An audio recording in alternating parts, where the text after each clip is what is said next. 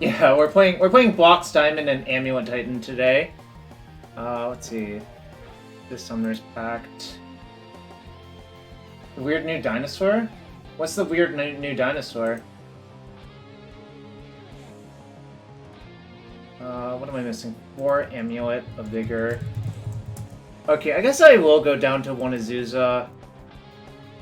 Only because I want to get 32 lands in my deck. I think it's crazy not to play 32 lands. Okay. So, Garen Brig. Also, honestly, one of the best cards in this deck, I think, is actually just Castle Garen Brig.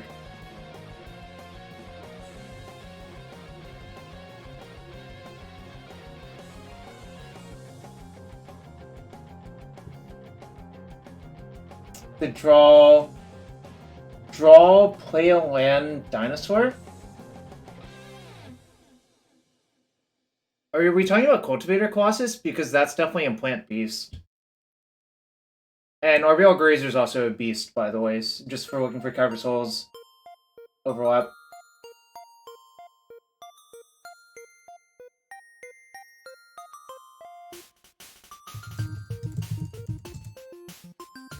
I like how we have all of the Cavern Souls in the main deck. I think that's pretty smart, actually. Because a lot of people try to attack this deck by just setting up a wall of counters, and if you just have 4 Cavern, you can just, like, so easy to sidestep that. I will admit, I haven't played Amulet probably for, like, 3 years by this point, but...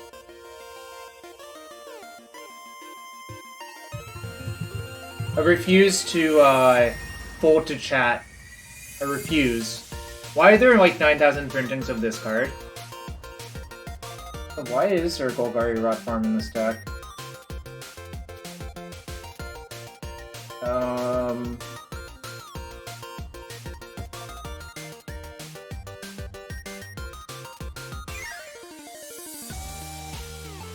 So, Titan O'Clock, can I give you a counter argument that I've rolled around in my head?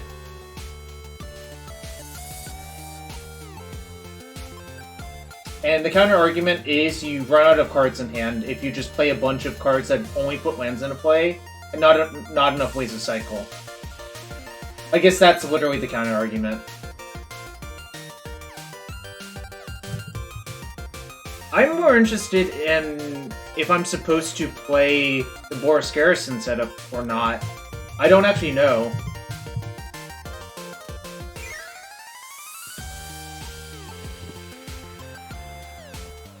I mean, I'm just trusting Canister by this point, which I don't think is a terrible way to go live your life, but... Oh, also Canister's deck only has 59 cards, what the hell? Okay, well, we'll fix that. I just realized Canister's deck only has 59 cards in it. Just play more lands? I could go to the 33rd land, I'm down for that.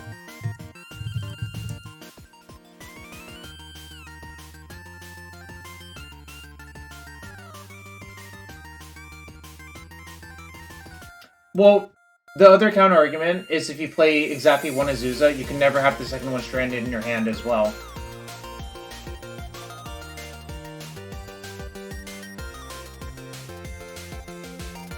Alright, I'll play 1 more Azusa just for you, Titan O'Clock, but you better show some support for that decision. Or some support for the stream. Issuing an ultimatum here.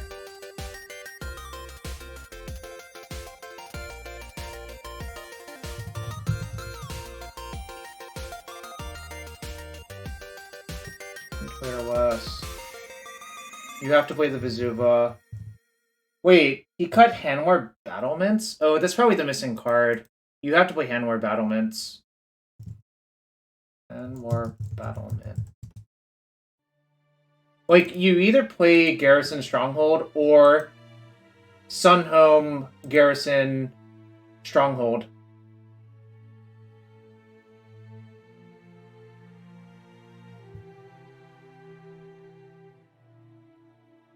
Or Force of Vigor. I like having 4 Force of Vigor in the sideboard because I think the biggest issue for your deck is, yeah, I think the garrison setup is better, but I'm also going to just try this for now and then decide, but...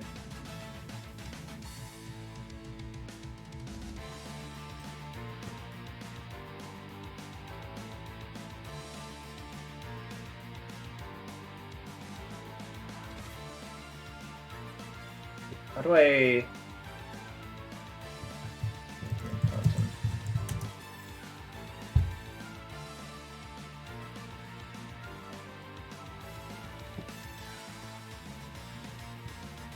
Alright, 2 Ghost Quarter in a sideboard, huh? It's pretty aggressive, but I can buy it. Sort of.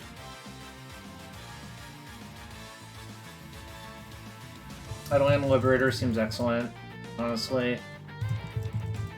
The problem with Foundation Breaker is you can't pre-play it, because the way Foundation Breaker works is it's a Vic for 1 in a green or Hardcast for 3 in a green, but it's like a Rex Sage, whereas this is a Quasali Pride Mage, so you can pre-play it. So I believe that that's better as well. I don't know what the Oof is for, but we'll play it. Or Collector Oof, rather. Let's see. 2 Relic of Progenitus and a Lantern Gloss. Interesting.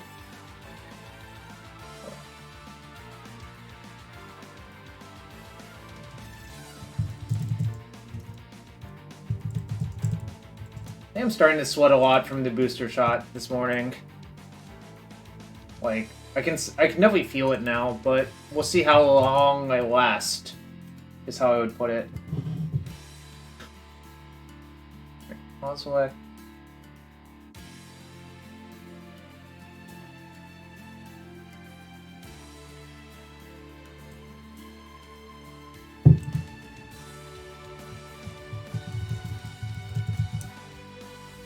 And my last card missing is Engineered Explosives. So I guess the Golgari Rot Farm is only for Engineered Explosives. I don't see another use for it, right? Is there something else I'm missing from the card?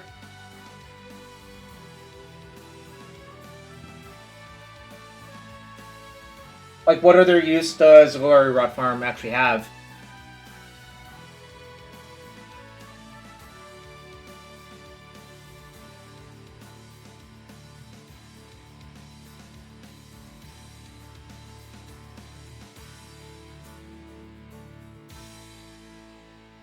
Is another green bounce land? I mean, sure.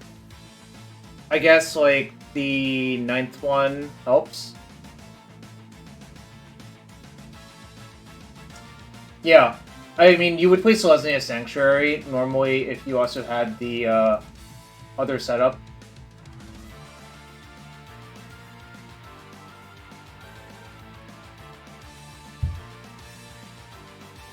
I don't know if I'm supposed to play this over the Stronghold thing. Does anyone have, like, actual strong opinions about whether or not I should play Slayer Stronghold or not?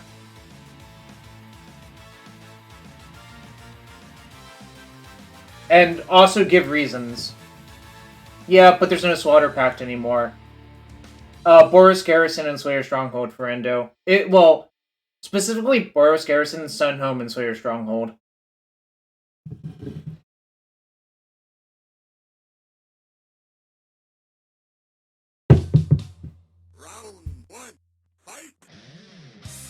You like playing lots of Caverns and less. So do I, Jacob, but I also don't know. The problem I have with that is the Slayer Stronghold, Boros Garrison, Sunhome thing actually makes sense to me because you double Amulet so often because of Urza Saga. And if you have double Amulet, a Titan is just, like, the best possible. Yeah, exactly. Alright, let me see what the build would look like if I were to do that. But the problem is you would have to cut down Caverns, right?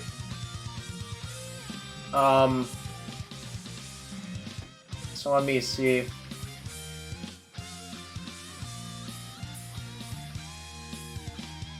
Looking for an Amulet Titan list that has Stronghold. So, what are the... Oh, I suppose I would shave down on... Okay. Well, There are trade-offs, though. Yeah, I should. Okay, let me figure it out. Okay. So I suppose if I were to play the other setup, it would look something like this.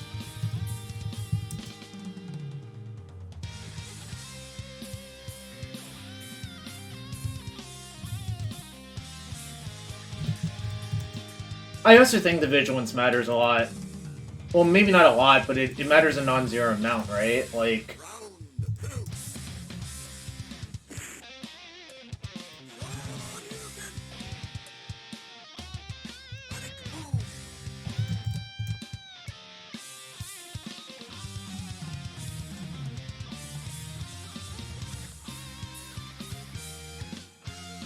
So it would look something like this instead, right? Yeah, no, you have to play the Boros Garrison, of course. Like, it literally doesn't work without Boros Garrison. 3 Castle, 3 Cavern. I might just sideboard the 4th Cavern instead of the... Oh yeah, cut the Golgari. Yeah, you're right. Probably want another...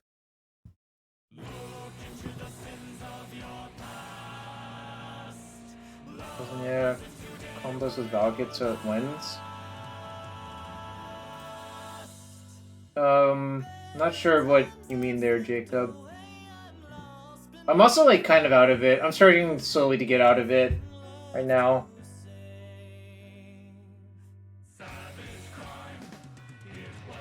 Oh, white and red mana.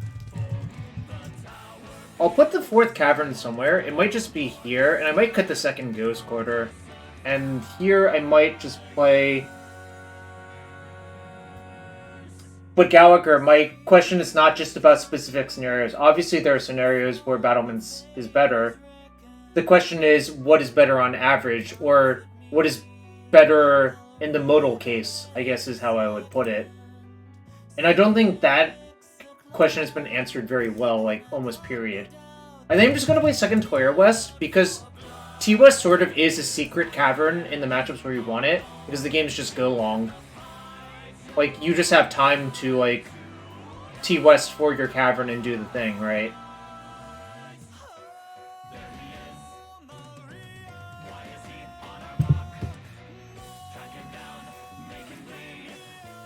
Alright, I'm gonna try this, but I'm not confident in any of my choices, and now I'm even less convinced anything I thought about was even correct. Which is fine, that can just be how it is, right? I still have the All-Access pass right now, which is why it's not requiring me to borrow anything, so we can get to the games pretty quickly. I'm just going to upload it to Cardboard Live real quick. We will play Amulet Titan for a bit today. And I'll change the deck name.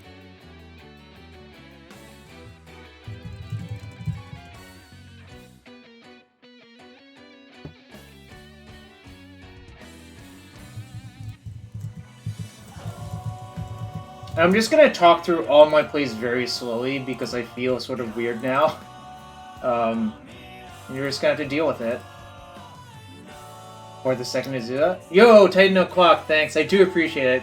I was being a little bit tongue-in-cheek, but, you know, I honestly don't even know the correct answer, so I'm willing to give ideas a try as long as they sound reasonable, or if they have some reasoning behind them. It is.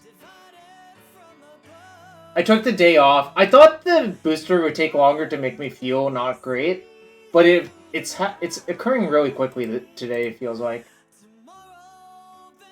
Alright, so how many subs did we get today? 1, 2, 3. Alright, I'm gonna open 3 chests real quick. If you want to be as cool as other... Oh wait, do I not even have 3 chests anymore? Alright, well I'll open 2 and maybe we'll win 1. Divine Deflection, Magus of the Arena, Cackling Culprit, great, and 5 play points. Pretty bad chest. Alright, let's see what's in this one. Is this worth anything? Probably not. Tyrant Smasher. The premium one's 29 cents? What the hell? I mean, this is the stained glass one. And that's probably not the thing. Alright, Decklist should be up on Cardboard Live. Again, thanks for being here. If you're new to stream, hit that follow button. That's free to do. If you really want to support the stream, check for your Twitch Prime sub. And feel free to use it here. But thanks for being here. We'll get you to the first match. I played the Vintage Eternal Weekend yesterday. I went 2-3 drop. I did like my deck. I think Underworld Breach is really, really good. And I think Tinker is really good, so I just played both Tinker and Underworld Breach. So, you know, that's how it is.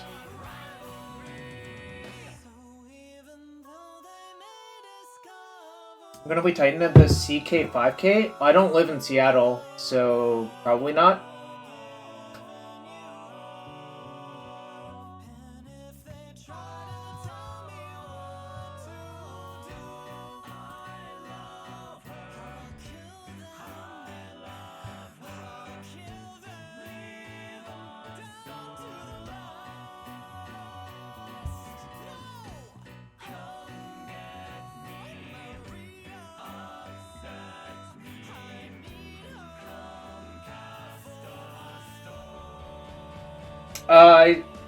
The Alpha AI, I don't know what you're talking about. It's certainly possible, but I don't really know what you're talking about right now, sorry.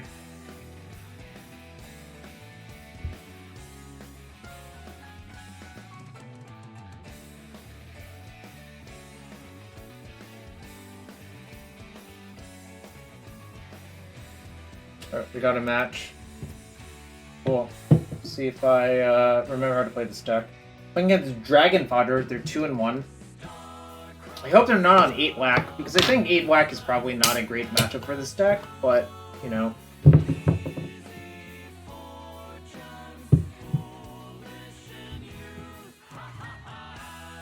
So, let's think this through. We can Cavern on Beast, play the Grazer, put in Urza Saga, or put in the Castle of Garenbrig, play Explore, and see what happens. Oh. They're 100% to have a Lightning Skelemental? I'll believe you, I just don't know. Like, you know.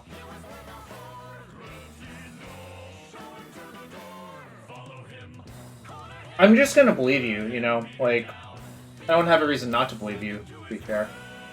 Alright, Dragon Rage Channeler.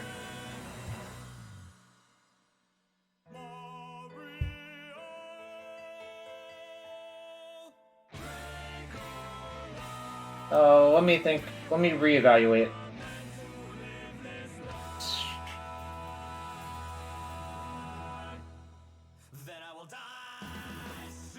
No. I want to minimize the amount of damage I take, so...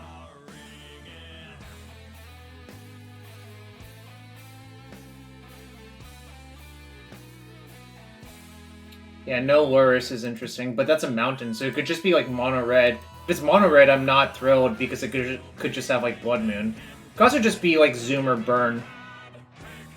Oh, by the way, those of you, I've disabled the enable animations within game, and my MTGO runs so much smoother. So, why play Lurrus when you play Lightning Elemental? I don't know. Okay, sweet.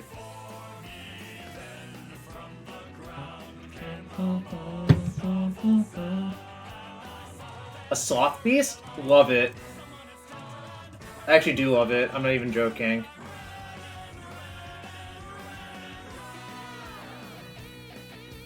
So I could Amulet, play Simic Growth Chamber, activate Saga to make a construct. Is that worth it? Or I could play Amulet, play Growth Chamber, explore.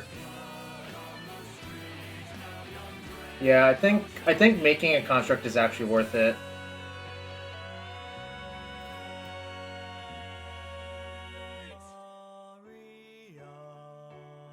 Gonna pick itself up and play explore.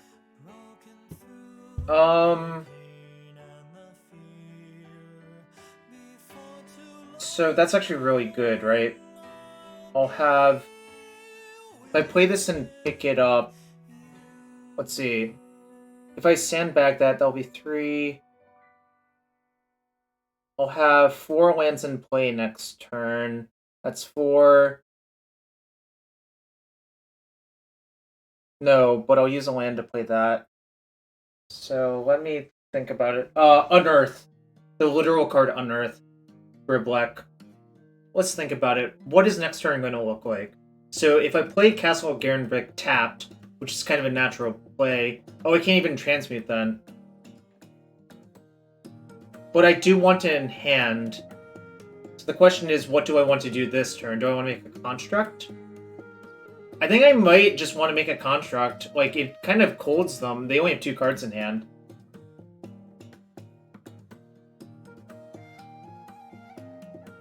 Yeah. I'm really thinking through all my plays because it's been a long time since I played this deck. Yeah.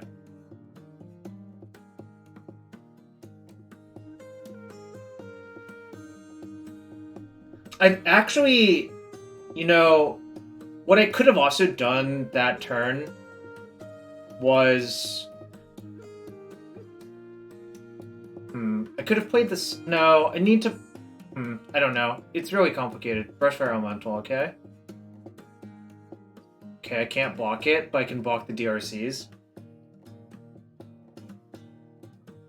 I'm not playing a map. Otherwise, I would have considered that. Canister likes map. Or doesn't like map, rather. Okay, well, I guess I'm taking a ton of damage now. Hey, what's up, Kali? As you can see, the Mox Diamond's hanging up, and I'm refreshing myself on this deck, because it's been a long time. They have no cards.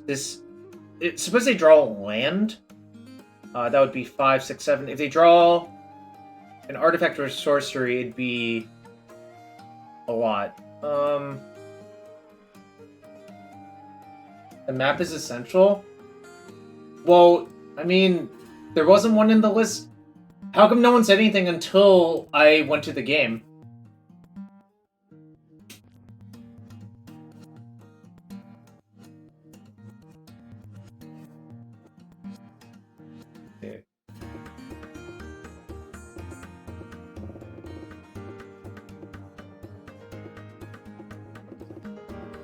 Alright.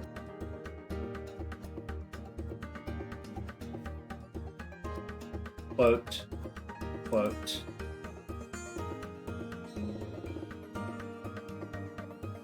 I auto-piloted it in?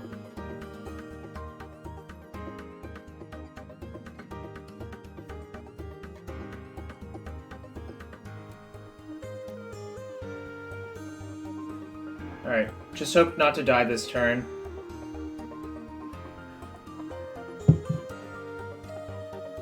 I don't know if I'm free or not on Sunday to play the showcase yet. Ragavan, that's fine, that's only 5 damage. I have an attack for 20 next turn. Well, actually, I guess it depends on what they exile. But... They hit Boros Garrison? Oh, come on! Ugh. That's super sad, actually. That probably works itself out, right?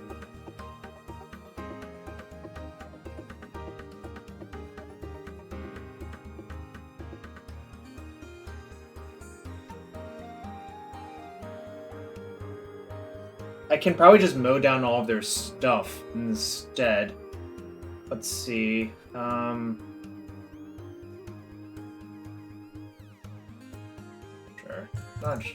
Not convinced. Aim this. Wait. Oh, I wasn't supposed to play that land. Fuck. I actually fucked it up. No! What's wrong with me?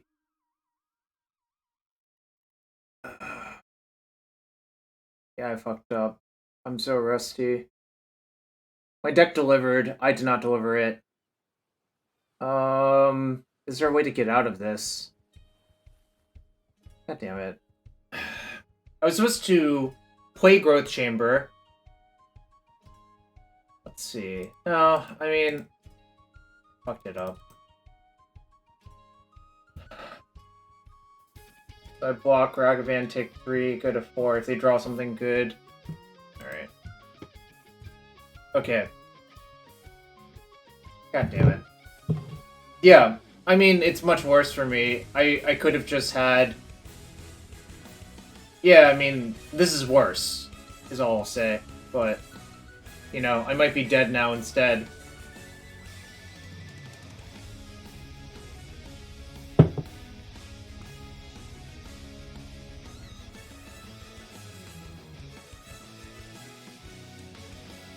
Boy, I'm dead. That's super sad. Yeah, I fucked it up and lost. You know, it's my own fault. I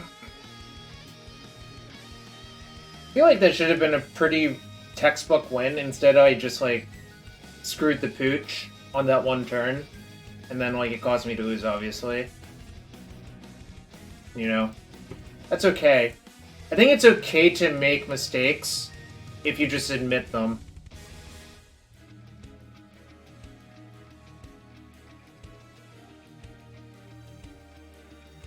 Yeah, I should have dried +9. I just fucked it up. I didn't think it all the way through, you know? Right.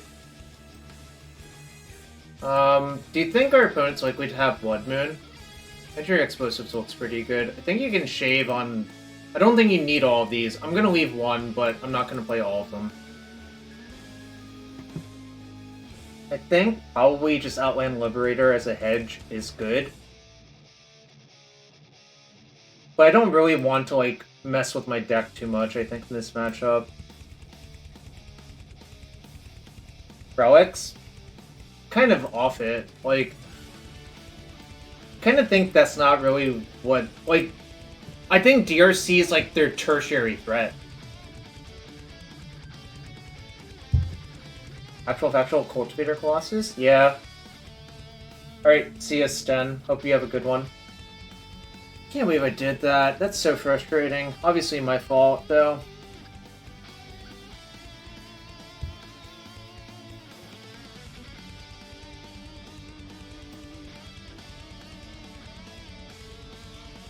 Like, note, I'm not blaming anyone except myself. I didn't get unlucky. I just made a mistake. Which is fine, you know. I think this hand is quite bad. Because, like, I can't even play the Dryad untapped, or on turn 3 guaranteed. Oops. Is this a keep? I think Explosives is really good versus them, so I'm inclined to keep.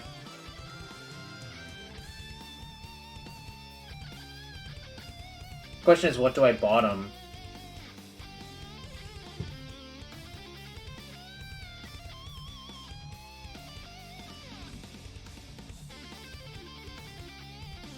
Like, normally I would save the Colossus, but I kind of think my hand needs it in case if I just don't draw action.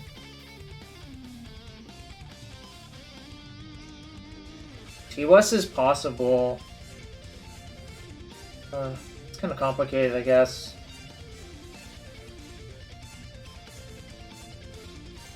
Alright, I guess I'll ship T-West. I don't know. I'm gonna play the Fountain, because I'm planning to replay it as many times as possible. Rainbound's actually really good versus people who have, like, incidental burn spells. Because, like, this is just buys a turn or whatever, you know?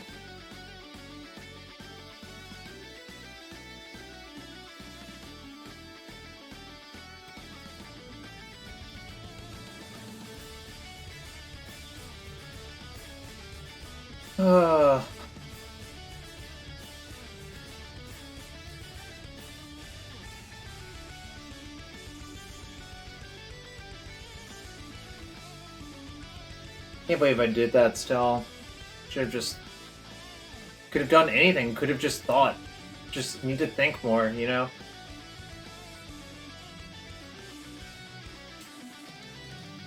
How sick is it that they hit something that actually does something for my deck?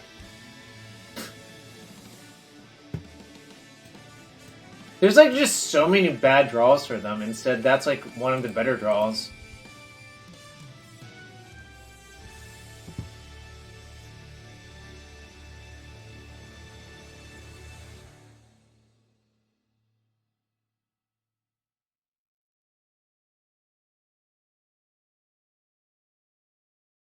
Okay, I guess I'm not... Why didn't... Okay, never mind. They did.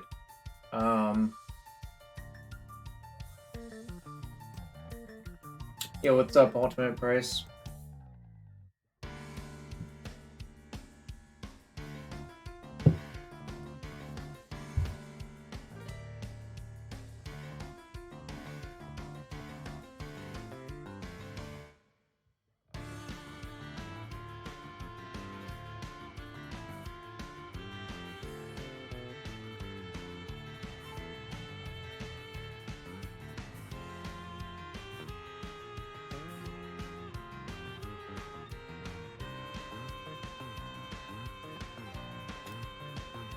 So, you could play explosives, but I kind of want to see if I can get another 1-drop out of them.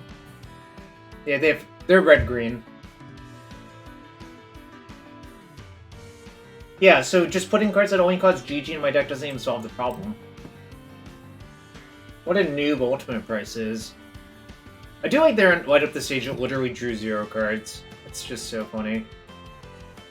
Oh, Pog? Are we getting them? Are we getting them with these explosives?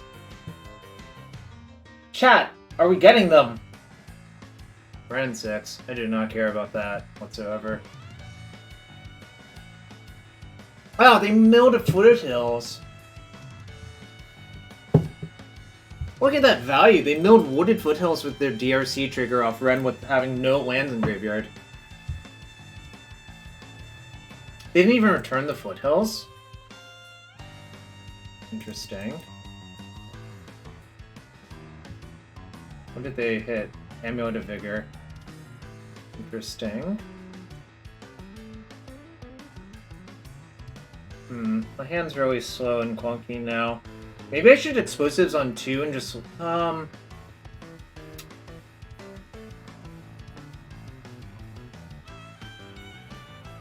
And doesn't really go anywhere. Okay, explosives on 1 or 2 is the real question.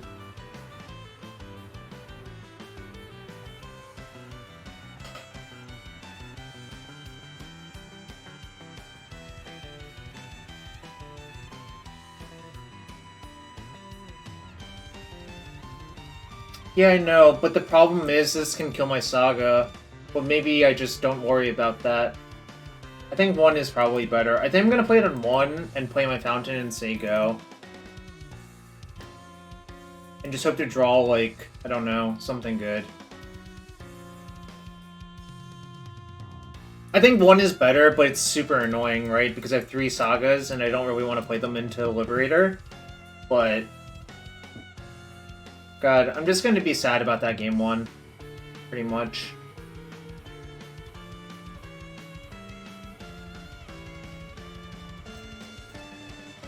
Oh, they're doming me, huh? So, I think what I should actually do is just take the hit and just EE at their end step, and so they don't get a chance to play more 1-drops this turn. I should just take the 5 damage, tank it, and then hope to draw... Actually, Castle Garen Break would be a pretty good draw. Oh, they're gonna do this, and I'm just gonna pop Inside Combat. Do they have, like, Boros Charm in their deck? Yeah, I can shake it up. I'm just super annoyed. Like, you know, could have just played better.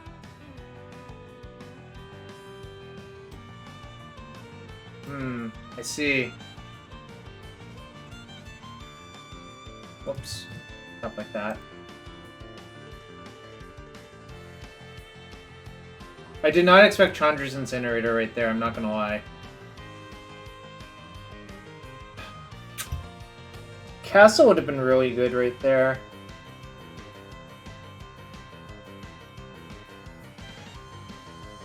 One, two, three, four, five. Alright, played this. If I draw Forest, it also works. If I draw Castle, it works. Playing Saga just means I get LD'd by that for free because it's just literally Trigon Predator and Crack.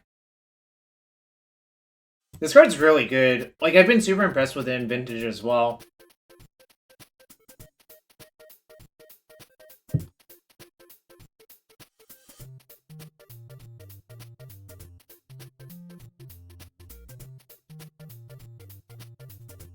Was Den of the Bugbear lethal? They activated? Oh. Well, this is lethal, right? 5, 14. That's sad. Alright. Fucked it up. Lost. We'll just shake it off for round 2. Alright. I guess I really should have played the map in my deck. Alright.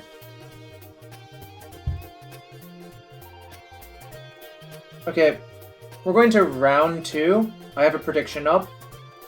Feel free to bet channel points based on how I played round 1 as well. If you're new to the stream, thanks for being here. Hit that follow button. That's free to do and supports the stream.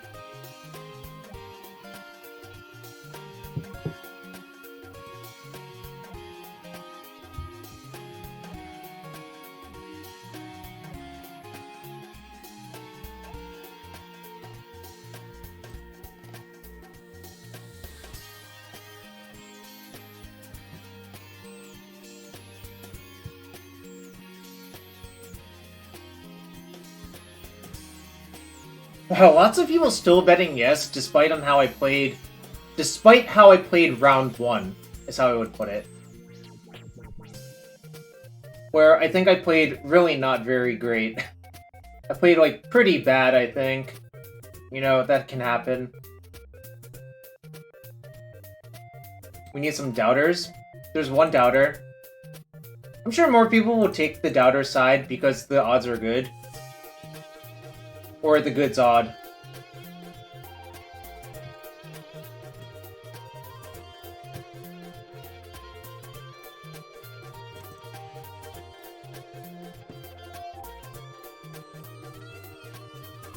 Playing against Margarita, who is 0-2.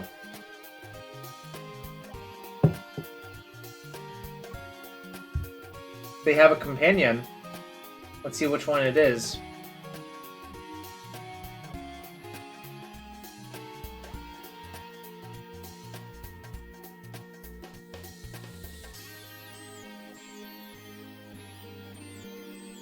I think this is like Reluctant Keep.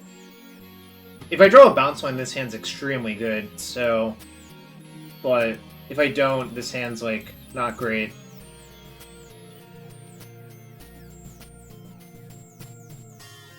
Plus, against a Lurrus deck, I just feel like Thoughtseize. Oh, it's Hammer. I don't really love this matchup, personally, but... I'm about to get dunked, I think. Alright, bounce land? Alright, back.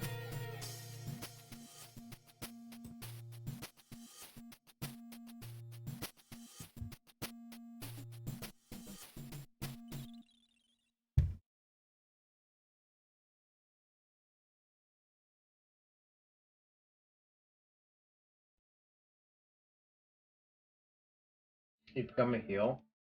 Well, how am I going to die in turn 2? Like, that doesn't actually seem very likely, right?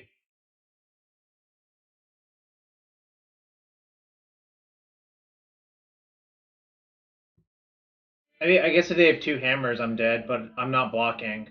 Blocking is just a losing play. No block double hammer? Sure, if they have it, they have it. I'm not going to worry about that. That's just like... You can't win those games anyways, because blocking is literally just suicide.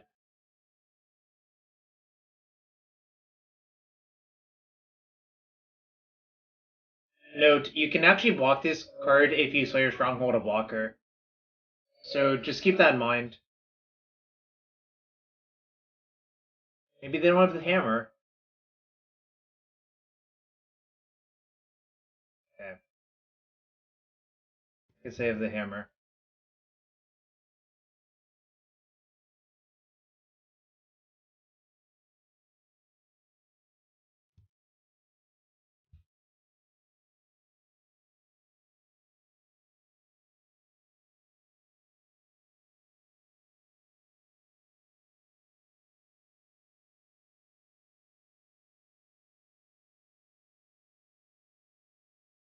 Well, I have to play Titan, no matter what. Pack to thin upkeep? I don't think so.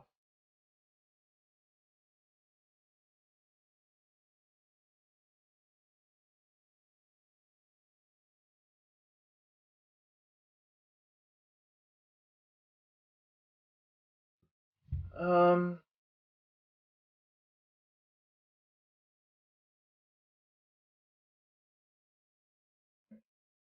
I think I can just shoot all their stuff is what's going to happen, actually. Right?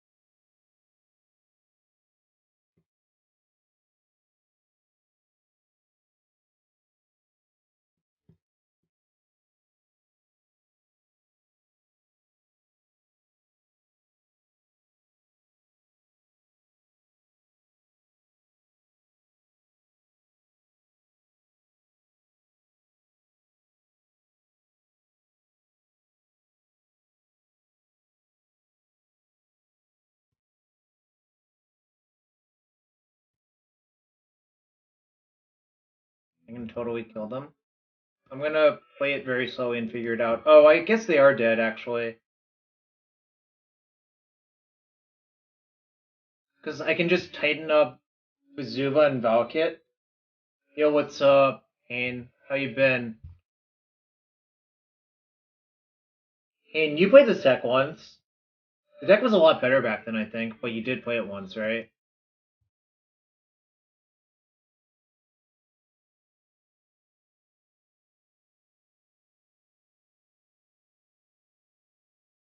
I'm just gonna pack for a Royal Razor to kill them. No, or you just pack for a Boreal Grazer and they're dead. It's like actually pretty trivial. Right? With the lands untapped because of Amulet, they tap for green. So you just pack for Grazer. Someone checked. You beat Steven's pack. Nice. You beat the cheater. I packed it for... Oh, okay, I see. Actually was supposed to pack for it. Free combat.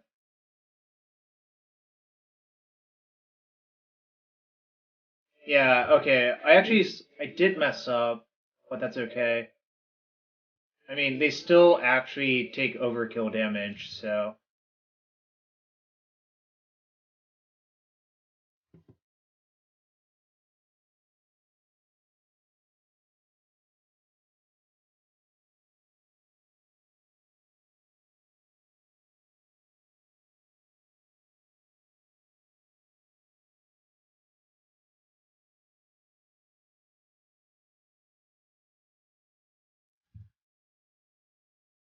Yes. I'm really rusty, but, you know, Dry to the Elysian Grove Valakut is complete nonsense. So I guess I missed out on 12 damage? By not pacting first? So that's kind of a bummer, but, you know. Also, this matchup is kind of bad. Like, it's similar to Infect, but it's probably better for you than Infect is, to be quite fair. Do not believe you need Cultivator Colossus in your deck first, So I think you can shave, like, Cavern. Actually, Cavern's probably better than Radiant Fountain because it's just untapped green source 4 for Grazer. Oh, I missed out on 18? Yeah. It's unfortunate. I fucked up, but, you know. Also, I'm supposed to have an Expedition map in my deck, but we'll probably try to fix that for the second league. Wait, I'm supposed to have engineered explosives in as well. What else should I cut? I don't really want to cut a land, because I think you just run into issues if you go below 30. Because of, like, you actually need, like, physical pieces of lands to put into play off your Grazers, Explorers, Azuzas, or Dryads. I don't want to cut these. Maybe I am supposed to cut like an Urza because it just doesn't die very often. But that's kind of crazy because it's like one of your faster ways to kill them. So I don't know. Maybe I'm not supposed to have the explosives, but that also seems nuts to me. Because that just buys a lot of time, right?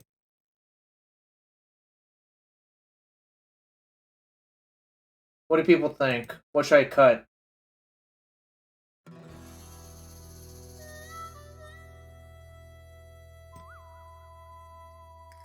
Oh yeah, not... Well, you get what I mean. You run out of... The problem is, if you cut 2 own lands, you just won't have enough lands in your hand to put into play. Then, like, Grazer's just a really bad card then. But you can't cut Urza, Explorer, or Dryad, I think, because I think just the speed is too... Maybe I can cut 1 Explorer, actually. Also, am I supposed to have Ghost Quarter to defend against Inkmoth Nexus? Maybe I am, actually. Alright. Cut 1 Explorer. Maybe I'm just supposed to just cut down Explorers and just focus on speed. Speed, removal, interaction. Yeah, I think I'm supposed to have the GQ because it's just a nice insurance policy versus...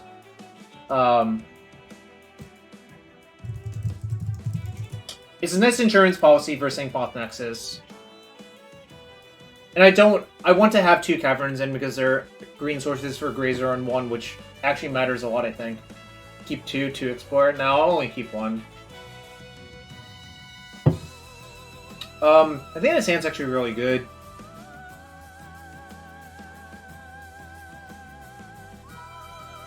Let's put Hammer Time. We killed them on turn 3. We actually, like, lethaled them.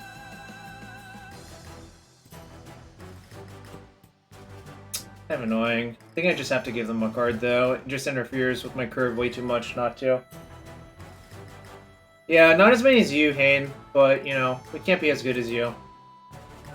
I cited out in this matchup Bowlbear, because I don't think you need Cultivator Colossus for Hammer Time. Yeah, I don't have the map. Alright.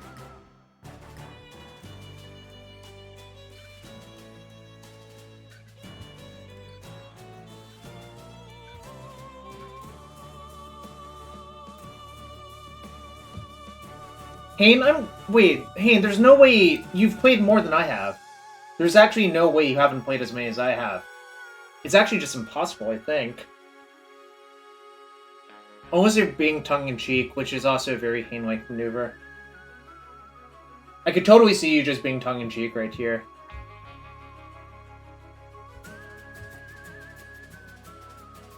Yo, what's up, Monk Resinus? I wonder if they have plating in their deck, they probably should get it. Yeah, they do have plating. Right. I don't really like Collector Oof that much, but maybe I'm supposed to have it in. Portable Hall. Sucks.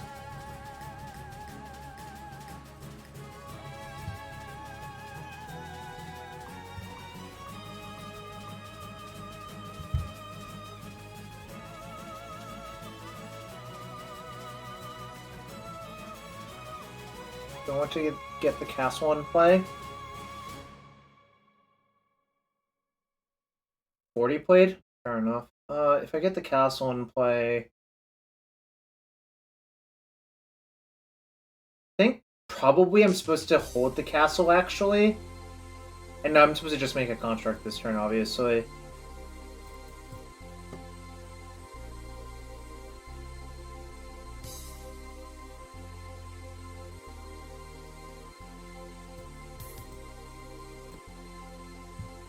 I'm gonna need to draw a good one.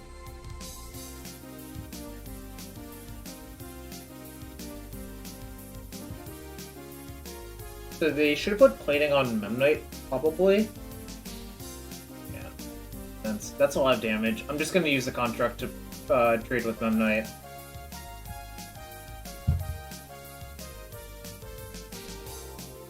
Yeah, I think those attacks are free.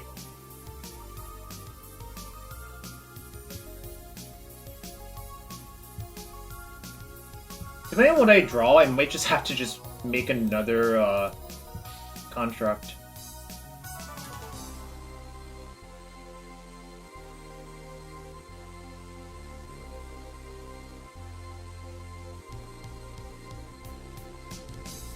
I could kill Saga plus plating. It gives them 2 cards off the Esper Sentinels.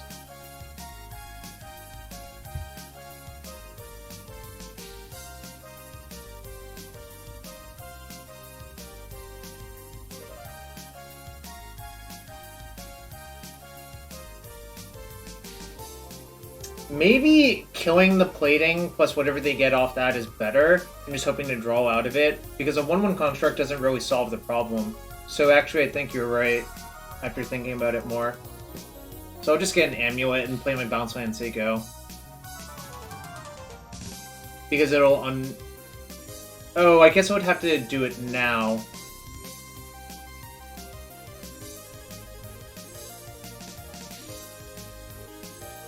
Maybe that's okay, though.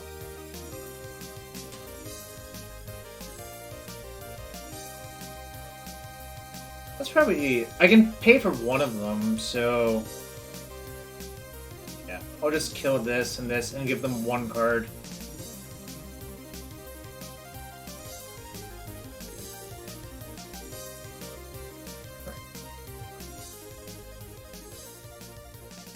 If they get 1 card, it's not a big deal. If they get 2, it's a much bigger deal.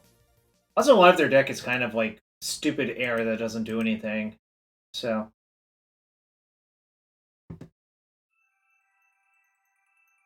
alright, let's hope they didn't draw well.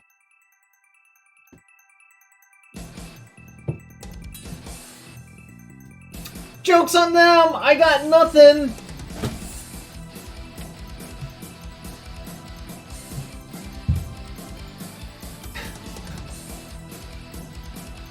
Moral victory, chat. Moral victory. Ooh! What does that do? If I play it on 1, it kills that, but it kills these, that, and then they won't have Nullcraft for that. I can pay 2 to prevent both of the Esper Sentinels, but maybe I should only... hold on, if I played this, I'll have 5. So I could... it's 3 to activate, 1 for each of those. And then I would still have access to Titan if I drew it because of Castle Garenbrig, so I think that's the play.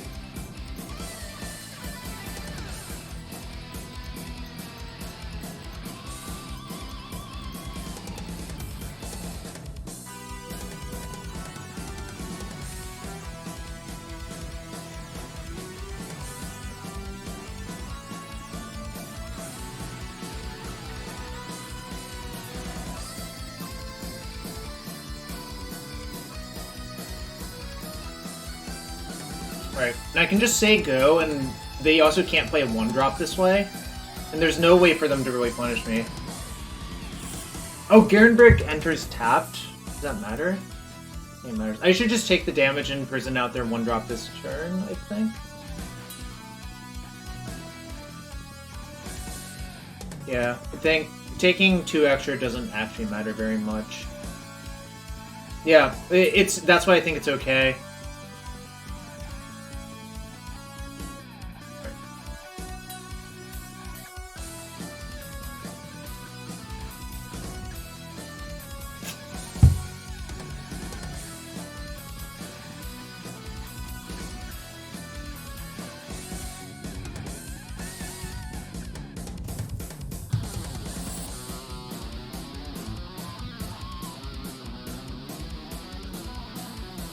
You're not convinced? Yeah, maybe it wasn't. Because I would be at 7? Yeah. It might have stopped that from coming down, though. Alright. Come on, deck. Give me a Titan. Or a Pact.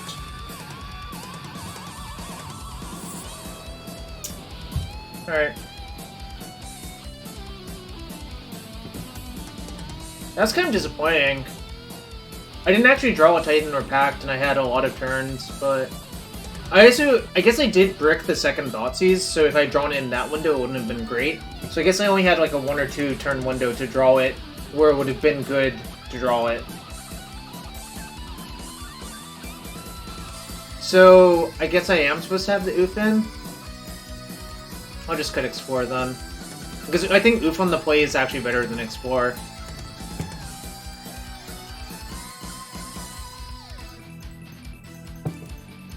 Probably a mistake not to have it in for the last game.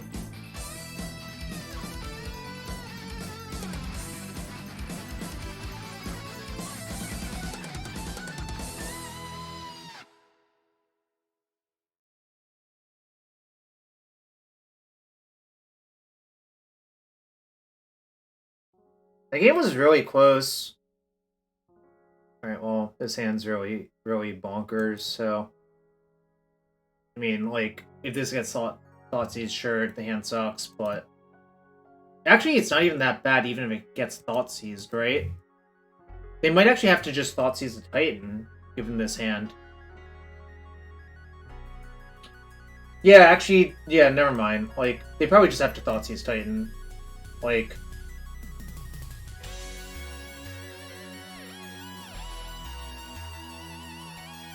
Because if they don't, like, I can just go get second Amulet on turn 3 and just play this.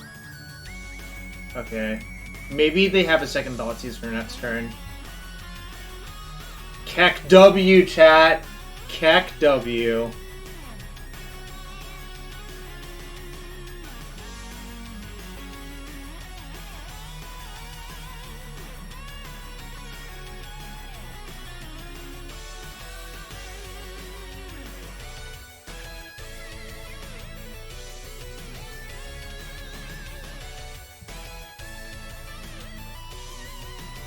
Hashtag Thoughtseize bug.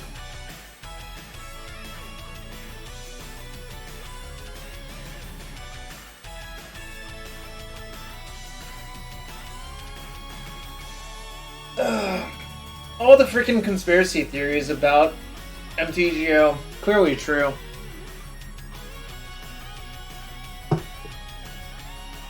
So if they have Thoughtseize for their Titan, obviously that matters a lot, but... they said the Magic Online bug. Yeah, this is why you shell out for MTGO Premium, which you can get by subbing to this channel.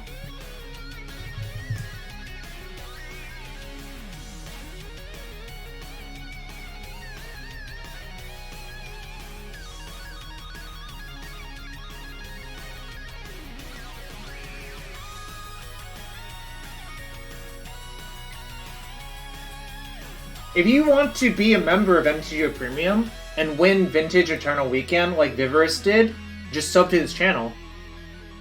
Also, congratulations to Viverus for winning, obviously. Alright, my opponent's like super fucking dead now.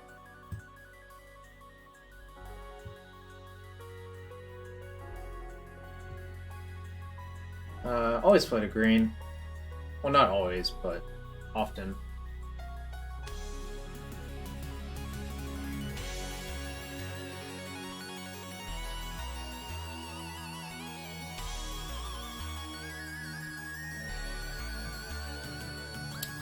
I mean, they could have actually avoided this by taking the Titan. I'm not sure if they're supposed to or not.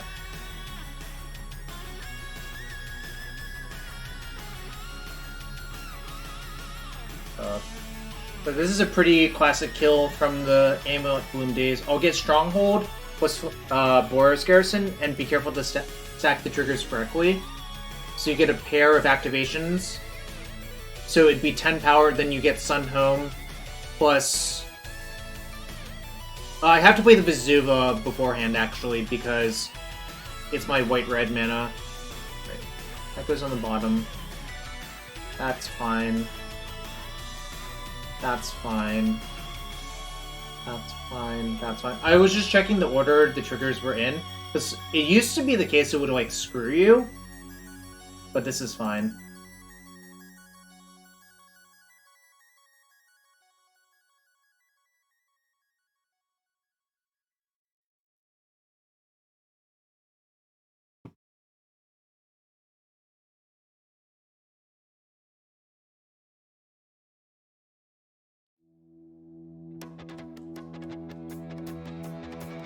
So what do I need to do?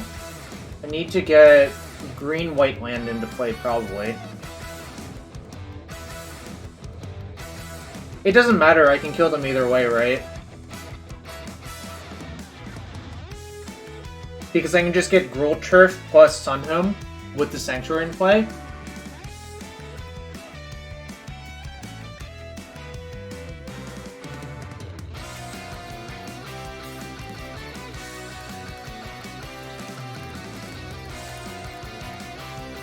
You had such faith in my ability to play poorly. This was like an easy kill, honestly.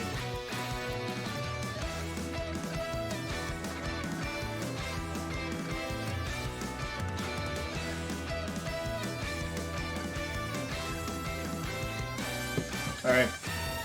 Won the second match. We are 1-1. Still no Expedition Math in my deck, and there's supposed to be. I'll start another prediction for the third match. If I right-click concede, right now, there's a bug that will win this match and the next one. Well, I don't want that. Alright, new prediction up for match 3. If you're new to the stream, hit that follow button, that's free to do and supports the stream. If you really want to support the stream, check for your Twitch Prime sub, or consider using a real sub.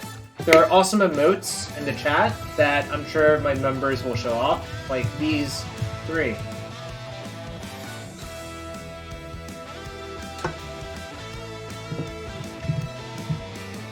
Alright.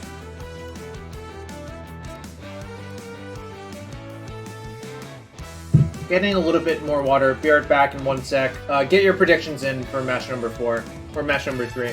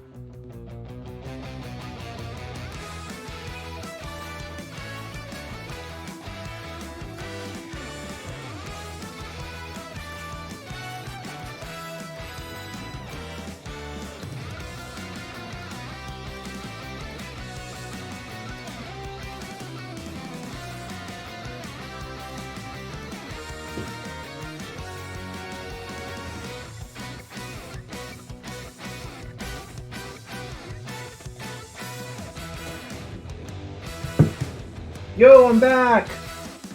Z Turchin, thank you! BLJ, I respect the betting. You can bet however you want.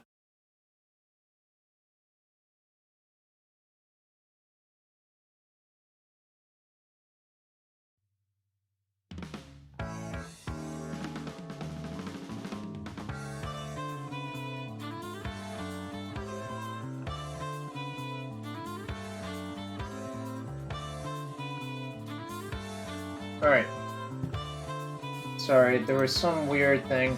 Z Turchin, I'm going to hopefully open a chest after I 3-2 this week for you and the others. I'm going to probably end up playing a second league today. I'm kind of feeling it. I forgot how fun this deck is to play. Like, I'm missing one right now. If I don't end up getting one, I'll just find one for you or something. But obviously appreciate the support, appreciate all the time you're here. Let's get some Jarvis claps in chat for Z Turchin and for everyone else who subbed today. And also, remember, check out the Blocks Diamond right here. Shoot. Blocks Diamond right here. I should get a Mox Diamond emote, shouldn't I?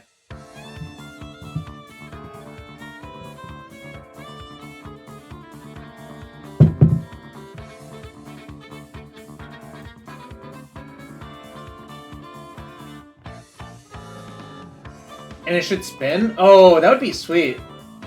That would be sweet.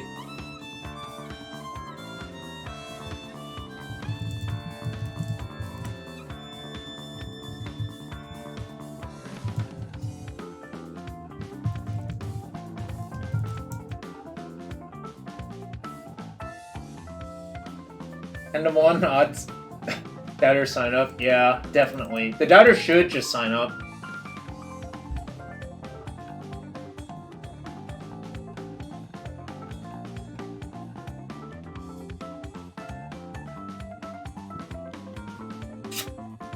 Christ.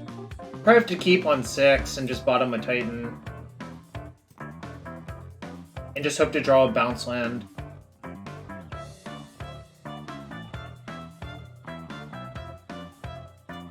Like, if you draw a bounce land in 2 draws, this hand's obviously bananas. But the first hand was just actually unplayable. And this hand, like, actually has draws to crush the opponent. I'm playing against Merfolk.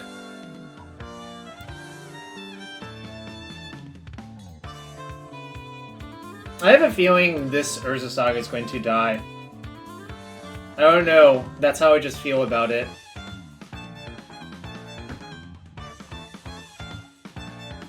I don't have a map in my deck. I wish I did after everyone told me, but I don't have a map in my deck. And I'm obviously going to regret not having a map in my deck.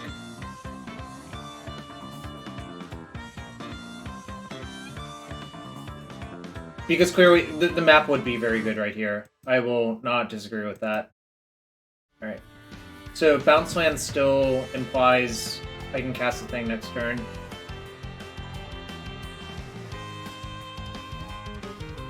I'll fix it for the next league. I definitely will fix it for the next week. Huh? Oh, it's Spirits. So maybe they don't have many Spreading Seas.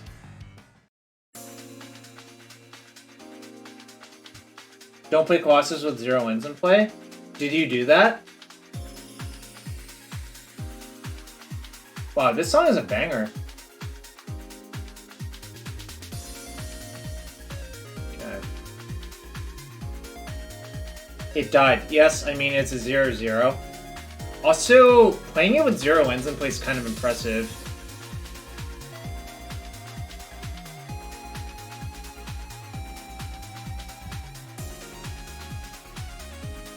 You had more amulets than lands? Jeez. Other Rattle Chains, probably. Applegeist. Oh, playing with it dress down play, also bad. That's even worse, I think, actually, because you don't even get the trigger. Like, you just get obliterated instead. Alright, I don't believe you. If you have a Lord anyways, I'm in such bad shape. But I'm just gonna block here.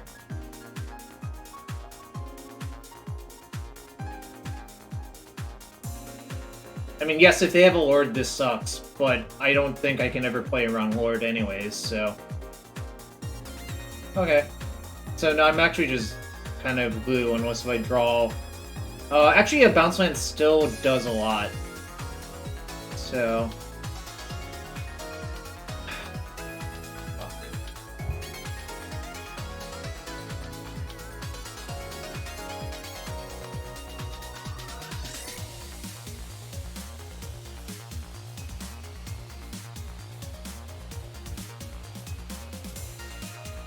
I'm gonna play Outgrazer as a blocker, just to soak up some damage.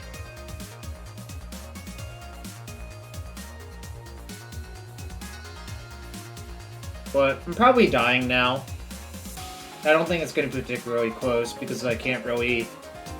I mean, I guess it depends on what they have. If they only have lands in hand, I maybe can win.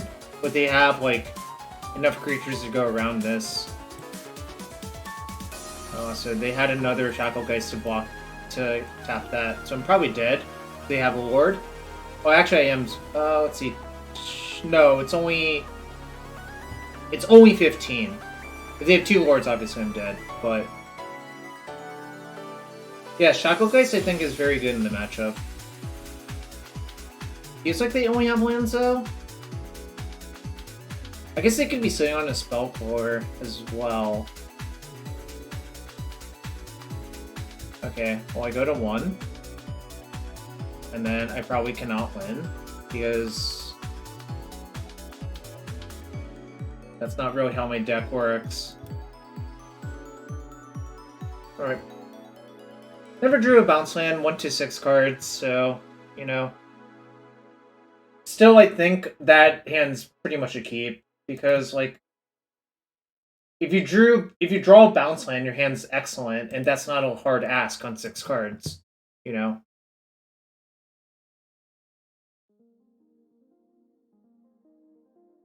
I think this is actually good in the matchup. Not terribly fond of Explore versus them. Cavern seems kind of important. I expect cards like Disdainful Stroke or Negate. So, well, I guess this is not particularly good versus Negate, but like Disdainful Stroke. I don't think Radiant Fountain does much. Maybe like this, actually. Just cutting Radiant Fountain and 1 Explore for the 4th Cavern and Engineer Explosives and just call it a day. I don't think Force of Vigor is good.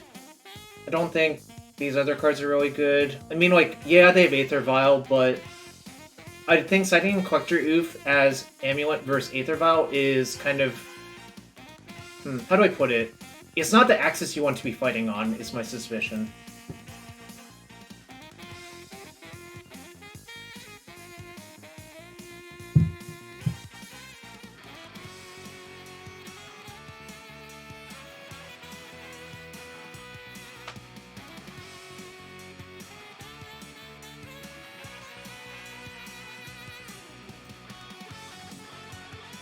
Arashi the Sky Asunder from Saviors of Kamigawa.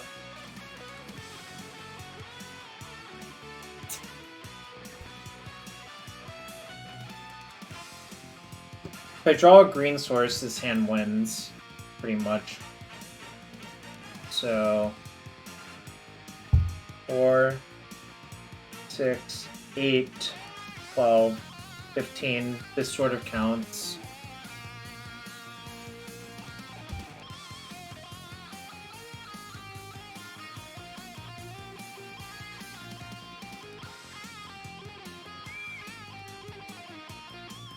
Alright, I think it's actually a keep, even though it looks goofy as hell. Weaver's in Shambles?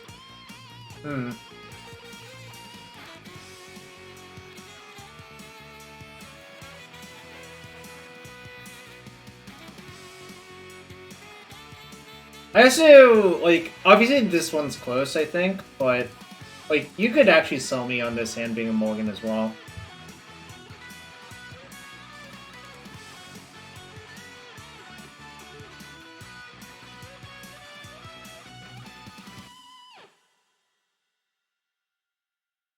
Alright. I believe, chat, I believe in my ability to top deck a green source.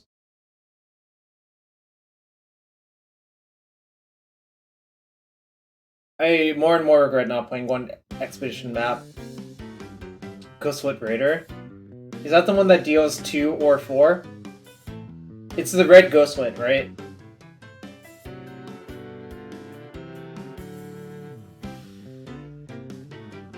Yeah, no, there definitely should be a map after having played these games. I just...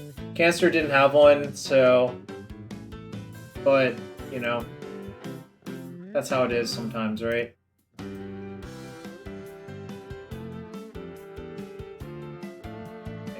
Green source? That please, chat. That please.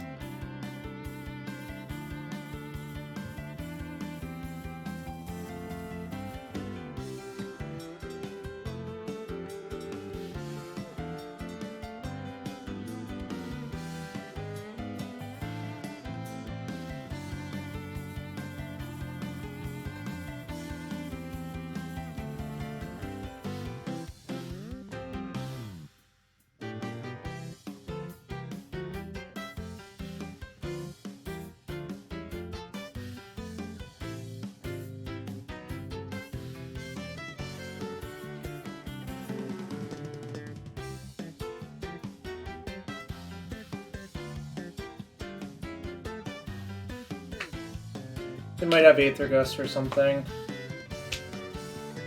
Cool.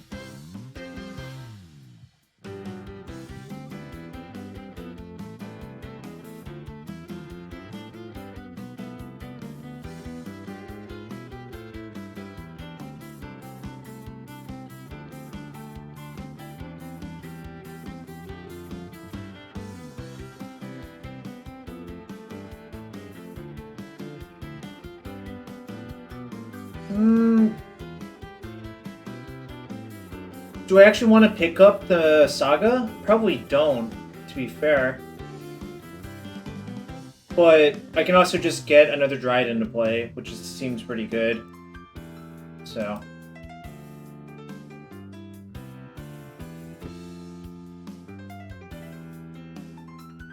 If they have, like, a Dismember here, that's fine.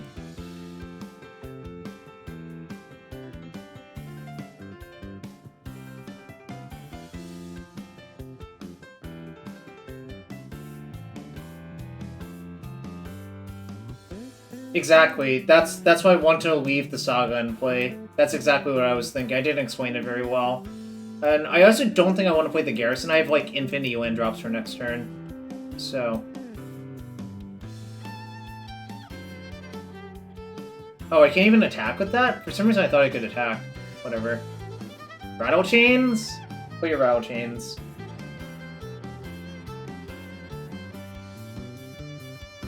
They miss out on a point of damage by not doing it on their turn. Only 5 land drops. If I get to do my thing next turn, my opponent's, like, unfathomably dead, I think. No, I didn't. I've used all my lands playing those 3 drops, right? I only had 2 extra after the Urza.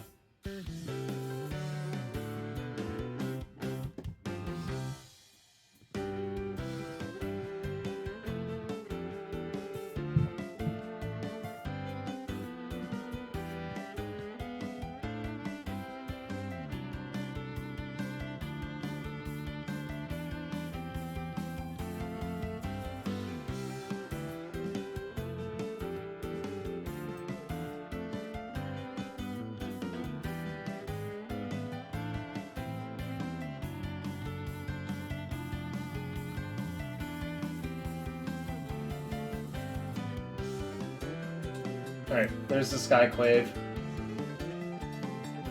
No, they weren't. Like, it's pretty easy to see you'll never have enough land drops because these break even, and this one gives you 2 more. You only get to attack with 1 Titan.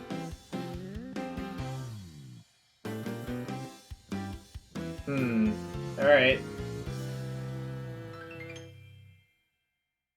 I think my opponent's about to die very easily. Oops. Let's put green.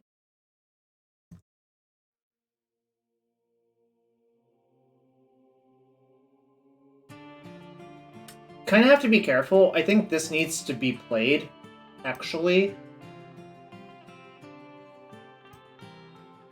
I also thought they would take Amulet, but they didn't, so I think they're going to die in a ball of fire now. 5. Just making sure.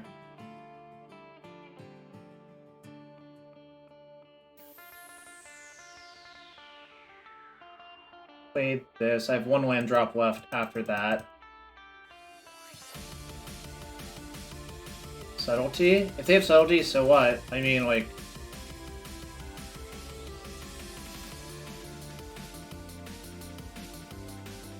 I'm not gonna play around it.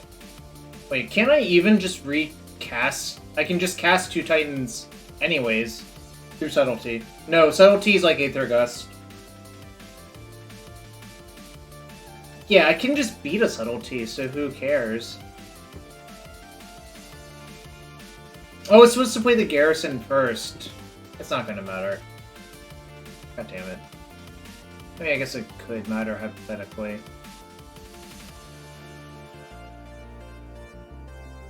I didn't play it first because of Subtlety, actually, is what I was thinking about in disguise.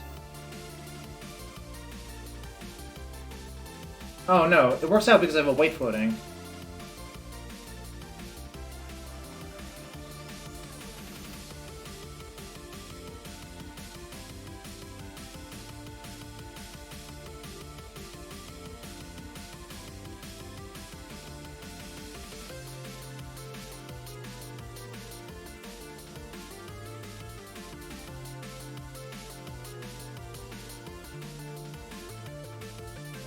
Can I play another Titan? I'm not even gonna do that. Like, that's just so much work for basically... I'm gonna just do what I know. Which, it's kind of lame, I guess, but I'm also lazy as hell.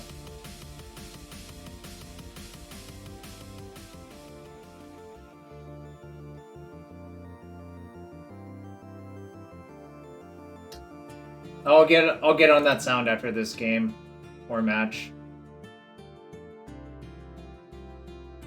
Alright, my phone's like over dead. Okay, I'll make this sound for you, LES.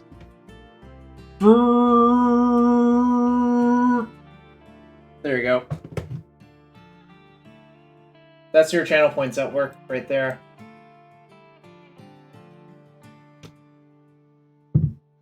Alright, any changes for game 3? 7 out of 10.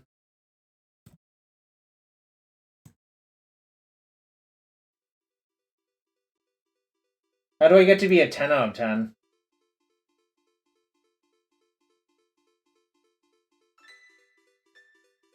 Nine out of 10 out of with rice?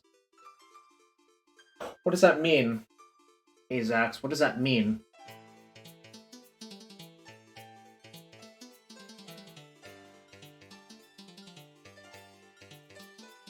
It's a Reddit meme? Okay. This hand's actually really good, too. You just need to untap green source, but I don't think they kill that fast. But, like, you have Dryad plus Valakut. It's hard to mulligan a hand like this. Kind of scary.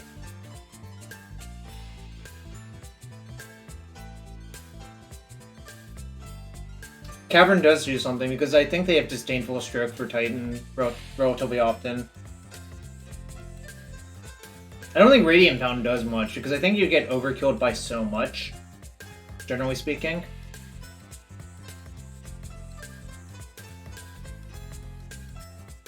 Okay.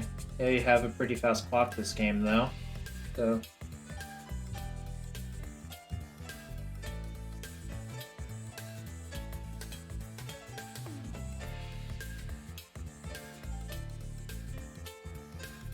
I think I'm gonna just discard the Summoner's Pact. Doesn't look great to me.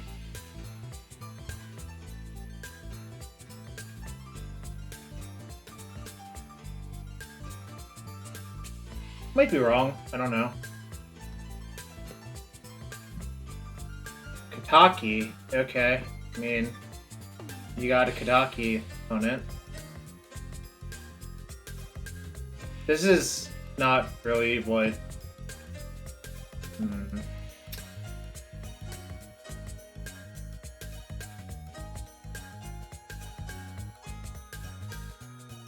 I think I just want the blocker to soak up some damage, honestly.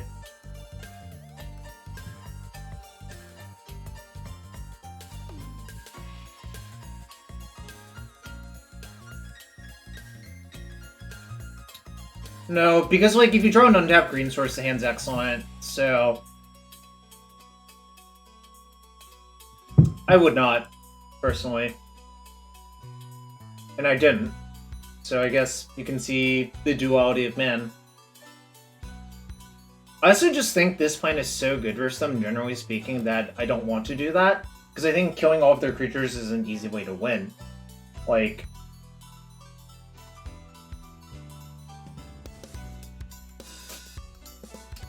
with the caverns, it's actually quite a few. Well, that's kind of scary.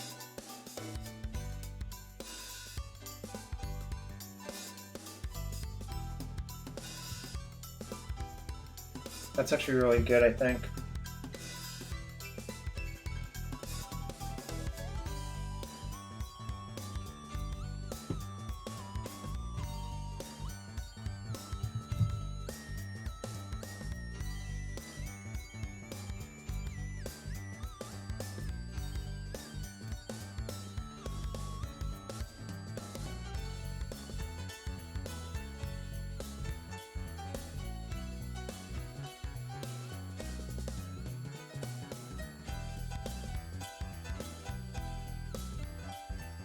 Wait, did I kill myself? I think I did, actually. Oh, I should have explored first.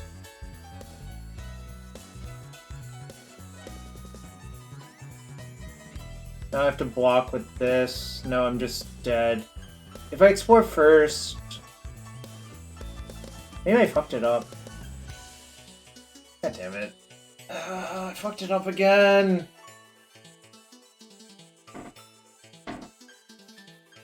I think I fucked it up. Maybe I was just dead anyways.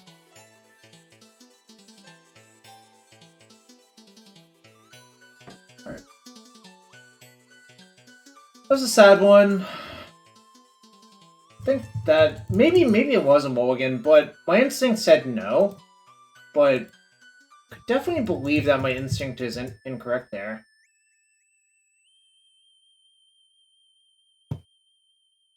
Alright, prediction up for match 4.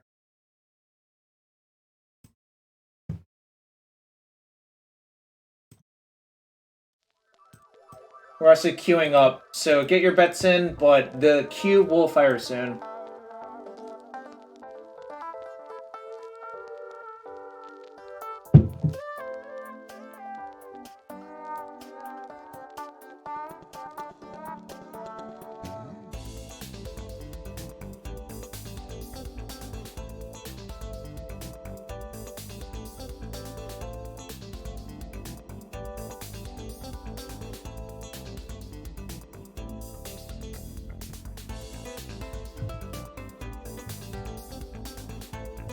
Getting a little bit of lag. Are frames dropping for anyone? Just checking. Or is it just like some weird quick lag? Seems okay here. Okay. Interesting. I don't know what's causing the lag then. Alright, they're Yorion pile probably. I think generally the Yorion piles are good matchups for Amulet. Like, that's one of the main reasons to play this deck.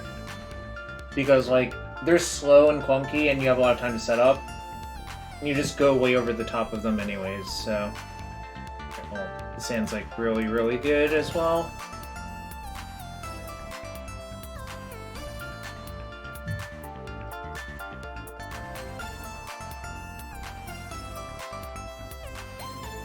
Yeah, I think your Rhinos matchup's probably pretty good. Survive Triumph, huh? That probably means Valky in the deck, I had to guess.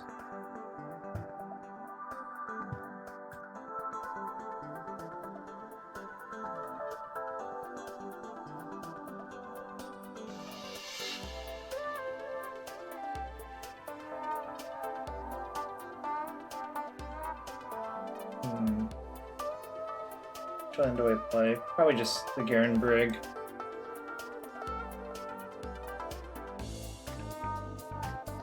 I can get Amulet off the Saga, play, oops,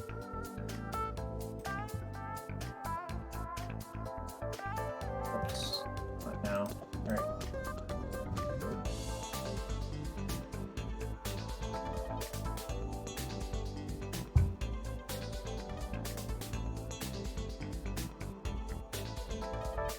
Probably, let's see. I only have 1, 2, 3, 4, 5. That's not enough. I guess if Pactor Grazer resolves, I would have enough. But that seems kind of risky for not much gain. So I think I'm just gonna do this. Well, actually, maybe I'll just be in the same situation next turn if I do that. Pactor Grazer.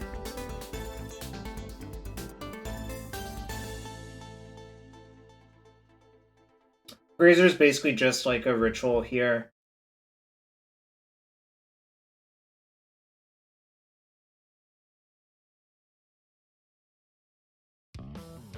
Alright. Guess I'll do it.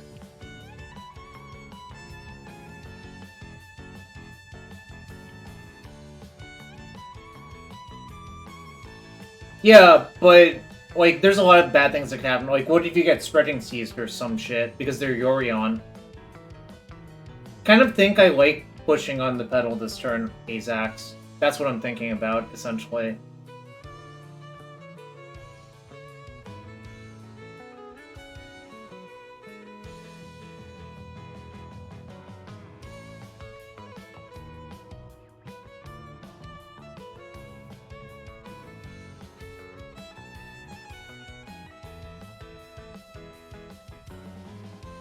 like, basically the concern is actually spreading seas. I don't know if that makes sense. Maybe it doesn't, but...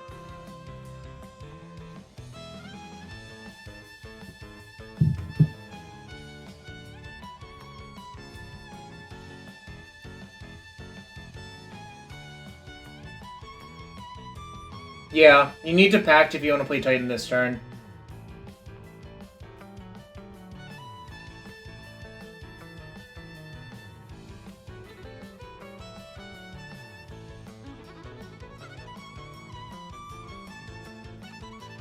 No, you only have 5.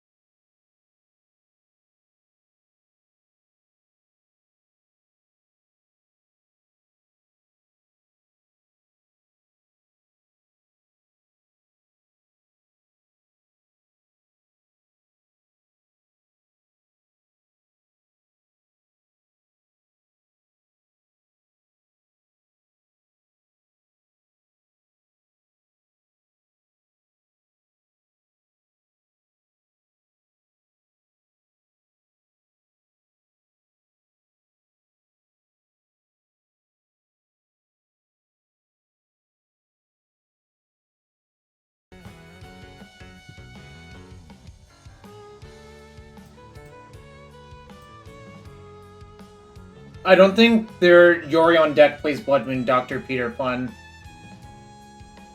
I mean, obviously I could be wrong, but it's Yorion with a Savai Triome. I will bet so much money they don't have Blood Moon in their deck.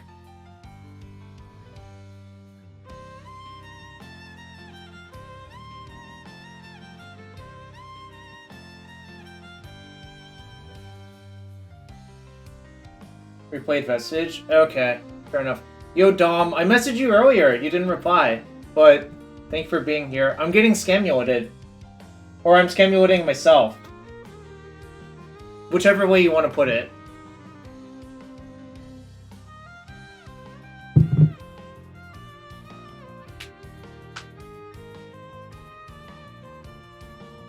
Fuck is this? Alright, well, my opponent's very, very, very, very dead, so...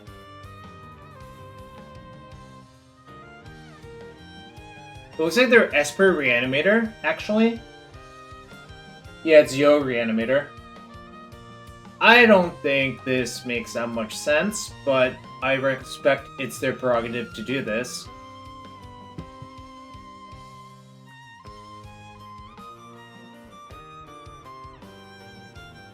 I'm getting some lag. My opponent conceded the match. Excellent. Excellent, chat. Oh my god. My opponent's just like, yep, we're off it.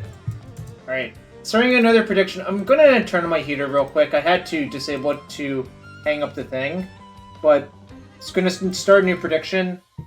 Thanks for being here. If you're new to stream, hit that follow button. That's free to do. If you really want to support the stream, consider using a Twitch Prime sub. Check for that. Or using a regular sub. Be right back. One sec. Getting the heater set up, getting more water, and then we'll play the 5th match.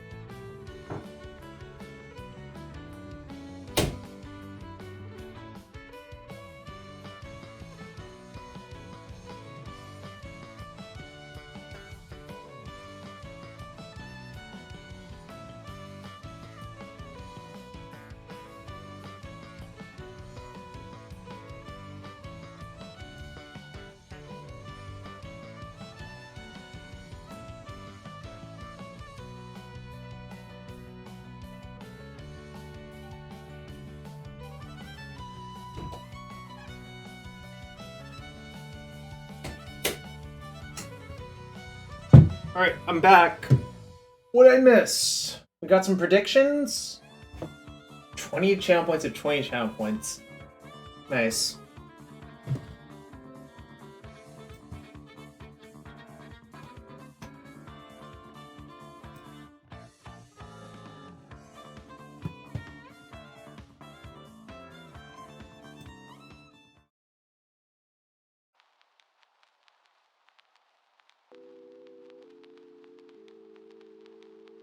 Put the wrong stamp on some of the previews? What does that mean? I don't actually know what that means.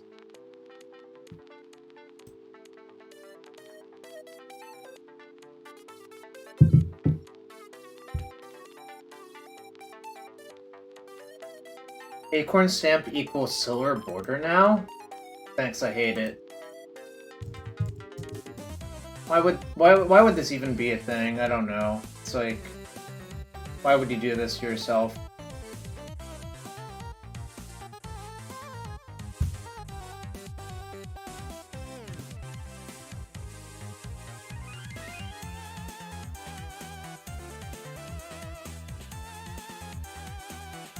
Wizards careless than nothing for Legacy?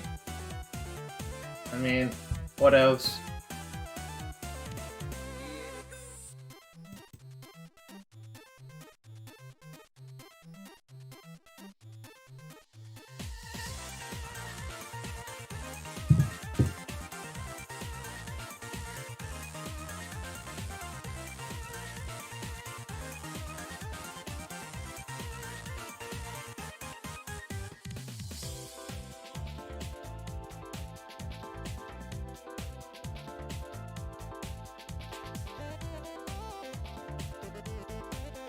Alright.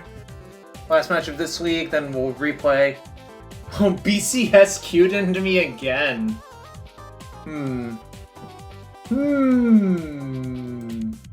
They're on 60 cards now, though. Whatever, keep.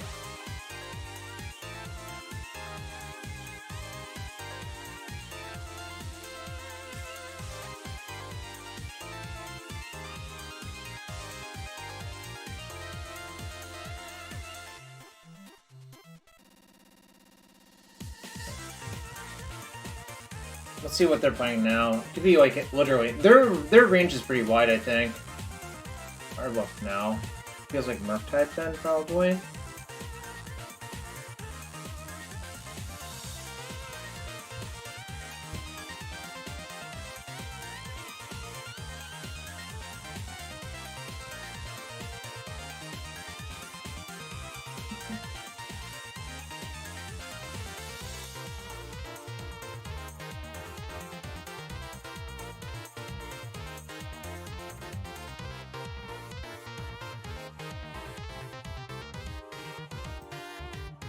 Fine.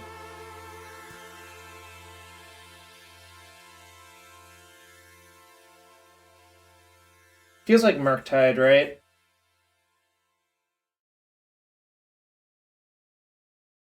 Guess it could be something else.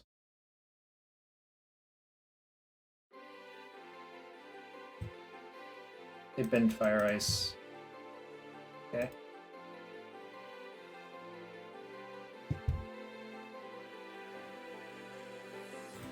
Fine.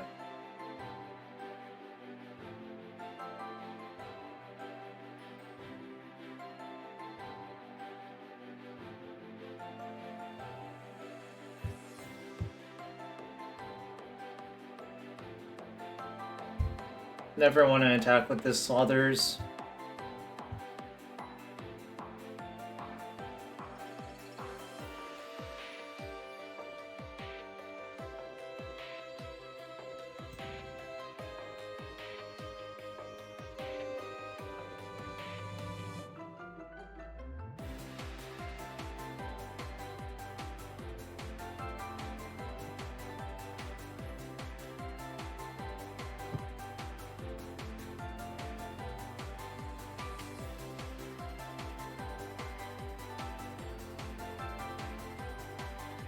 So now a Packtor Titan's really good, essentially. Oh, I should have probably played a bounce land that turn to bounce it immediately, but... see what happens. Just hoping to dodge Blood Moon, of course. What a rolling gaze. What the fuck is going on here?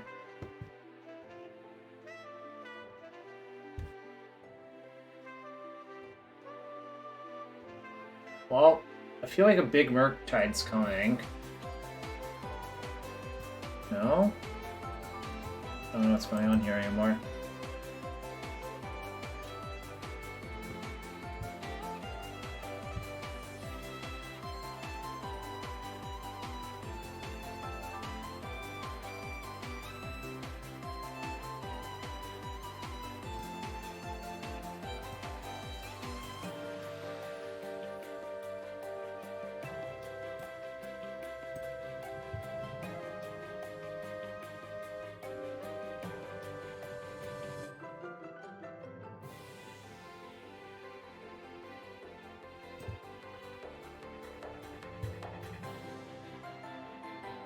I wonder if I can manual them with Valakut given my hand, but... it smells like Blue Moon. Could be through the breach, I guess, or something weird, but it smells a lot like Blue Moon.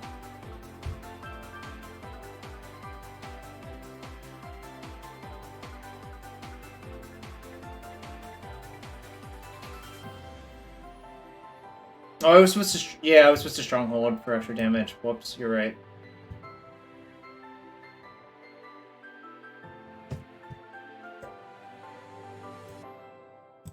So, is this supposed to be timestamp?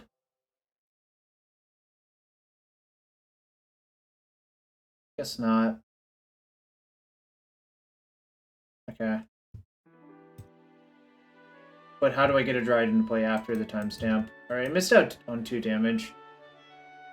Oh, what's up, Dom? Nice job. Probably gonna lose to this Blood Moon, but I had it coming, I suppose. Because they conceded the last match, and then they re-queued up with Blue Moon.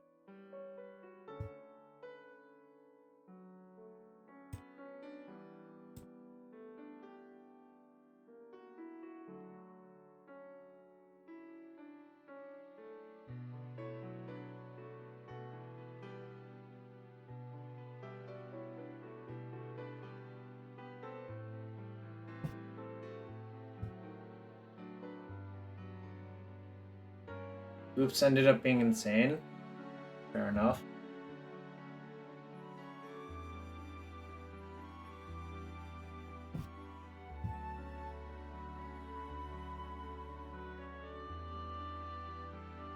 I probably shouldn't be playing these lands out, but I can't actually remove this Blood Moon in game 1, so I'm not sure it actually matters. Is that dead gone? Do you think their deck plays Murktide? It probably should. If it doesn't. Alright, I'm dying to Murktide now, yeah. That, like, a deck like that just has to play Murktide. It just makes no sense otherwise.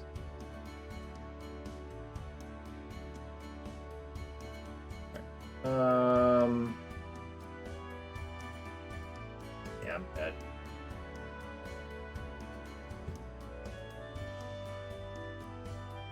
No, you're not supposed to. That's actually correct.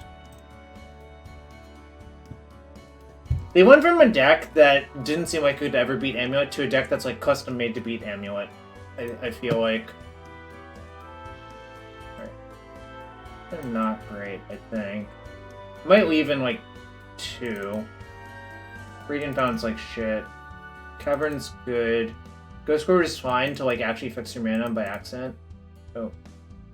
I think I want some number of these cards. I think Emrakul is actually good versus my opponent. I think I'll only leave in one Grazer. And probably, like...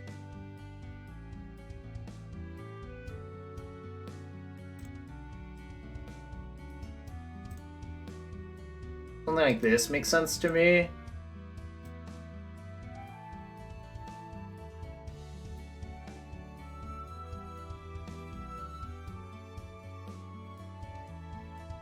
Alright.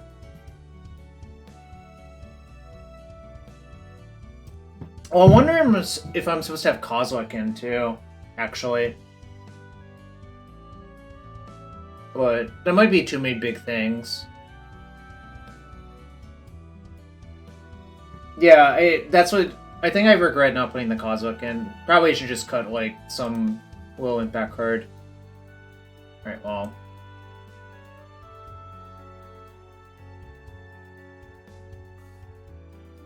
yeah, no, I regret it, Dom. I do regret it.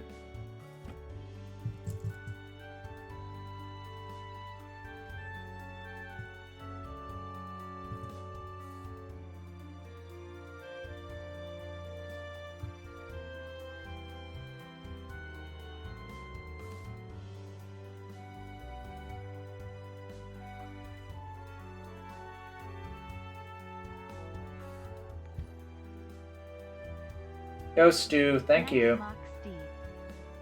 What's up?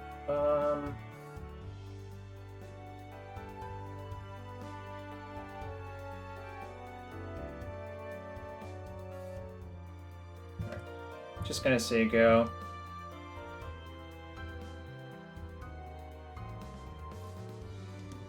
Just very concerned about Blood Moon, but I can't do much about it with this hand. I mean, I guess I could have mulliganed, but I think that's just wrong. I shipped a Murktide and a Otherworldly Gaze. Interesting.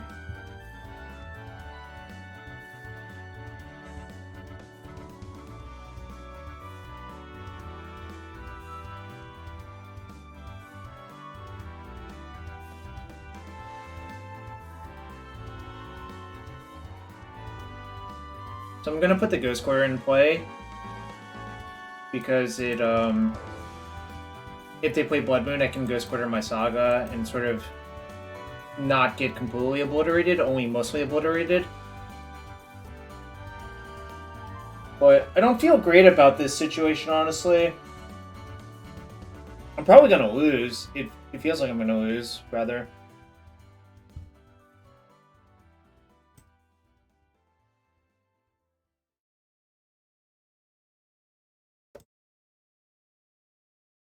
Okay.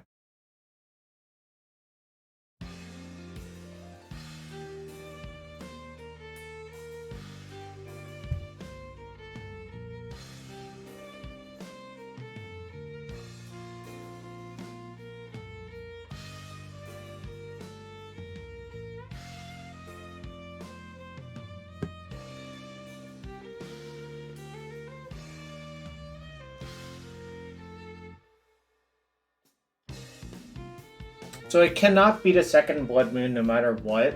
So the question is, what do I get in the face of that? Answer is probably just Dryad, right? And if it dies, so be it.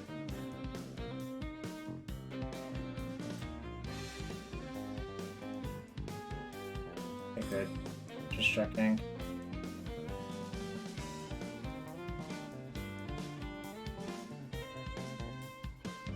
If they kill my Dryad, I lose, but so be it. Like, I don't know. It seems insane to do anything else.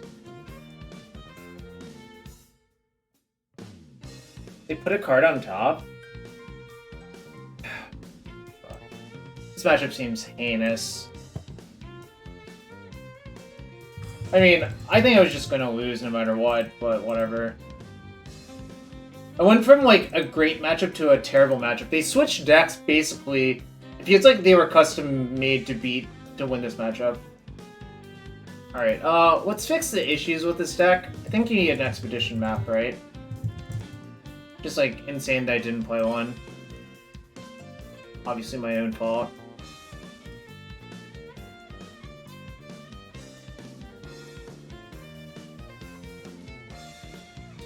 I think 3 Colossus is just too many. I think I'm gonna go down to 2. I guess I never really got to do the thing, but... Summoner's Pact was... and they were gonna Aether Gust my Dryad, so I don't have double green P-Mega.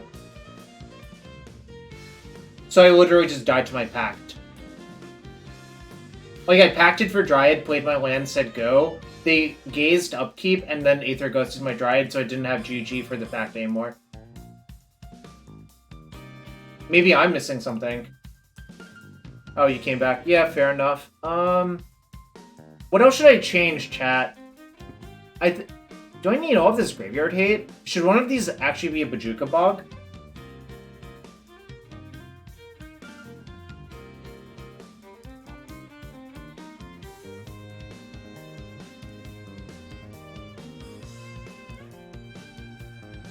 I play a Bog. Let's see, what else should I do? I guess we can go look at the other lists now.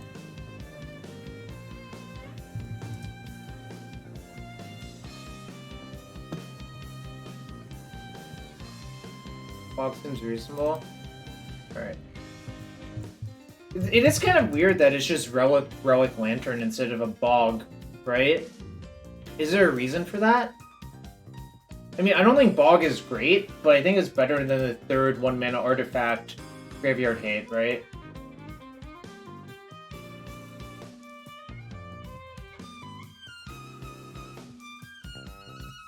Or that would be my instinct anyways.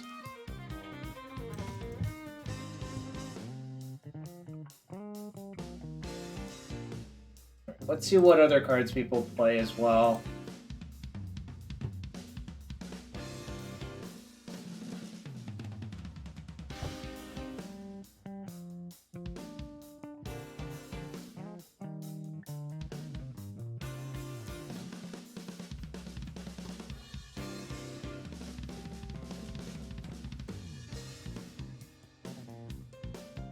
I think I want to squeeze in another land, actually. Is that crazy? Alright, I'm cutting that for another land.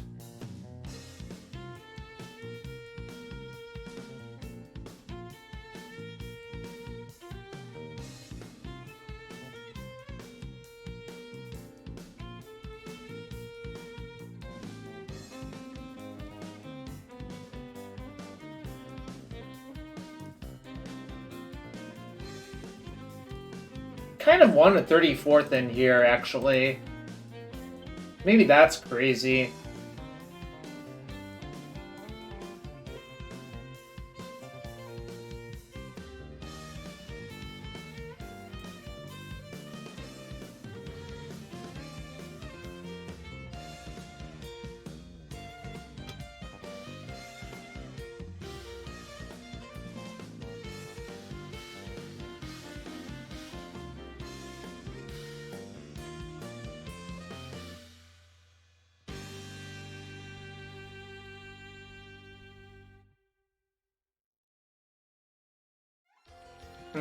I don't know. There's a lot of decisions you can still make in the deck building right here that I don't know the answers to.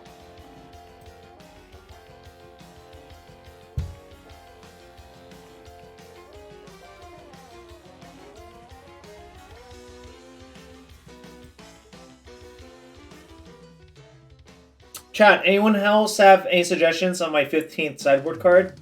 I'm not going to cut the Force of Vigors or the green creatures, but I'm open to other suggestions.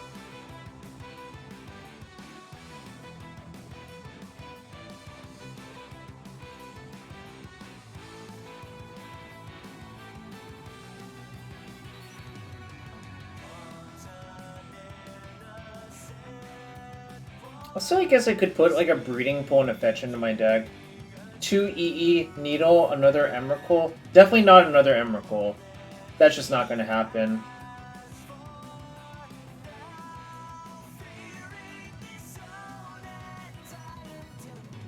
Well, why is Needle good in Amulet? Like, I kind of think you don't want to play that game, generally speaking.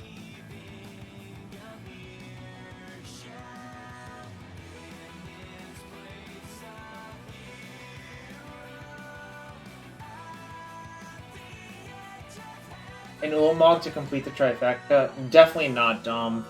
That seems heinous. Hey, Dom, do you want to hop in a call and just, like, yell at me?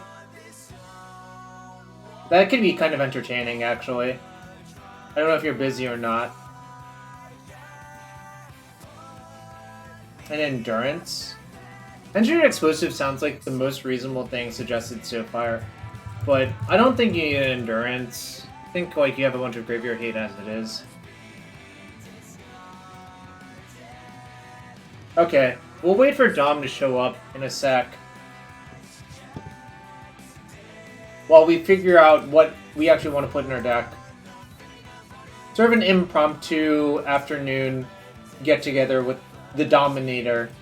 The Dominic. Like, something you can pack for? There are plenty of things you can pack for. I don't really like the toolbox aspect of, like, trying to do that in this deck, because I kind of think what happens a lot of the time when you play this sort of deck is that you don't actually really want to overload on the toolbox, because, like, there's just a lot of low-impact cards you can trick yourself into playing that aren't actually very good. Oh, why do I have... Let's delete some of these other decks real quick. Basically, there's a lot of cards you can trick yourself into playing that I don't think are very good.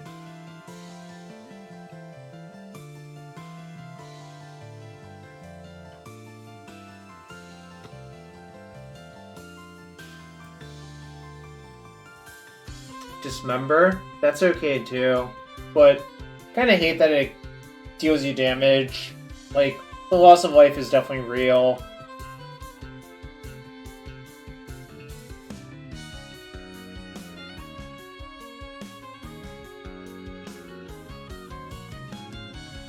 So that's why I'm, like, not really into that, I think.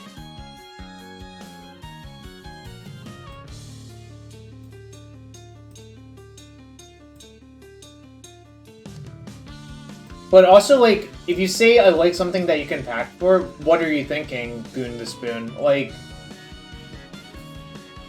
I'm trying to imagine cards that I would want to pack for that I don't currently have. The only one is, like, Endurance. I'm not convinced Endurance is better than the other cards I have currently. I mean, like, they're different, I suppose.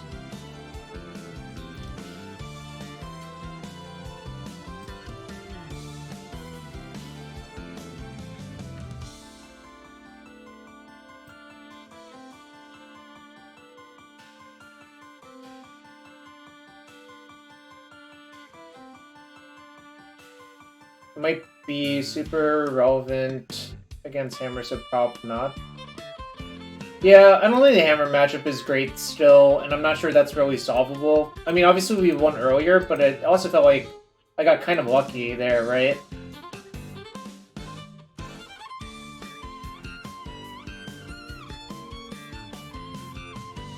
Like, I got pretty lucky to just, like, annihilate that person, like, just straight up.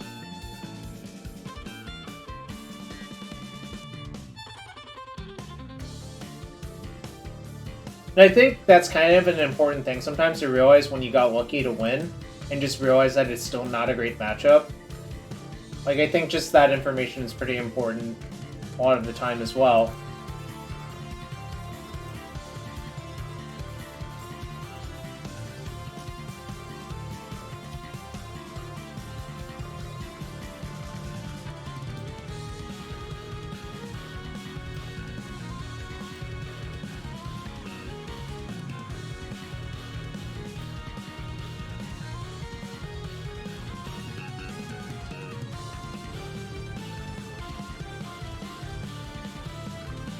Alright, chat. I have an important question for you.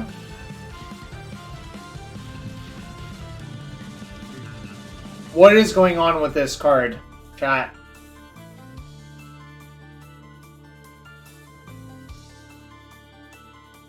I do not understand what's going on with this card. Like, I literally just have no idea. Like, what is this?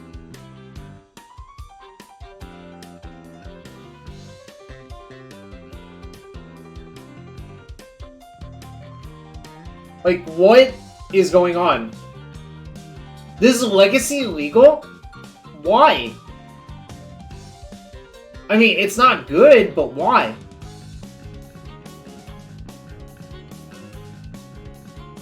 Like, what's the point? I don't know. There's no acorn stamp? What do the acorn stamps look like? Like, I don't know. I'm just kind of... I'm like, what the hell is going on here? Alright, we got another one. And I'm like, what? I'm like, what?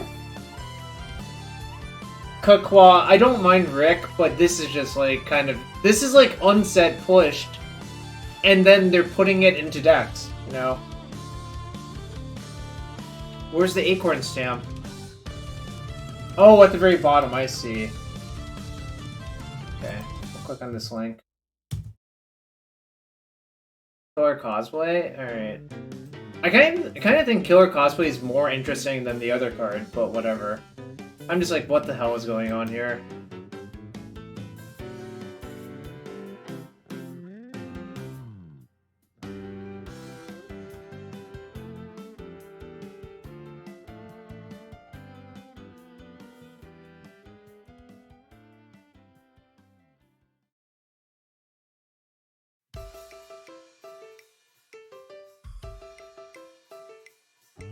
I don't mind the stamps really that many, but, you know.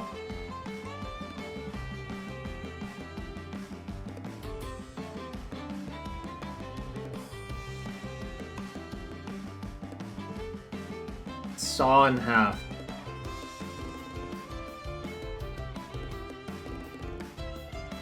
Oh my god. I kind of like this card just because of its name and flavor, but it's also not a good card, so it doesn't really matter. Like, this just doesn't matter. Oh, the stamps are ridiculous. Like, it's just ridiculous. Wait.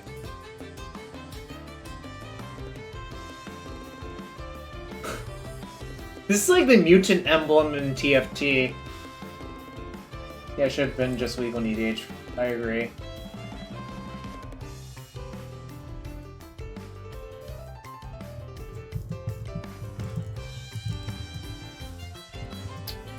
I don't know, I'm just like kind of losing my mind because they look kind of ridiculous.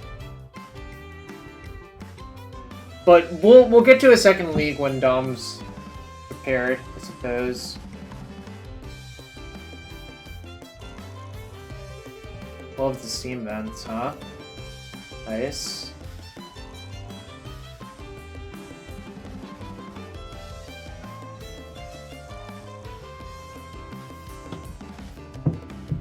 You're only down for this to be print a new card for elves and no other decks? Fair enough. Wardo is Shoplands. Alright. Okay, these actually look kind of nice. I actually like these more than the fucking Expeditions.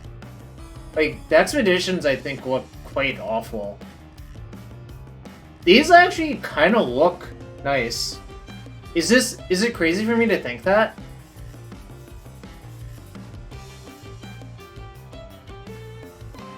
Stomping Ground's so good for... Oh, that is, like, pretty flavorful.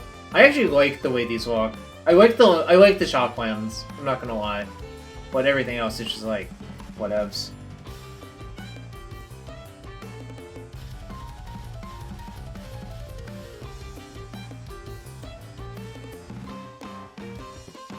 Alright, Dom says he'll be a few minutes, so... But I definitely do want to play a league with him. Well, depending on how fast or quick it goes. Yeah, I like the Shocklands. I don't really like the, like, confusion that some of them are legal in Legacy and some of them aren't. Brian or whatever. Because it's, like, kind of kind of nonsense that the cutoff is, does it have an acorn stamp? Like, I think that's just kind of ridiculous, but whatever. But I'm obviously not their target audience. Will it be available in MTGO? My guess is no, but certain cards might be pushed through via treasure chests. Yeah, exactly. But the ones that get pushed through treasure chests that are actually good will be worth infinity dollars. Like, that's just how it works.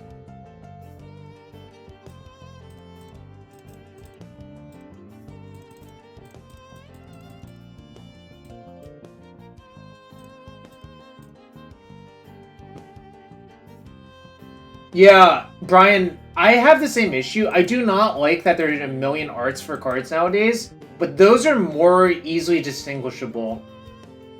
Like, generally speaking.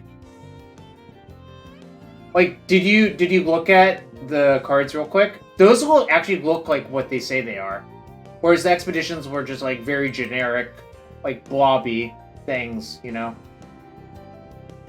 So, you know, that's how I feel about it. Anyways, be back getting some water. Hopefully Dom will be on in a sec, and then we'll get to the second Amulet Titan League after discussing the deck. Be right back.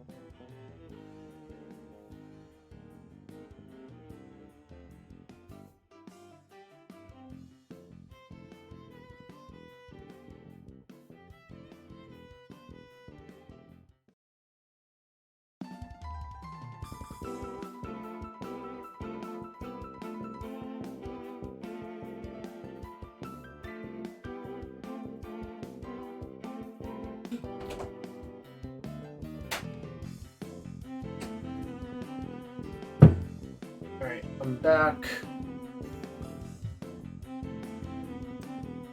Is that... yeah, there's a glass frame on it, Jax, which was not cheap, but I also wanted it to look nice. I mean, I'm pretty sure a glass frame counts as being double-sleeved, right?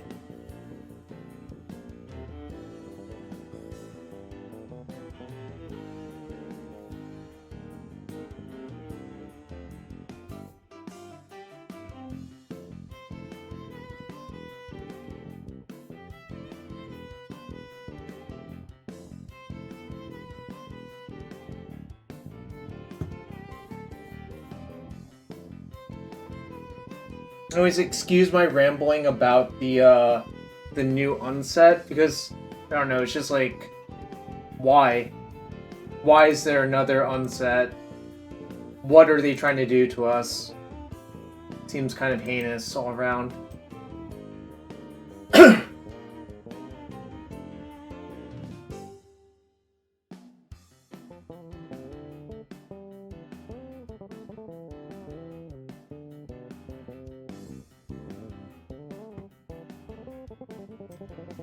kind of rude that they would send you home with a giant card and no giant sleeve, to be honest.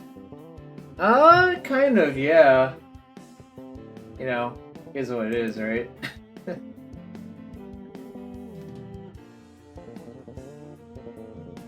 Anyways, ask me anything while we wait the esteemed Dom Harvey, who will join us for the second week, plus some Amulet discussion.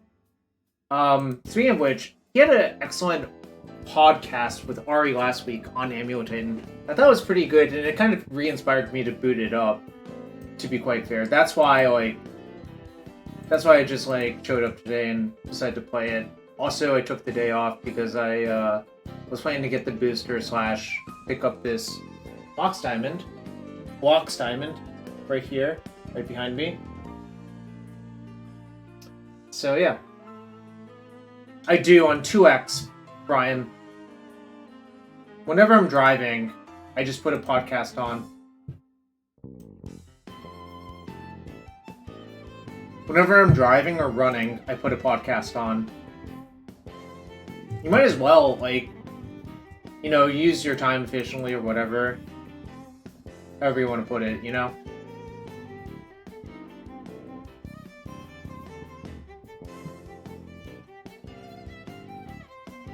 Oh, which ones? The receivables I think is really, really good.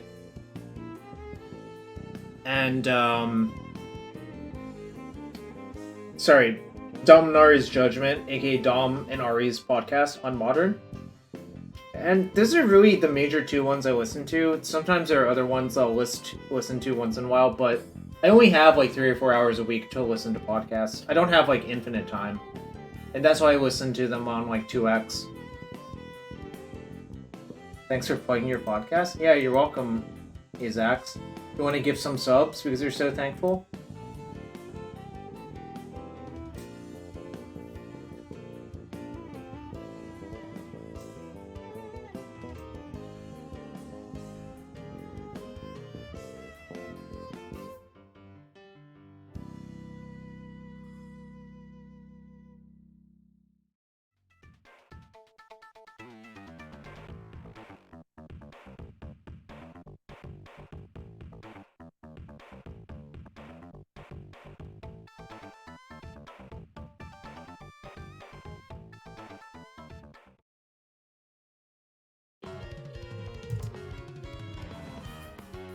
Alright, trying to get Dom in.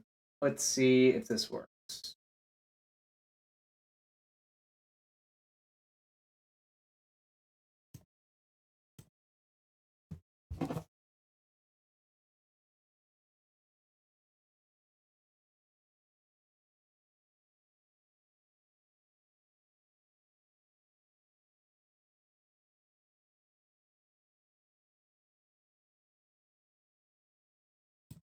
Yo. Hello. Hello. We got a smooth Dom, I think. Can people hear him? Try saying something else for the folks.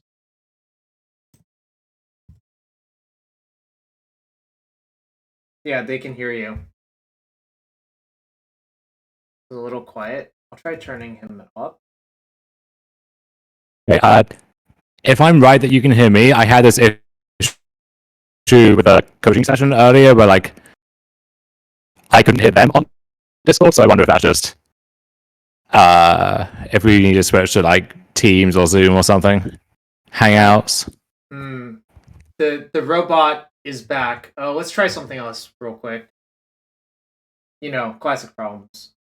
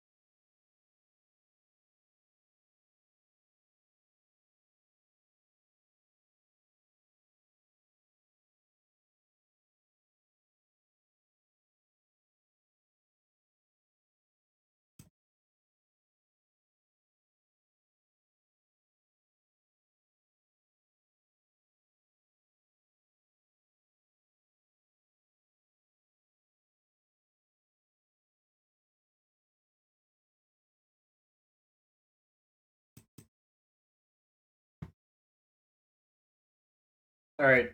Trying to get him on Zoom real quick because I guess I'm a boomer. Zoomers don't have Zoom, right? Or do Zoomers have Zoom?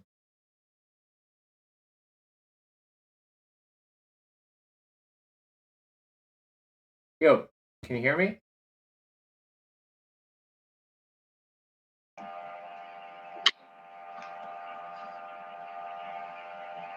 All right, how about now?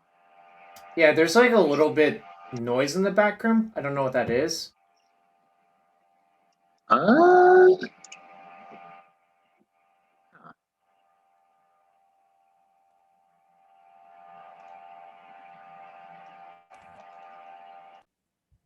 okay, how's this? Much better. I don't know what you Yes. did. I think Zoom defaulted to the laptop mic, which has always been Oh bad, yeah. and Yep. now that the laptop itself is on its last legs, it's just unplayable. So You know, Dom, I'm gonna give you some advice. You should spend money buying a new laptop. it That's is my Cyber advice. it is Cyber Monday, or so I'm told. Yeah. Let's see. Let's find you a picture because you're not Stefan Schutz, even though he's obviously great. I wish. Do you? Oh, actually, you probably do wish because he did win Wasteland. I was having a conversation with him recently, and he's like, "Yeah, I don't really care about this arena PT, but Sam Rolfe convinced me to join this Eternal Weekend. I think the prize for that, winning that, is better than the prize of almost all of the PT prizes except getting first or second." And he literally said that. I'm just like, that's really sad. It makes me really sad.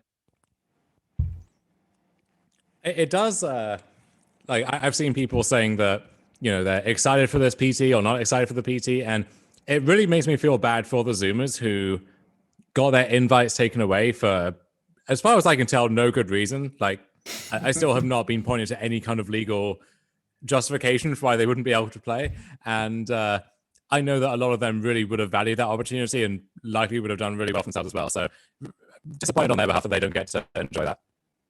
I 100% agree with you, and I also think it's ridiculous that, well, why? Um, I don't know. It's just, what are they even doing? Hopefully it gets fixed, but I do not have a lot of faith. But enough about that. How was your weekend this past weekend? Did you actually play anything? Yeah, I played quite a few things. So I played one flight of the vintage Eternal Mm-hmm. Weekend. Went 7-2 in that. Split the finals of the challenge, the vintage challenge the next day. So Ooh. nice little run Mm-hmm. there.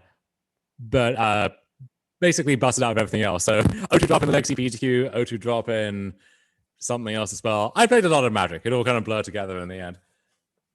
So I had an interesting experience where I wasn't planning to play anything, but due to weird familial concerns, we actually got home earlier, a day early.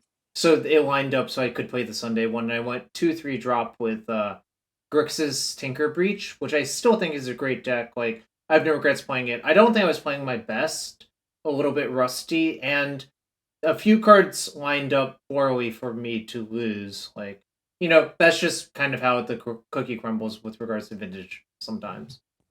Yeah, vintage requires a lot of emotional fortitude, to put it mildly. And Abe Corrigan, who I worked on the kind of big blue deck that he played, he won the Time Twister Eternal Weekend event. It essentially came out of retirement, picked up Vintage the night before, a format that he'd never played before, and just won the tournament very easily. So that's so Abe for you.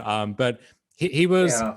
talking about how it's like he decided not to split the finals, just, wanted everything on the line. Game 3, in kind of a rough spot, just ripped down Ancestral Recall, fired it off, drew into a bunch of gas, and then just like won, Mhm.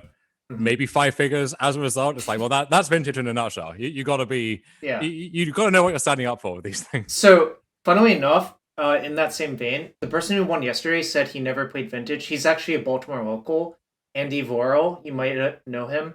He said he had never really played a lot of vintage. And he's like, yeah, this deck looks nice. I'll just pay $25 and enter. If I lose, no big deal. And said he just, won the event. Yeah, and that's a how many percent return on his investment? Let's not get that high. Yeah, I think those cards look great, and as you can tell, I have a Mox Diamond, but I think that what they actually won is the painting, and the painting's worth significantly more than those like giant cardboard printouts. You Yes. know, So where did your giant Mox Diamond come from?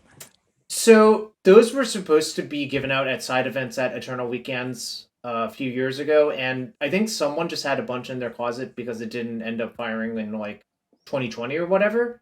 So they had to sell this one for like medical expenses or whatever. So I saw a good deal on it. I decided to buy it. Paid for the frame because I think just leaving it exposed and hanging up on the wall is not a great idea. Like it'll just like No. wear off.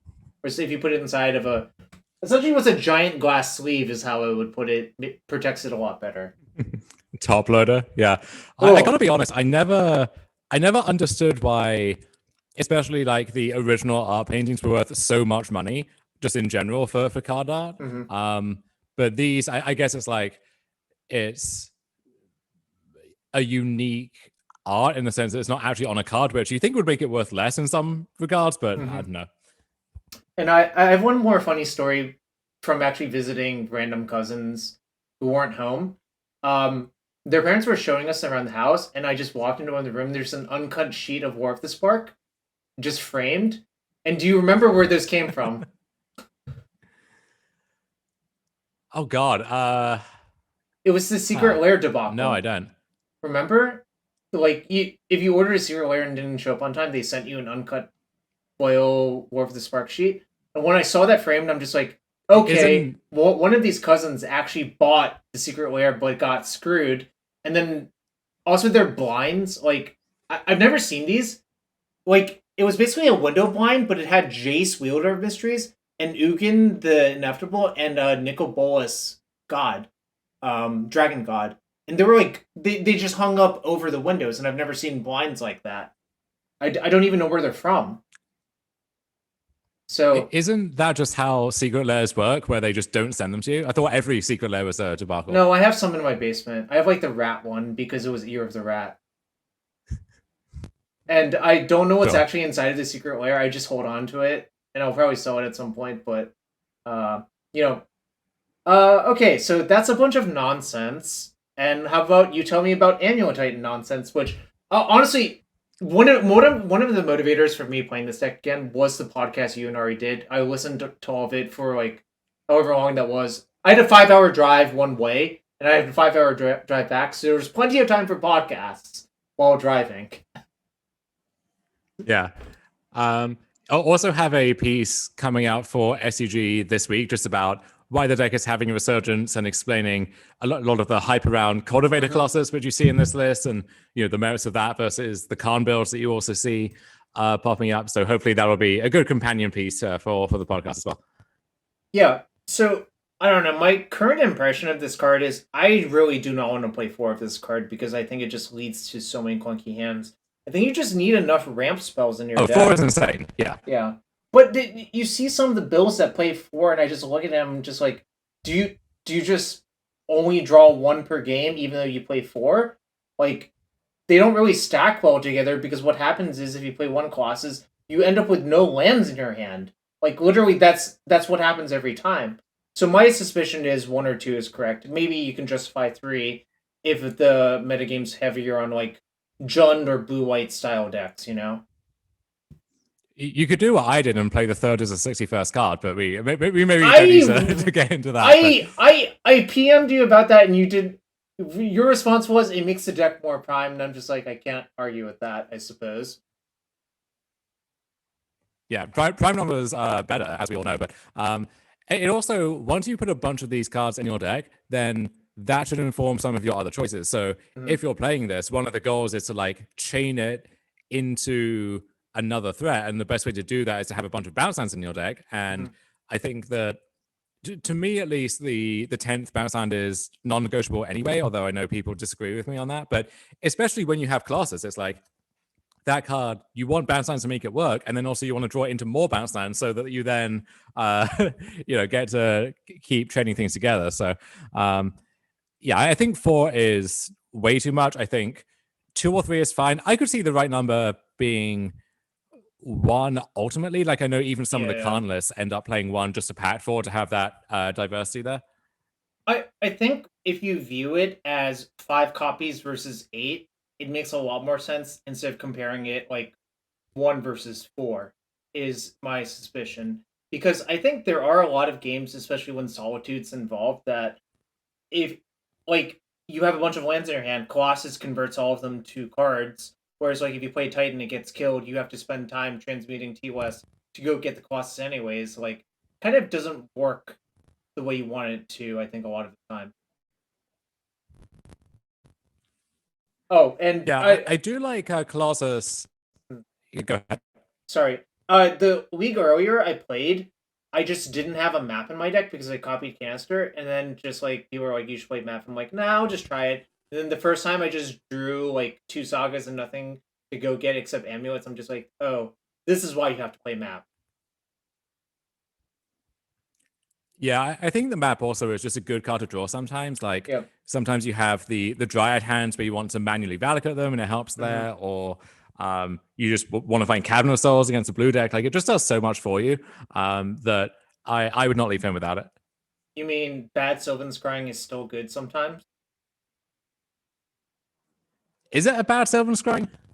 I think so, because it costs 3 when you draw it. Sylvan Scrying costs 2. Well, it costs colorless mana in a deck where colored mana often is a pretty big choke point.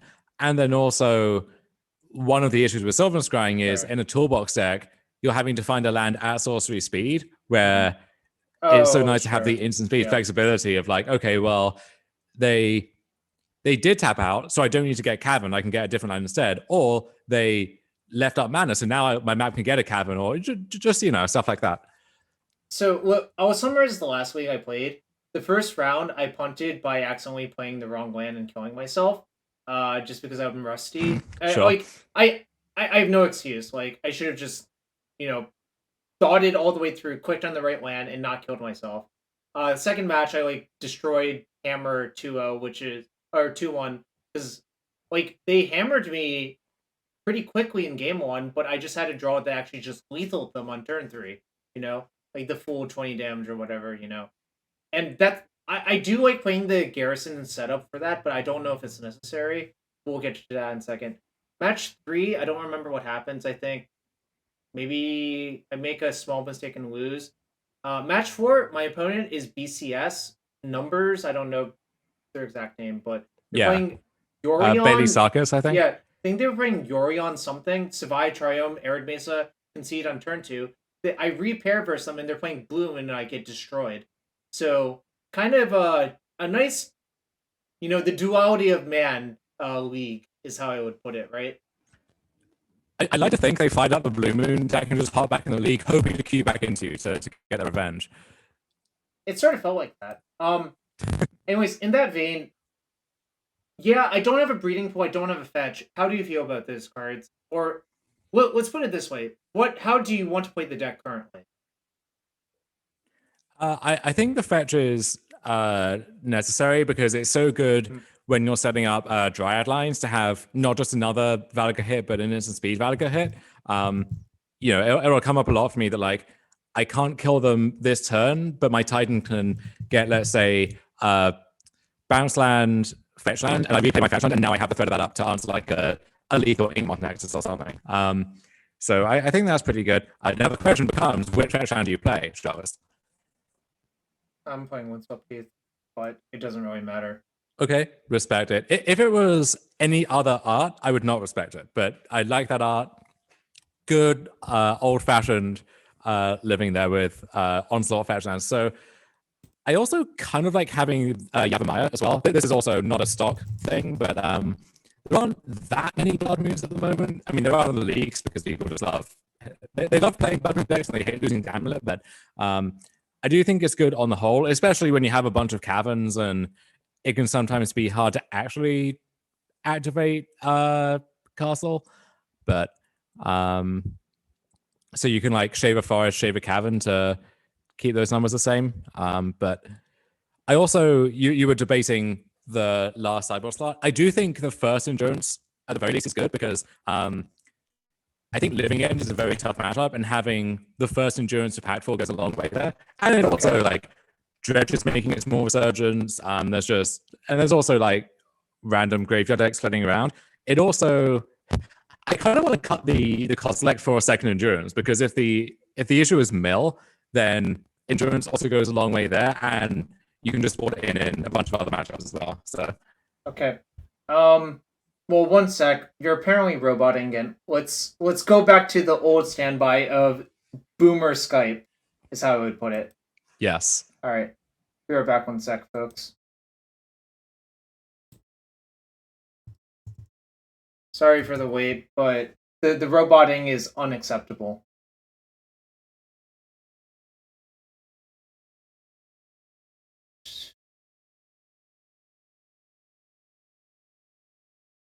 Do. All right. Yeah, might seem scuffed to you. Yeah, I'm not sold on that one. I think I probably won't play it, but Skype noises? Well, we're waiting for the Skype noises for you. It says Dom Harvey unavailable, Dom. Or are you available now?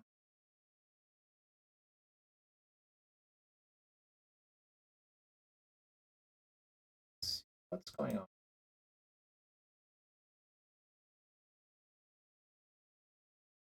Hello?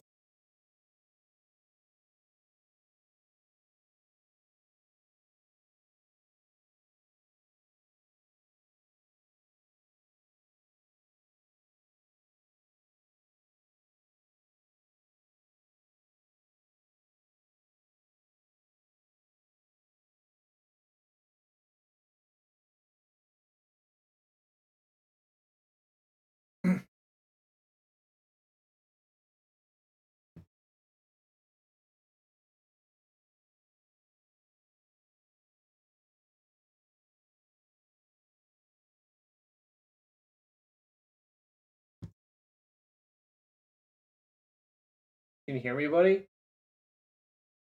I don't hear anything from you currently. One sec, folks.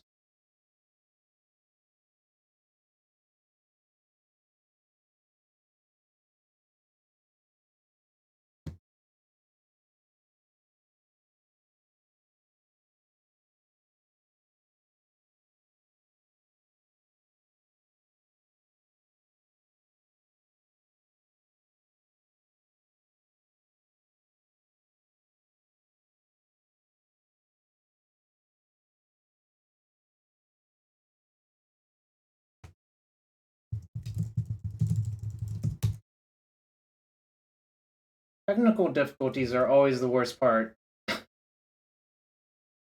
Why is it going to the front as well?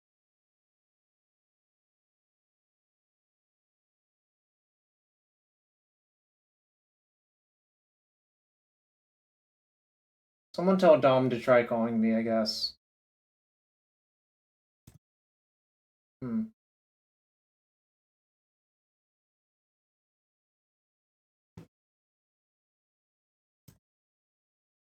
Hello?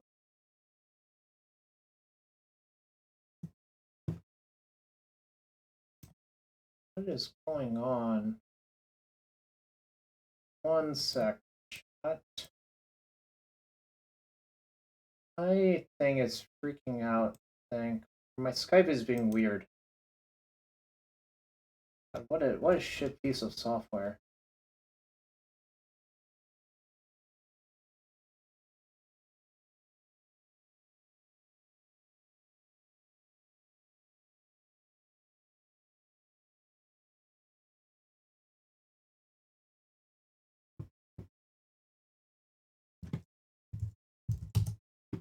I think I'm.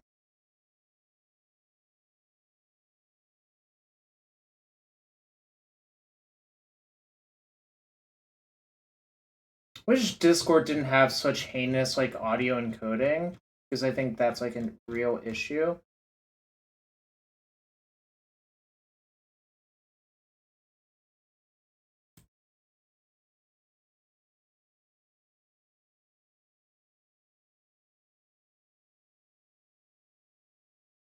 Yeah, Skype in 2021. What's up, Static Grip? I'm trying to figure out why I cannot hear Dom. Oh. Oh? Okay. You know what? My Skype defaulted to a different output device. That's Oh why. no. Okay. Can people hear you now? Can anyone hear me? Alright, yes. It defaulted to the most random alright, whatever. I'm off. I'm off rambling about that. Alright, let's get back to where we want. Okay, so Levy Sprung is in the chat. Leviathan 102 has some advice. See, -1 Azusa, +1 export. That's what I had before! Someone yelled at me to play more Azusas. I love to focus on Azusa over Explore, but that's another one of those kind of Amulet one trick back and forth debates that we always have. Yeah. Explore's good with Colossus. I agree with that. Explore makes Colossus better, but I think I might just go to one Colossus. Is that crazy? I don't know if Explore is necessarily good or better with Colossus, because with Colossus you really need to jump up to the 7 mana mark, and when you have Amulet, Azusa is better at facilitating that for the most part than Explorer is, where you can lead on turn 1 Amulet, turn to Explore, and you're still like a decent way away from getting to 7, whereas turn 1 Amulet, turn to Azusa, like that is 7 by itself, and you can keep the bounce down there. You're not having to like park it in play to bump up in mana. So Camino says -4 cards +4 Summer Bloom, and I angry I reacted. wish. Yeah, I mean, what when that was the case, I just played that deck nonstop. Regardless, it was just I think it was just correct. You didn't really have any bad matchups except Infect. Infect was like 0% to win, so whatever. Can you imagine if no one had discovered the deck until like MH2 came out, and you got to play just like 4 Saga, 4... I don't know if Once Upon a Time would have been banned, so like for Once Upon a Time, for Summer Bloom and everything would have been quite the experience for like 2 weeks until something happened. All right, let's lock in a list. Okay, just tell me cards you would modify to whatever numbers you think are correct, and we'll just give it a shot. We can try some cards for science as well. Oh, can you screen share? Oh, that would probably help, wouldn't it? What? I mean, aren't you psychic? Not all Brits are psychic. No, you're not. I mean, I wouldn't know because I'm not psychic. I have no way of knowing. Fair enough. All right. It should be sharing now, right? Yeah. Okay. Yeah, this looks... I mean, I would have, like I said, I like Azusa over Explorer. I have a bunch of small preferences, but I'm fine with just running this if you want to get some gaming in. Well, I refuse to play 61. Not only because you played 61 and did well with it. I refuse to justify your decision. Oh, Jarvis, I didn't do well with it. Oh, Let's great! not be clear about that. Great. Okay, what should I cut? I kind of like at least 33 lands, by the way. I'm fine cutting some land, I guess. I don't know which one. Probably the 4th Cavern, I guess. I'm only on 1 Telarios now, because with Colossus, the idea is you draw at least 1 threat more often, and so you're less reliant on kind of chaining things that way. But that makes sense. Actually, well, I think the only issue is if you play against someone who has a lot of Terminates, that might end up poorly for you. But I guess you can always just get Colossus on the second one, and then all of the Terminates line up poorly versus Colossus anyways, right? Yeah, or like the second Titan gets 2 Sagas or whatever. Like usually, if it's just a stream of Terminates, you're still pretty good at beating that. What, you don't want to play Mortuary Mire anymore? You remember that one? Oh yeah, that was a good time. Yeah, I forget. It was either Sam or Justin. What's his name? Justin. What's his last name? Sam's roommate. Cohen. Oh yeah, Justin Cohen. One of them tricked me into trying that card. I'm just like, okay. I guess I beat Grixis now, but I kind of felt like I beat Grixis before anyways. Yeah, it was Grixis before any of the playable Grixis cards were printed. Well, you could play with Splinter Twin and Tassiger. That's kind of I mean, a thing. That is a thing that people did. Yeah, I actually think, now that I remember it, I think that deck was just worse than actual Grixis control, which also wasn't very good. and it was definitely worse than Blue Red's Winter Twin as well. So kind of just had the worst of all worlds playing that deck. Yeah. All right. Anything else I should change? I have the 2 endurances like you suggested. How is Oof? Like, how is Liberator? I think Liberator is good, actually. I thought about it more and more. I think it's good. Bog's fine, GQ's fine, Second Radiant Fountain's fine, right? Yeah, I don't know how necessary any of those lands are, but I really like with this deck being able to upgrade my lands when I can because so many of the spell slots are locked in and you need a certain density of lands to function. And so, you don't want to have too many random spells coming in as opposed to like having the second fountain go so much. It does so much against burn, for example, or just random aggro decks in general. And yeah, and I think, like, I do like having 2 engineered explosives because sometimes it can be clunky to tutor for it. Yeah, I think nowadays there's a theoretical out of tutoring the first one, but for the most part, you just want to draw that card in the matchups where you're boarding it in. Right. But yeah, against like Hammer, for example, we want the 4 forces, 2 explosives, probably the Liberator and the Oof, and that's like 8 cards, and I just don't think you have 8 cards you want to cut. So it's tricky Wait, there. are you citing an endurance? No, I said 2 Oh, explosives, 4 force, and then the Oof and the Liberator. but not the GQ? Oh yeah, you can board in the GQ as well, I for think sure. the GQ is just nice as Nexus insurance because I think that's the way you generally lose to them more than anything else. Yeah, or sometimes you get to pop off a Saga that can, it is going to get Hammer or Shadow Spear. So Yeah, I think I've discovered what you're talking about in the chat. A lot of people just came into the stream today and just voiced their opinions. I'm just like, 5 different people said 5 different things, and there's no way all of the things can be true at once. yeah, Like, and I think also that's probably modified for how you like to play the deck. Honestly, like, I'm not gonna lie, I haven't played the deck seriously since Summer Boom got banned. I only dabbled now and then. You told me it was really good during Once Upon a Time, and I just like kind of shrugged and believed you. I didn't really play it, and then now I think it's like decent again, but not. I still think the Summer Bloom Amulet deck was probably the best of them, but you can't oh really for sure. reproduce that. So now let's try it and see if I can not shoot my. I have to make sure I get the right list in because you know how MGGO is. Yeah, it's been wild these past few weeks with the God accounts, which I love so much, and I played a lot more Modo than I would normally, just because it's so It's so convenient easy. Yeah, to I load up a deck agree. and play. That being said, the Modo default just like picks a deck at random. So when I was playing my Mana Traders matches to try and qualify, at one point I restarted Modo and it queued up this Winota deck from like 2 years ago.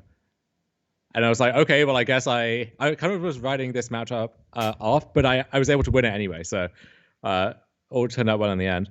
Nice. So it looks like you got this correct list, and I can tell because there's 2 endurances where there weren't any before.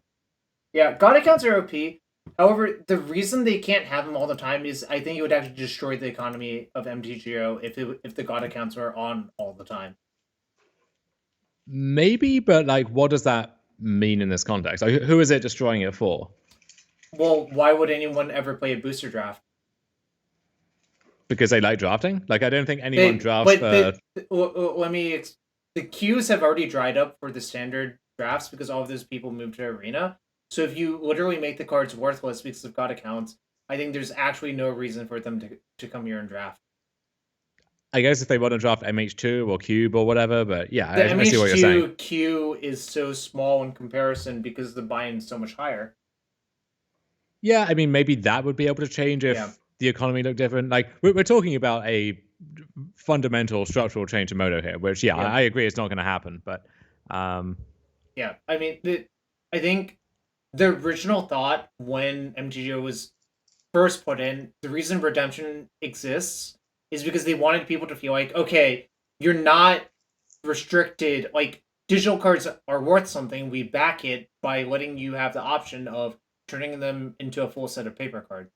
That was necessary at the very beginning. Otherwise, I don't think a lot of people would have bought in. Yeah, the problem with set redemption is it doesn't actually work for MH2 or like those other sets. because they just don't do that. I mean, maybe you could argue that they should, but they don't. All right, got a match. Our opponent has a companion. All right, do you keep these hands, Dom?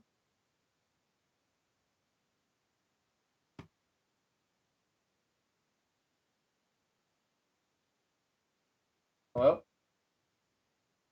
Oh, yep. Sorry, muted myself. I do like these hands. Grazer into Saga is so nice because you can activate Saga on 2 and then again on 3, and that's like a formidable threat by itself against a lot of opponents, especially if they are like a more grindy Lurrus deck. Like if it's Hammer or something, then we might be in trouble. But Grazer also one of your best blockers there. You have an eventual Amulet, and you have a bounce line. So if you draw Titan, you get to pop off. So yeah, good hand. I'm naming Beast for sure because Cultivator Colossus is also a beast. But also, this only has one creature type. Would you say Grazer should be a sloth or a monkey? I don't know. That's like a difficult question to answer. I'm definitely putting in Saga there and not a bounce land though. Oh, 100%. Yeah. Naming plant to cast Colossus is a power move. So Delta probably means Grixis. Could be Mill, I guess. I think either of those is bad news, or it could just be either. This is probably Grixis. Yeah. Got him, Dom. We got him. You played yourself. Congratulations. How about you cast Shock and waste a mana on yourself? See, Azax in typical fashion is rooting for our opponent.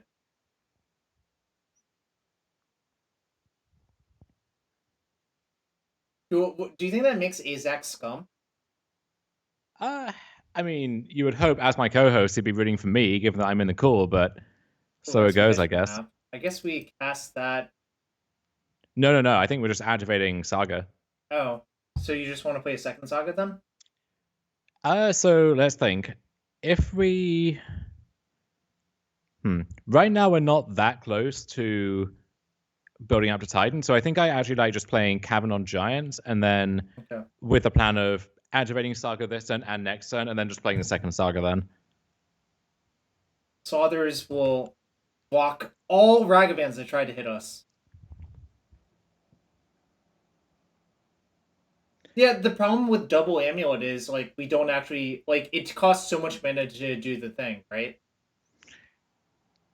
Yeah, like, what does double Amulet do for us right now that single Amulet doesn't? I guess if we could, like, map for T-West and then use Growth Chamber to, like, filter into Pact on the same turn, but even that requires a little bit more going on. And right now, we are content to just sit here activating Sagas. Like, there's a very good chance we just never cast another spell. Or, well, there we go. We're still doing exactly the same thing this turn, but... Yeah, I think I should just activate, play Saga, play map, right? Yes. Question is, should I even bother attacking? Doesn't really seem like it, right? I would attack, yeah. Oh, you think what if they're Death Shadow? If they're Death Shadow, they can get themselves to 12 or less anyway with the fetch land, and this is so good against their non-shadow draws, and then even against Shadow, right? Once you get to the point of having 3 or 4 giant constructs, that just kind of like ices the board by itself. We also, ideally, if they are Shadow, we want to force them to use a dress down in a spot where it's not delaying our Titan for a turn. Got it.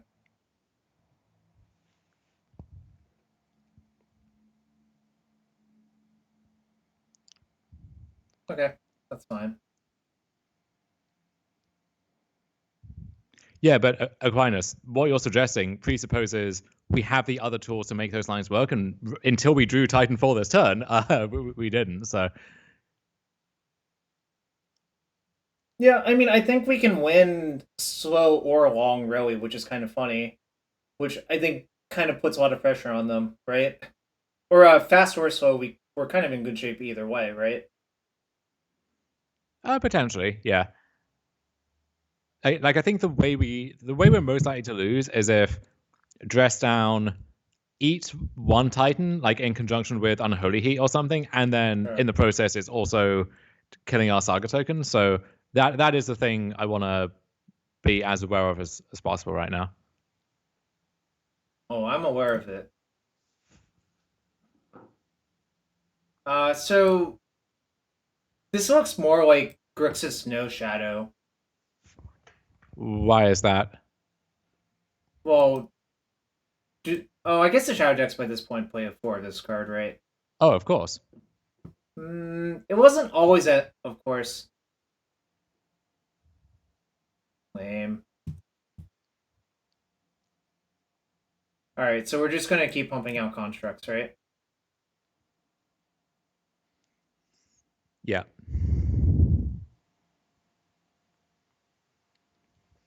Is it crazy to just like play Growth Chamber and return that? Hmm.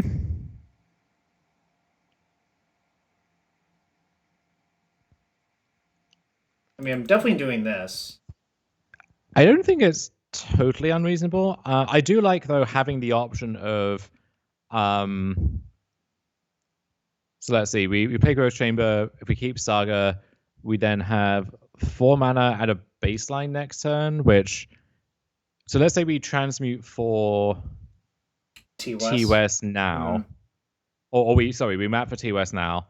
And then next turn we start with 4, we get second Saga, we go up to 8, so we're not quite there yet, but any ramp spell gets us there, and then any threat is also a good draw. So I think I would keep Saga in play, and then if we miss, we can always just activate again and keep going from there. I picked up the Cavern. That was on Beast, obviously. Yeah. I'm only slightly rusty. Well, okay, I'm pretty rusty.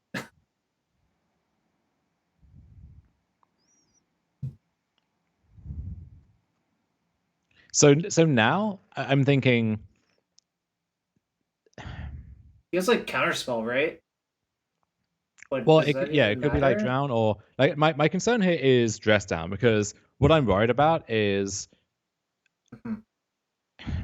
so like once we get second Amulet, if we have a ramp spell, then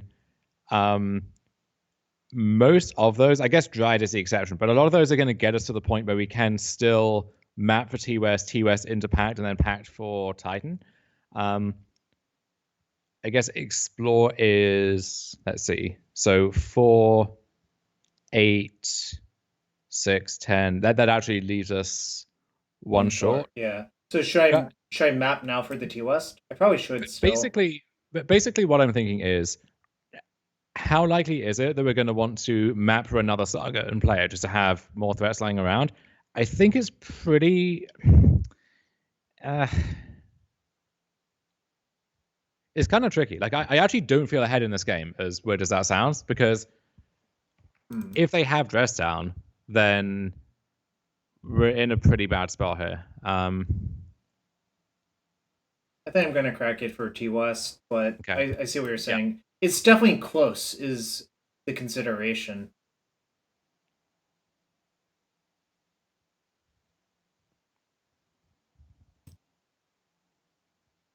Okay, well, that is what you described. So we're one short. So bearing in mind that sorry. So my concern is we can actually go for it here, but then Dress Down is gonna eat our whole board and the Titan trigger anyway. And so if it's in conjunction with a Drown or an Unholy Heat or something, then we still get screwed over that way. I mean, I could just play Explore first and see what happens, which I think I'm supposed to do. Wait. Did we not make a... No. Okay, so what I was thinking was... if we didn't want to commit this turn, we make another token. If they have Dress Down, they're forced to use it. If they're not, then I think we win either way, because the 3 tokens is going to get us across the line. But if they do have Dress Down, I don't think it works out for us to just shove on Titan this turn regardless. So fair enough. Okay, I see. So you did want to make it, even though like it does look bad versus that But now that we're here, I think I should cast Explore Floating Blue. Yes. Although, so we should decide. Let's say we draw a blank. Are we just shoving on Titan this turn? I mean, I can attack first, but obviously that does it the wrong way. I think I will. Well. So my argument basically is, if Titan resolves and we get the trigger, I think we're fine. Like, we're going to win the game regardless. Right. So I'm thinking if attacking incentivizes them to use other interaction in a way that makes it safer to go for it post combat. Okay, yeah, I buy that. It's just awkward because the one floating mana obviously does matter, but it really does smell like dress down though, right? Like, and if they have nothing, it has the whiff of a dress down for sure. I mean, if they have nothing, they're in such bad shape, right? Yeah.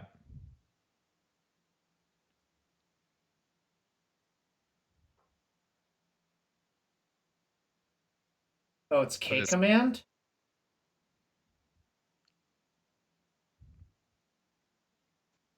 Is that even good? What? Oh, and they're doing that. Okay. We all right. Kind of love to see that. So yeah, so now we get to go for it. Well, am I one short? I thought I was, but I will double check. You're not now, because you explore. You have one from the cavern. The 2 land drops are 4 each. Yeah, that's 9, 9. and you TUS into and Titan. Also that's a ritual as well. Right. Okay, I mean, obviously it would have worked out a lot better if we had just gone for it, but I think should I just leave the Simic Growth Chamber in play now? Yeah, you may as well. So I'll pick up the bounce land then.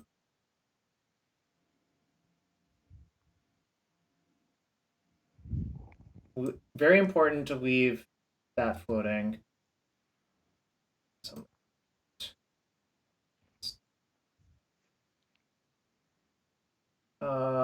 Play this one, I suppose. Were we meant to get Colossus there, actually? Probably not, but... No, I don't have enough lands in hand for that. So... Actually, maybe I'm supposed to have one of these in my hand in case if I draw a toy or West. Or no, I already used my 1 West. Never mind. Yeah. Yeah, this is where only having one is an issue, potentially. But... So here I should just get, like, resources, essentially, right? Yeah, I kind of want to get 2 Sagas, if that's reasonable. Does anything else make sense? Like, we only have 1 T-West, right? Yeah, you could hedge with, let's say, Valakut Saga in case you draw Dryad, but I think... Yeah, I think 2 Sagas is still good. Oh, wait, should I get Saga Bounce Land so I can activate? Oh, no, wait, never mind. Okay. Yeah, I'll just get 2 Sagas. I was speaking nonsense. I forgot that you have to wait for your Saga. It's not just, like, completely bananas, right?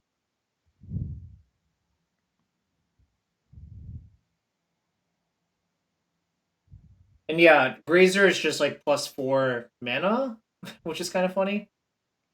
+3, because you're paying 1. Yeah, +3, whatever. But...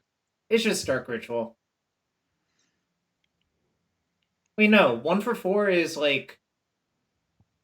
Hold on. That's not Seething Song. That's Cabal Ritual Thresholded. If you shift it down. Oh yeah, we went 2-3 in the first week. We won't talk about that one because I made a lot of mistakes, but... Okay, I mean... This is fine. Alright, they did not have Dress Down. But I'm not going to play around it now. Is that fair? Okay, what can I do?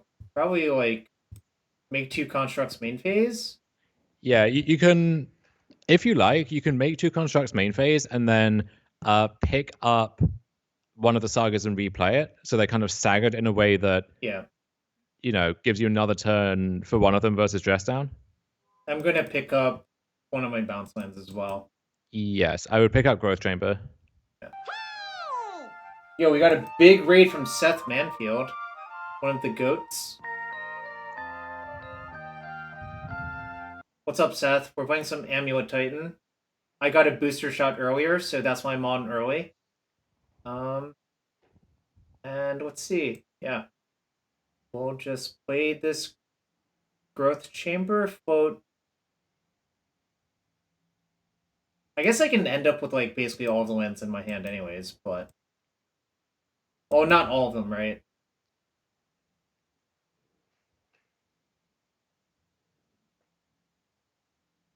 Okay. Untap. So should I just return the tap Saga and just play land say go? And just like leave this activation up end step, or should I just do it now to play around Bolt? What trying to figure out where it matters, right? So could you repeat those options? Am I supposed to activate Saga now? Because of Lightning Bolt.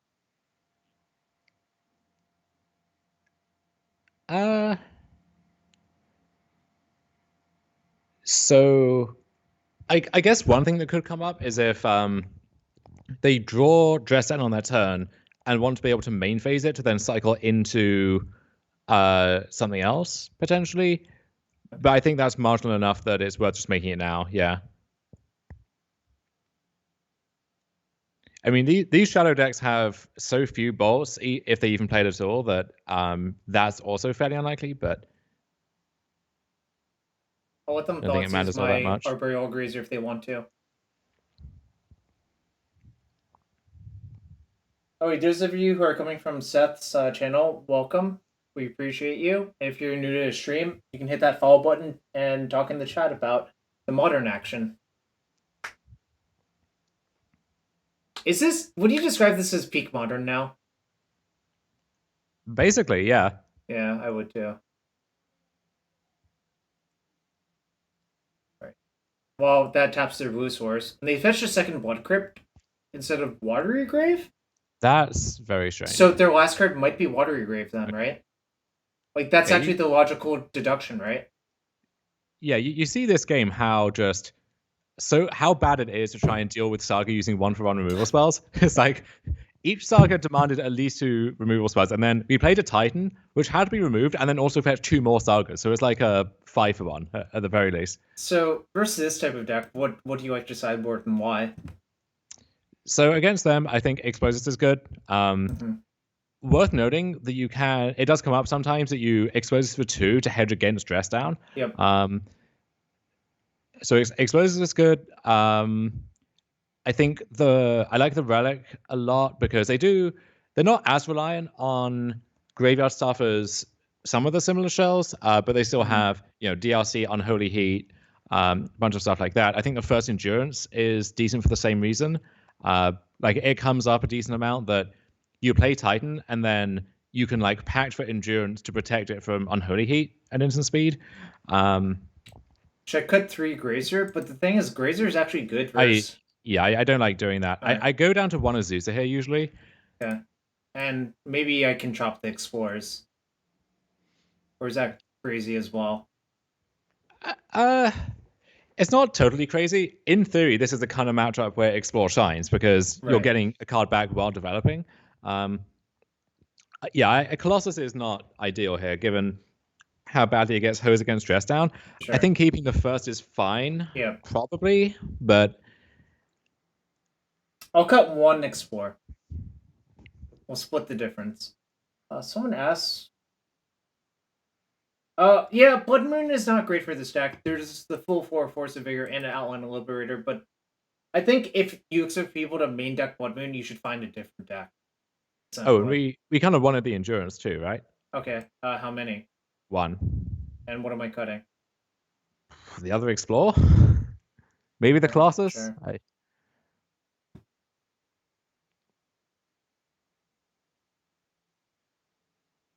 How did my brother do at WSOP? Well, I don't have a brother, so I don't understand the question. He maybe is alleging that you have a brother from another mother. I guess. I mean, you is a very common last name, I guess, is maybe what's going on here.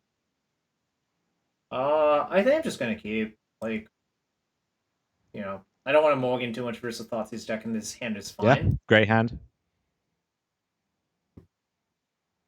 I did not cite any of those cards versus Alpine Moon. I mean, am I supposed to? Like, it doesn't seem I great. don't think so. Like, I think what you should do is try to minimize getting Alpine Moon done turns 1 or 2, right? The problem is Alpine Moon is not good against you in general. The only time it's really good is killing Urza Saga, and often if it's done that, the damage has already been done. So I mean, yes, it is very good right here. I will accept the L if we lose to that. We so can hold on. also, They fetched Basic Mountain to cast Alpine Moon? Or they yeah, just had that Mountain? no, they Okay. drew Basic Mountain, which obviously makes sense. All right. Well, I think the plan we employed last game is not going to work this game for many reasons. If they're not interacting with us, eventually we can E on one and clean up Moon and a bunch of other stuff. Yeah, it's slow, but yes, you are correct. I think I'm going to play Grazer next turn and just play 2 tapped lands, probably.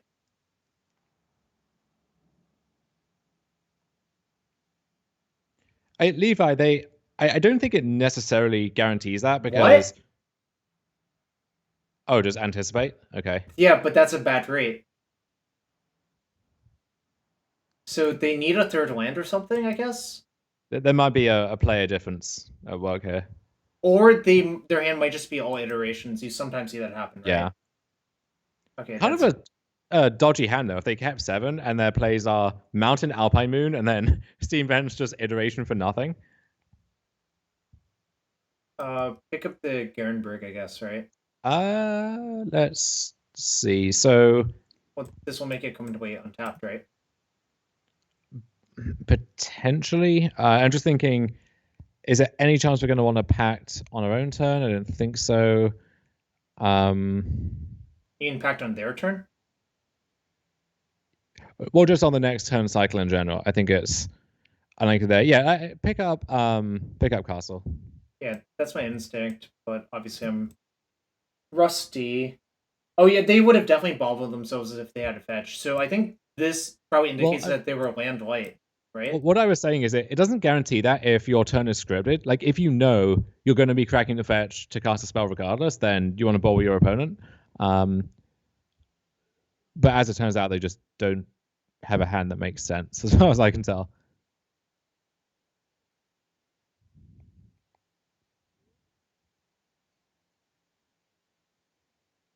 Okay. I think I want to discard. As a Saga that has no tax. But I mean, we have the explosives. That's what I'm thinking about it. I guess I probably still am supposed to discard this, right? I mean, all of our other cards are really good, and we also Yeah. do need lands. So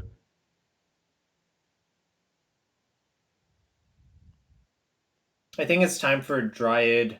That was this actually is really nice now. Yeah, we play Dryad, play 2 lands, and play Relic, and I guess make them eat a card now just for delirium purposes. Yep. But yeah, this is so nice. Did I play the explosives out? Um, Probably not because of Colgan's command. Is my suspicion. yeah, K command would be an issue, and I think if they have discard, that kind of price into taking Pact Hit anyway. So my instinct is no, but I think actually maybe there is a case for doing that. I don't know. Also, Relic is good versus Drown in the Lock, which is like a major key point of interaction that I'd forgotten about. Yeah, it is annoying that Drown always counters Pact, even through Relic or stuff like that. But yes, Pact does cost 0. that is another use for endurance. Actually, is fizzling Drown in the Lock. I'll take your word for it because I can't say I've ever done that or seen it done yet. And I've played a lot of matches in Modern. It's just never come up for me. It's more about having that as a theoretical option. Yeah. Waveboy says, I kept a slow and clunky hand versus GDS in Vegas, and my first draw step was Relic after my opponent went turn 1 DRC. It was 2 free. Wow, this is how the Zoomers win, right? 3 mana, they just picking up Lurrus? Oh, Explosives 4/3. But they cast with 2 colors. So do I even care? Like, it seems like I don't even care. They were supposed to photo black. I mean, they're also just dead, so that's nice. But yeah, I'm just gonna pop the Relic, I think, because all my mana's accounted for. Yeah. This was like kind of a nonsense game. Yeah, this matchup is usually significantly harder than this. So. I guess I cast this first and see if it resolves. You could hypothetically have fun. Alright, well. Am I supposed to use this? No, but the 5th land matters for Valakut anyways, right? So well, no, because you have 4 lands, and you're going to get 2 yeah. more. Okay. So they're just like Omega dead at this point. Omega lol dead? What if they have subtlety? Did they reveal Lurrus? Oh, never mind. Okay. I forgot. Should I just get the double Valakut thing? Or is there something I can play around I'm not thinking of? So basically, if they can't kill Dryad, they're dead a million different ways. So I would get Valakut and let's see. Well, so the real worry is, what if they have Blood Moon? Like, just right? Oh, they can't. They have Lurrus, they're dead. Right? Yeah. No, never mind. They have. And also, they're dead. So. Are they? Yes. Oh, you're right. That's 9 + 9. Actually, it's more, right?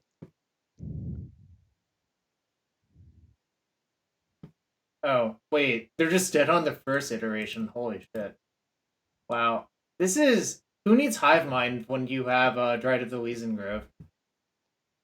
Yeah, Dryad made the deck so much easier and so much better as well. It's really a nice pickup. Well, it's like everything you want, except in the games where Valakut isn't good, then it's bad, I guess. But that's like... I can't even think of a matchup where it's bad. Yeah, right? I don't think those matchups actually exist, so... I guess Infinite Life combo, hypothetically, but like then you just mow all of their stuff down and try to like deck them in a post-board game. Yeah. Or like in those matchups, I remember like having to like... Oh yeah, it was Malera combo where you actually had to like hive mind them. Now I remember. Literally, that was only one.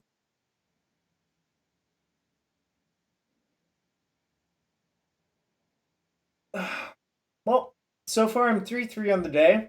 You're 100% to make me win though. It's just good queen data, right? You're the math scientist, Jarvis. I leave this to you.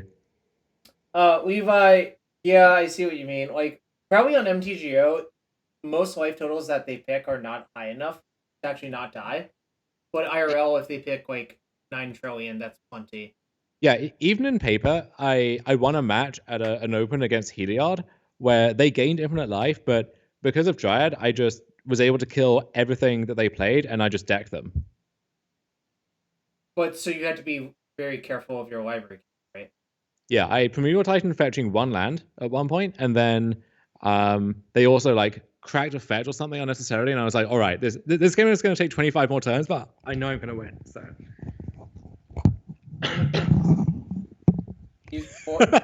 What the hell is that? I don't think he actually means it, but this is an elite Francisco Palisek copy pasta. All right, I'm gonna keep this hand, by the way. Yes. Yeah, I mean, also our opponent's Yorion, so like we have infinite time to do whatever the hell we want, generally speaking. I think one of the big draws to Amulet is I think it destroys these 4-color decks. Like, I don't think it's close, in my opinion. Yeah, Colossus goes a long way there as well. I mean, not only that, their deck doesn't like ever kill you, so you just have enough time to assemble whatever the hell you want, right? It depends on, like, sometimes a fast on-ath start or whatever can run you down. Yeah, but that is a really good copy pasta, I'm not gonna lie. Alright, is this the fast blazing start that you were scared of? Where's the Utopia Sprawl that everyone has cut from their deck? I actually think against Yorion, I might have Saga on 2 just as a slow Saga because it's going to be a little difficult to kill them quickly with this hand, I think. Well, what about the Grazer? What about the Grazer, Jarvis? Oh, I'm gonna play it this turn. Do we even want to do that? I think so.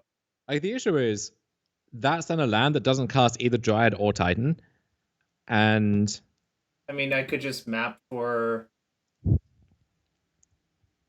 you could, I guess. Oh, okay. Am I mapping this turn then? Maybe, but this is kind of why I didn't want to have to burn the Saga just yet. Oh. So you would have played Valkid on one then, right? Yeah, or yeah. Levi makes a good point that like think how disastrous spreading seeds would be in this spot. Fair enough. Well, that's why we need our secure drive scout in play. I heard you vomiting. Yeah, that card does not age so well. All right, I'll play this on Giant and just say go. Actually, I think it's actually correct because we might have to map for a land depending on what they do, right? God, I guess this is the issue with how I played it. Into bounce land, bouncing cavern, but the thought process is we might need the bounce land to ramp, right? With Amulet, yeah, but like between 3 other lands and Garrison, you're already decently close to just natural turn 3 Titan anyway. Right. So and also Saga can like find a bounce land to help you get there. So I think that was the line in retrospect, but.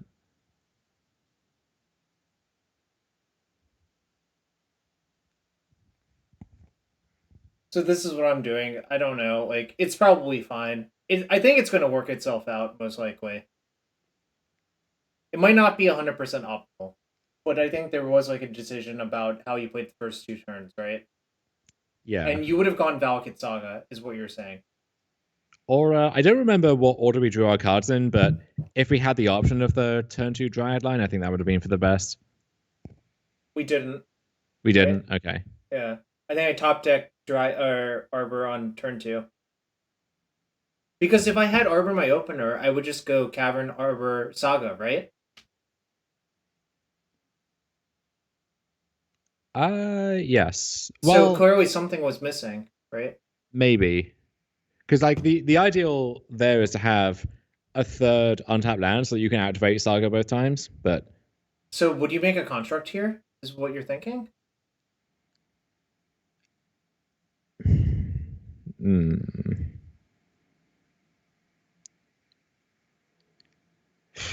Yeah, I kind of think I would. All right. But I'm still getting Amulet, right? Yeah.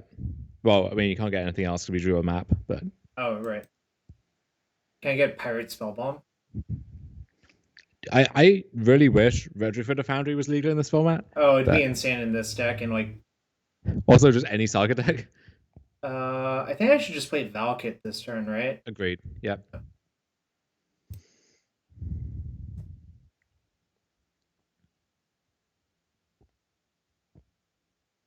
Yeah, the argument for not making a construct is that you get to develop Dryad earlier, although even that is... I guess you could Cavern in the face of Counterspell, but then ideally we want to save the Cavern for Titan, so... A lot of things going on here. Ragrun Triome, one of the key lands in that deck. There are 2 key lands in that deck. And you have a virtual, like, 15 copies of both of them. I know, it's insane. So you basically don't have to draw them if you don't want to. Yeah, it is kind of wild how those cards actually get better in an 80-card deck. Just because, you draw them less often, but then if you need access to them, you can play as many fetch lands as you want to replicate that consistency. It is funny. So I can go Dryad land, map for another land, and have a guaranteed Titan, right? So one thing you could do is Cavern on Dryad or Nymph, I guess. Play the Dryad, play Forest with the expectation of mapping for a second cavern in the face of Counterspell. Like, if you Yeah, think that's what they're representing here. that's I feel like that's going to happen. Okay, yeah. And the other issue is, I kind of think we can get ground out by Solitude Ephemerate if we're not careful. Like, I have definitely won the other Yes. side of this matchup because of that.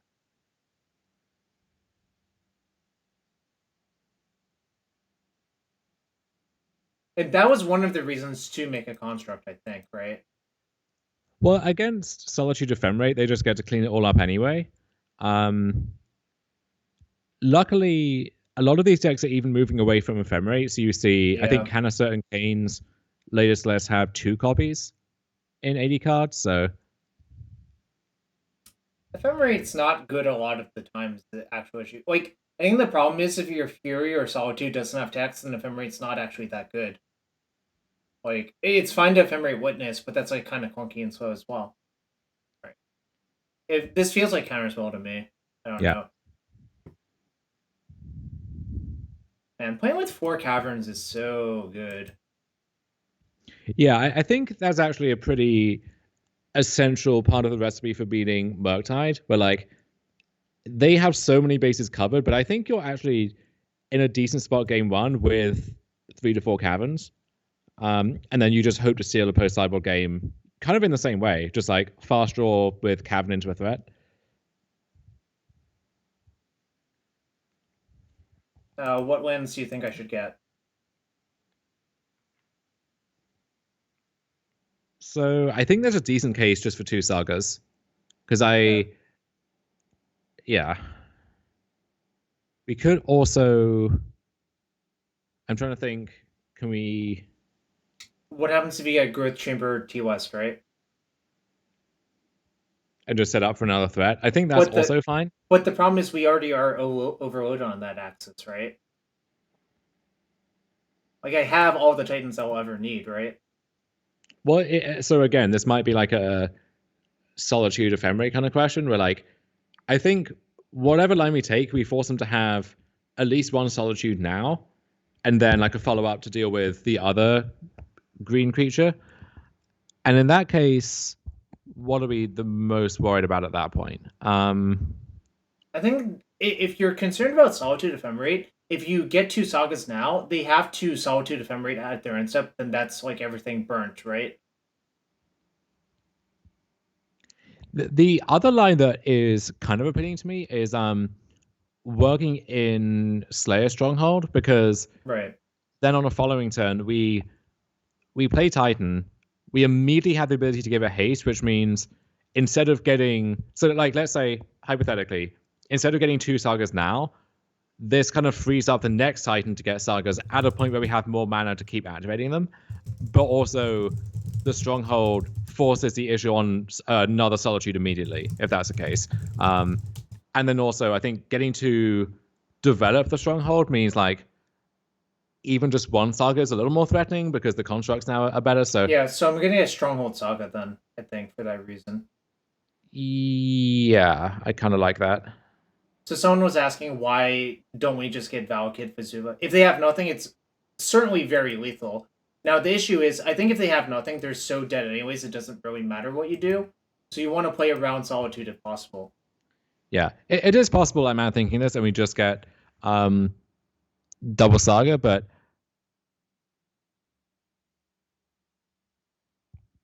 I kind of like this. Like, this really puts them to the test. Like, now even as Supreme Verdict's not very good, like, I don't know. Most of their deck is not good for this situation, I think.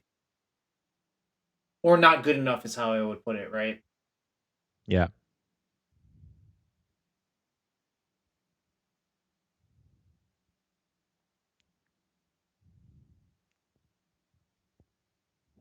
It does, Anarchy, yeah, because the lands, Valakut checks on when it triggers and also on resolution. Yeah, and it has an intervening if you control. So yeah, it'll recheck and then it'll see you have no mountains and the triggers won't do anything. I can just start off by playing the Saga and seeing if it triggers. I don't know if that actually does very much. Well, I'm thinking, do we want to, like, assuming they have to kill at least one of Dryad and the token now? It's possible that, like, post combat, we're going to want to Titan, pick up a land, and replay it in this cycle. So I don't think there's a reason to force the issue just yet. I'll just go to combat and see what they do. Yeah. I think. Because if they let me attack with both, I think they actually just die on board anyways, so. Yes. Like, they kind of have to Solitude at the beginning of combat. I have 1, 2, 3, 4, 5, 6, 7, 8. This is actually 9. Okay, they just have Hardcast Solitude, so we can just kill them second main by just casting all of our spells. Should I just get the cheeky Dryad attack in? You can attack with the other thing too, right? I guess, yeah. But definitely attack with Dryad. Oh, his control. If World Tree bestowed all land types, then you would already see a bunch of World Tree battle controls. Yeah, that would be totally ridiculous. Like, this deck would be even better in that timeline. So I'm just gonna sorry, just real quick. I can pact for a second Dryad to make sure they don't have a second Solitude, and just kill them that way, right? You can, yeah. And it's just the safest thing to do, in my opinion. I don't think they have it. I think they would have just killed it, to be fair, but... Yes, the World Tree would be complete nonsense if it actually did that. It would be extremely, extremely good, right?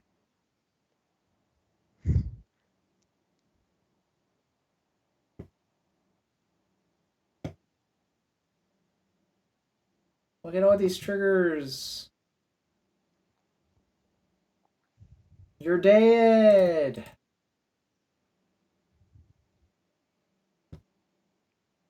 Wow, I forgot how miserable Dryad makes clicking on lands. It's very miserable. Yeah, like, you saw Ari's tweet complaining about Graven Cairns, and this it's like, is just worse. You have no idea. Like, yeah, this is horrible. I think also if you have multiple Dryads, don't they double stack? Like, don't you just have like 10? Let's test it. Can we right click a thing quickly? I can't anymore because he conceded, but alright. Probably this? Yeah, definitely so. Emrakul. Yeah. This is part of why it's there in the first place. Do I want this for spreading seas? Probably not. Seems not very good.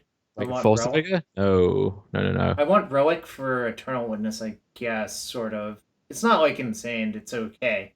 That's how I would put it. Do I want the Bog for that reason then? I mean, we're cutting Radiant Fountain, but we could like upgrade that into a different land. Maybe. Is this even an upgrade though?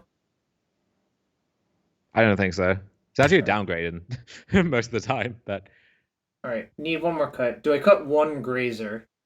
Or... Yeah, I think cutting a Grazer is fine. I think here it's fine. I think a lot of matchups you're not allowed to cut any Grazers, especially Ragavan deck. Yeah. Right. Yeah, I think people cut Grazer a little too often for my liking. Like, even in the matchups where it should be bad, just the burst of speed often is quite important. Oh, we should just use W. That's why. I should have been using W. I forgot. I'm not a W gamer. I'm sorry. Monka W? Box Diamond. See, this is why I love a Burial Grazer. Because it blocks and is a Mox Diamond. Wow, nice hand. Do I keep? See, against Blue White, I snap this hand off. Like, it's really good there.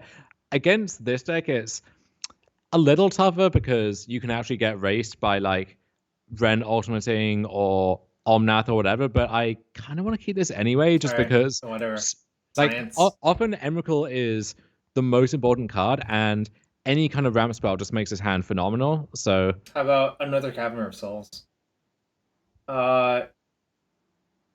I think you play Heath, yeah. Yeah. I don't really want to draw more forests. One forest is enough. Well, I think more importantly, you don't want to let them Spreading Seas just if they need to do that to fix their hand. Yeah. And like, I don't want to lead on Castle because Castle could actually be important in its own right. So. You were very prescient. God, I love Ren 6 Time Warp, but it's very miserable to play against, obviously. Actually, I it love does. that too. Oh, that's actually pretty good. Excellent. Yeah. I kind of wish there was still like a good Red and 6 Time Warp deck. Like to me, when people were playing Velomachus in creativity, that's what drew me to the deck, is the Red and 6 Time Warp thing more so than anything else. So I kind of wish there was a deck that still got to do that, but Which one should I play? Does it matter? uh I don't want to play this one because if it gets Spreading Seas, I think you kind of lose. yeah, I definitely don't want to play Growth Chamber out yet. I think just another Cavern is fine. All right. So we have one on Giant already, and maybe we just double up on. Well, no, actually, if they have Spreading Seas, I want them to, because like if we double up, then Yeah. So I'll just name Dryad then. okay, this works. Yeah, I was thinking, do we want to do it on Beast in case we draw Colossus? But Oh, do you name Dryad or Nymph? I guess that's the important question. there is also a chance that down the line we want to name Eldrazi, just so they have to like Solitude Emrakul instead of counter it. But I see. Yeah, it's possible. All right. They didn't want to bounce our box diamond. It's funny. This is a lot better versus Teferi than Mox Diamond is. oh yeah, or Prismatic Ending. Yeah. Ooh, what does that do? Oh, you love to see that. Well, that just we just kind of get him now. So we'll play Azusa. I think we should wait. Waiting. So okay, so I'm thinking, do we want to? I don't think there's a world where they actually Solitude Azusa, but we should think about the possibility at least, just in terms of sequencing. I see. So you should float a green and play Growth Chamber first, then. Yeah, because I do think we Alright, want to put Chamber into play on this turn. So we're gonna do that, and then okay, I think I would have picked up a Cavern there, but I mean, there are literally no counter spells for this. Oh, they could have Subtlety, I guess, right? What you were thinking about? well, I'm thinking more in terms of like either resetting Cavern or a future Spreading Seas or something. Because at this point, like, what is the Cavern on Dryad really doing for us, right? So now I think I would play Castle. Yeah, I think so. If they Spreading Seas that, it doesn't actually do anything. Yeah, and we want to at least have the option to Cavern on either Beast or Eldrazi. Right. And if they Spreading Seas our Cavern on Giant, well, then we can re-up, and they're kind of screwed. I know, Aquinas. That's what I'm saying. There's like nothing that. All right. Well, I guess people just assume I'm really dumb, which is kind of fair.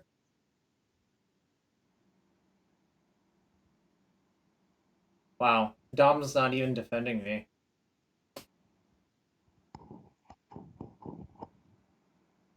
Yeah, like we know the Cavern doesn't solve subtlety. That is not new information. I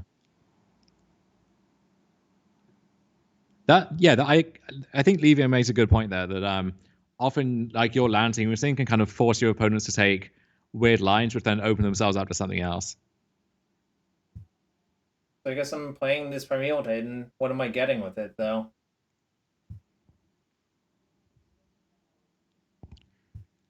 So Ooh, okay, well now does that change things? we can't do both on this turn, right? Yeah, but we can set up for very good next turn. Maybe even we actually could if we have. Well, we can play both if we get like Vestige or yeah, we could get Vestige bounce line or something, but then either way we can't immediately trigger Dryad, so there doesn't seem to be too much point in that, and we're wasting one of the land starts we get with Titan. So and at this point, if we get to untap, then Emrakul's just gonna do them in. So we want to, I think, at least one Valakut. So then the question is, what else do we get? There might be a case for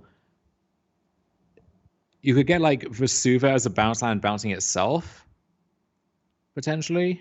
I see, because then you just I think that makes sense. We should also if we need to hit like if we need to hit the emergency break and cast our Emrakul, we only have one land in the graveyard at this point. Mm-hmm. So we should try and work towards, like, we don't want to set ourselves back more than we have to with that in mind. So right now we're at 7, 8. It's going to be 9, 10 off Titan, and then we get to 11 depending on what happens here. Although we could also, funnily enough, if they solitude our Titan and they attack with Omnath, we can block with Grazer, and then that gets us exactly enough to potentially to do that. So that's kind of interesting. But did I misclick and not float green? Whatever.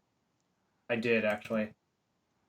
So Valkit Vesuva was the conclusion? Well, I'm trying to think this through now. Okay.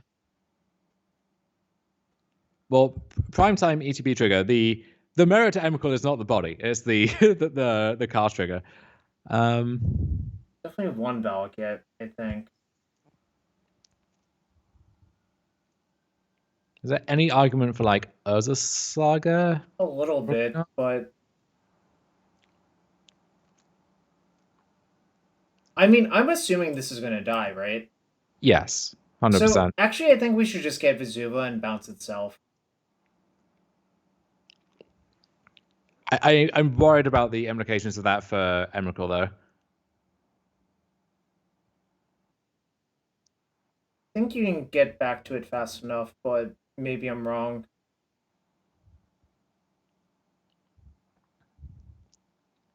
I mean, is there any argument for just like Growth Chamber T-West or something? Probably not. No, because that costs way too much mana to do. Like, all right. So my assumption at this point is Titan's going to get solituded or die somehow, and then Emrakul's going to get solituded. So maybe I should just get Valkit Saga then, is what you're suggesting, right? So what happens then if they Spreading Seas our Saga? So we... Well, they breaks even because it's an enchantment in the graveyard, right? Yes, that's 6, 7, 8, 9...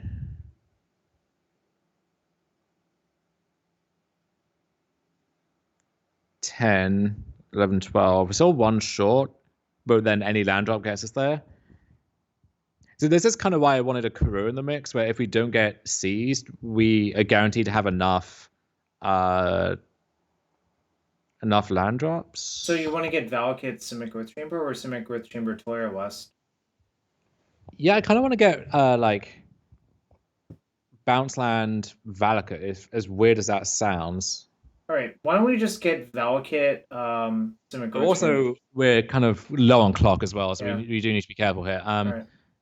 I'm getting those too. All right. I'll pick up Cavern on Giant, right? Yes. So this could be another case of me just like overthinking myself. I guess I'll replay it just in case. We still have this one for either of those. I think we probably overthought it. I think they're going to lose horribly to the Emrakul at some point. The non-Amulet Titan... Yes, Levi, that was my plan. To go to combat next turn and see if they just hardcast Solitude on my Titan. Honestly, they might just tap out and hardcast Solitude on their turn, right? Oh no, there's no reason for them to do that, right? How do you mean? Because they have Teferi. They know everything will work out. Sure. I guess the one reason is if they want to use the mana from Omnath, right? Yes, that's a good point. So they plausibly could do it main phase. They had a different fetch land. Wow. Leaking away the info. It doesn't actually matter whatsoever. Yeah, I think we probably spent all that time tanking, and it's probably not going to matter, like, very much, if I had to guess. they have enough going on that I don't feel this game is over by any means. Yeah.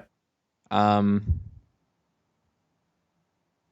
I hope I get to bolt them out with their Ren Emblem. That's what I'm rooting for, Dom. they could have their own. I guess they can't do it yet. But like, their own Emrakul is one of the better Omnath mana sinks for that deck in longer games. Wow, we're so smart. We nice. played around Spreading Seas.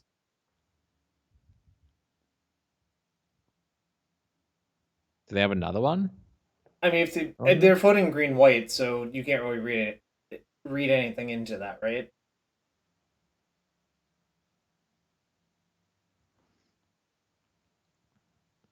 So we have 1, 2, 3, 4, 6, 7, 8, 9, 10, 11. All right. Wow, there was no way to see this coming, Dom. Please attack. Please attack. They will 100%. They don't attack, they're ghosting. Okay. Or they're just smart, but whatever. So I'm Emrakuling them, right? Yes. And we cap on Eldrazi first.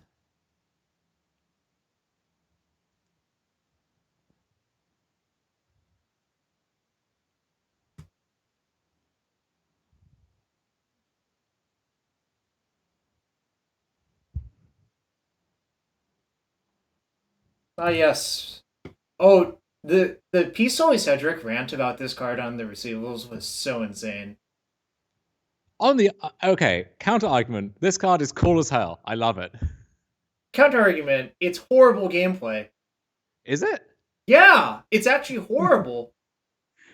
I mean, it's horrible with like Etherworks Marvel or whatever, but then so is everything. No, so is Ulamog. It was also horrible just like in the Delirium setup as well. It was fine. It was fun. I liked it. You liking it doesn't mean it wasn't horrible, Dom. That's the difference. Are you sure about that? Yes, I am sure. Okay. Well, agree to disagree. Great. Oh, they just burned their prismatic ending because they didn't want us. So that means. Oh, that's actually kind of smart. Yeah. Although we can also always just like ultimate Renaissance and then retrace it. So. Yep. Yeah. How much did you play it against you? Yeah. Oh, Dom defending Emrakul. That should have been illegal. I fully agree with that, but I should still get to play it. I think it's the takeaway here. You are Twitch chat, aren't you? Have I told you about the time I realized the Simic Urza deck was busted? Was it when you flipped Emrakul the Promise Sent off an activation? No. It was when I played against Lee McLeod at an open. Yeah. I was playing Tron. I successfully cast Emrakul, and he has Oko in play, and he untaps, and there's nothing I can do. And then he just untaps again and elks my Emrakul. And I was like, well, okay, my flashy 13-drop mythic that devoured an entire plane just lost to a 3-mana, surfer bro. You referred to Oko as a surfer bro? Yeah. I don't know if I can trust you anymore. What archetype is Oko for you? Slovenly Prince. Wait, Force of Vigor had no targets. Wait, can you do that? Oh, it does say. I guess you can. I never realized that until now. Abundant growth. All right, let's see. So, I think what I'm going to do is bounce Solitude with Teferi, put Yorion in hand, use Solitude to do that on the Omnath, and play Witness picking up nothing. Okay, so what I think I want to do here is... Oh, I could just attack with this first. Yes. You can. Yeah. So I want to burn the Witness. What I want to do is, in some order, these are the actions I want to take on this turn. Witness back, ending Renaissance. I also want to burn the Solitude and Omnath, which is easy enough to do. Yep. So the other thing we can do is play Fetch, play Abundant Growth, and respond by cracking the Fetch. So yeah, but you don't actually have enough mana to... Oh, no, you do, I see. Yeah, because we're getting the Omnath 4-mana trigger, and then also whatever the land would be from that. So like Temple Garden or something. Okay, so begin by in response, crack this. I guess we could, if we're doing this, we should probably bounce the Solitude with Teferi first to see what other options we have. But we'll do this after we've done that. So I have to get a green shop source. untapped. Yeah. And I have to be careful not to run out of time because this is very time intensive. Oh god, yeah, just passing priority for both players. Okay. Actually, do we want to? Is there any case for bouncing our own Emrakul? Oh, maybe actually. Kind of want to do that. I mean, I don't get to Solitude their entire board though. yeah, you do. Oh no, you don't. Okay, I'm gonna stick to the pick up original Solitude. plan. Pick up Solitude. And they just drew a land. Okay, so we witnessed back Prismatic Ending. We have 7 total. Okay, we're good. Witness Ending. I'm gonna dome them for 1 as well. I was thinking we have Renaissance shoot Witness, but oh, sure. Actually, wait. No. So because we can attack with Omnath, we should Solitude the Witness so that they can't like Witness back Witness, right? Sure. Yeah. Okay. This is good. So. I forgot how horrible it is to Minesweeper someone on MTGO. Look how fun this is, Jarvis. Aren't you having the time of your life? No, I'm not. Would you believe that I'm not? I refuse to believe that.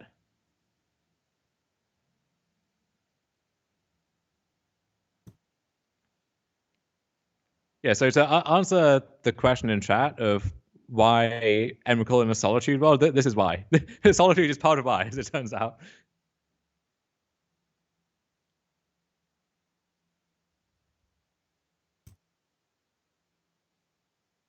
This is so agonizing. I'm doing it pretty quickly as well. Can you F6 for both players now? Yeah. I guess you can. Oh right? no, you. I had to F6 twice. I didn't even write down their hand because like, why? Who the fuck cares? Like, that's just way too much work. Yeah. The thing is, if they draw Solitude now, I don't. Like, are we even ahead still? I think so. Yeah. I mean, if I draw that, yes. All right. I'm just Jarvis, gonna attack them. clap. I'm just gonna see if they're dead this turn because there's way too little time on my clock to do anything else. Yeah. I guess we should have done this pre-combat because then we could get like Stronghold, bounce land and give something haste. But I was not spending enough time thinking about that shit. I'm not gonna lie. Okay.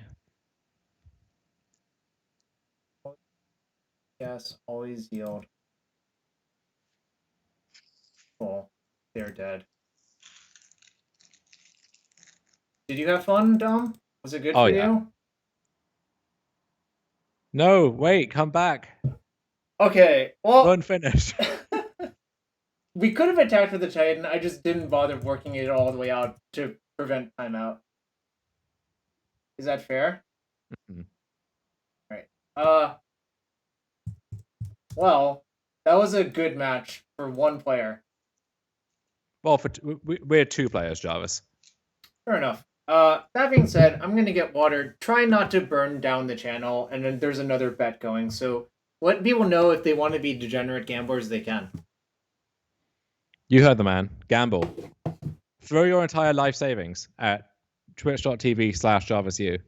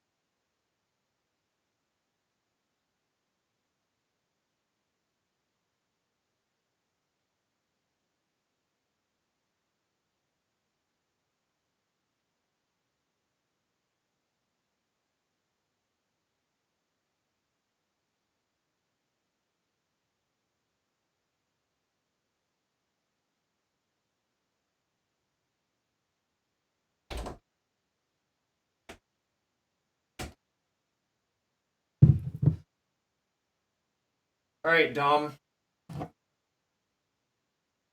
How's your cat? Oh, did Dom go AFK as well?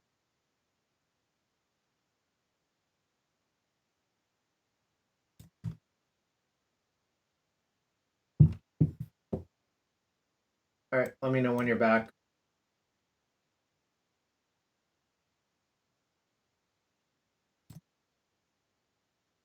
Also, thanks for everyone being here. If you're new here, hit that follow button. That's free to do. If you really want to support the stream and you have a Twitch Prime sub, consider using it here. It's greatly appreciated. Yo, what's up, Jay Ford? How are you doing? All right, we are 2-0 with this deck.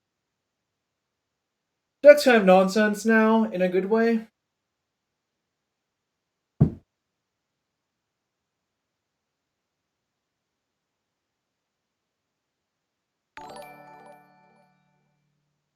Yo, Conan Hawk, thank you. Looklands, also thank you. Hopefully we get some chests from this week. Things would have to go pretty badly at this point for us to walk away empty-handed. Yeah, and I owe people chests, so we can't do that, Dom. J Ford, did I was at Thanksgiving shit. I'm sorry. But we can always talk later if that is up to your standards.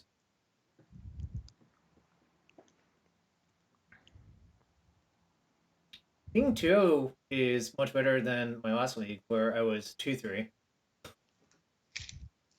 How many hundreds of chests are we? Well, I have 0 on my account right now. I have a lot of play points. I don't have tickets, but... Well. I'm going to keep this hand. It's against a worse deck as well. Yeah, hands like this are Exhibit A for my cutting a bounce land is insane to me, but all right, hammer time, gamer. Let's go. What is this planes? It's from, is that the Moto set symbol? That means promo, yeah. Oh, okay. So yeah, we Saga. Yeah. Saga Amulet go. Yeah. And hope to draw a bounce land. If we draw a bounce land, we actually go bananas. I mean, if we draw a bounce land, I think our opponent's going to die on, like, turn 3, right? Yeah. We could also, so if we draw second Amulet, then Saga could get map instead. Or then also, if things get weird, we can, like, double castle, potentially. What does double castle do for me? Well, if we find another green source, but it would kind of have to be God, not I want forest. this person to get Ren so bad. That's not what I want. Not by us, sadly, but you know. So Probably just Cavern on...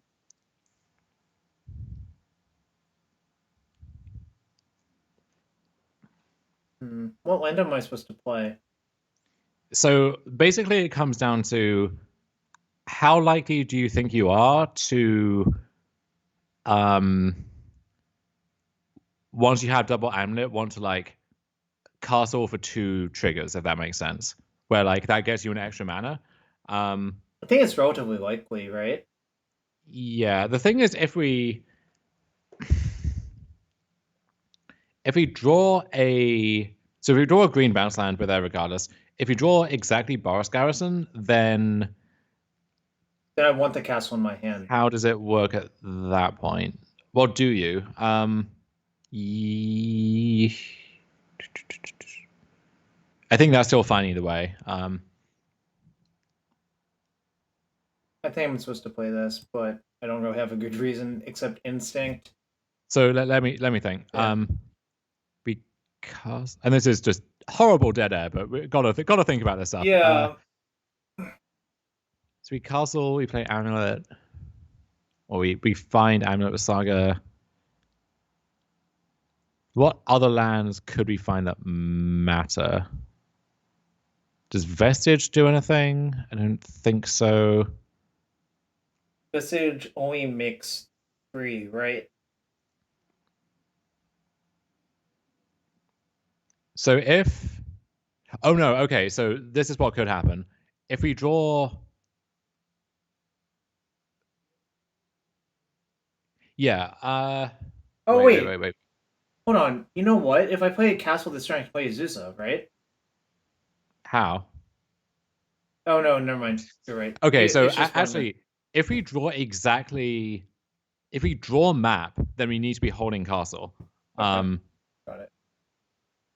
Oh wait, no. That's still dumb. Great. Okay, it does. Whatever. Just play the castle. It's fine. Okay. Oh, well, I was gonna play the cavern, but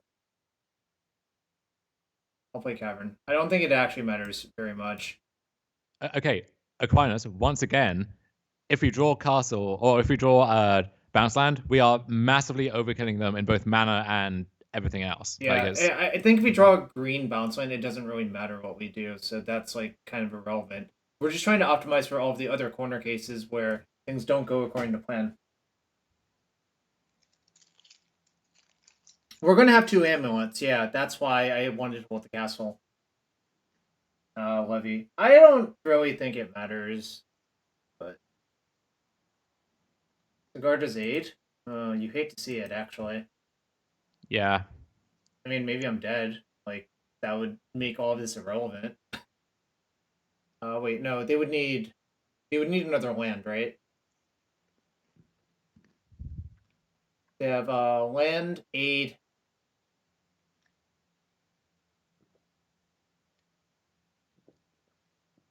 What is this? Okay, okay. Hello? Excuse me? I see. Thought it was trying? Okay. So they're just trying for max looks at hammer next turn, right? Alright, come on, deck. Give us green bounce land, please. Hiya! Fuck. No, this is wait.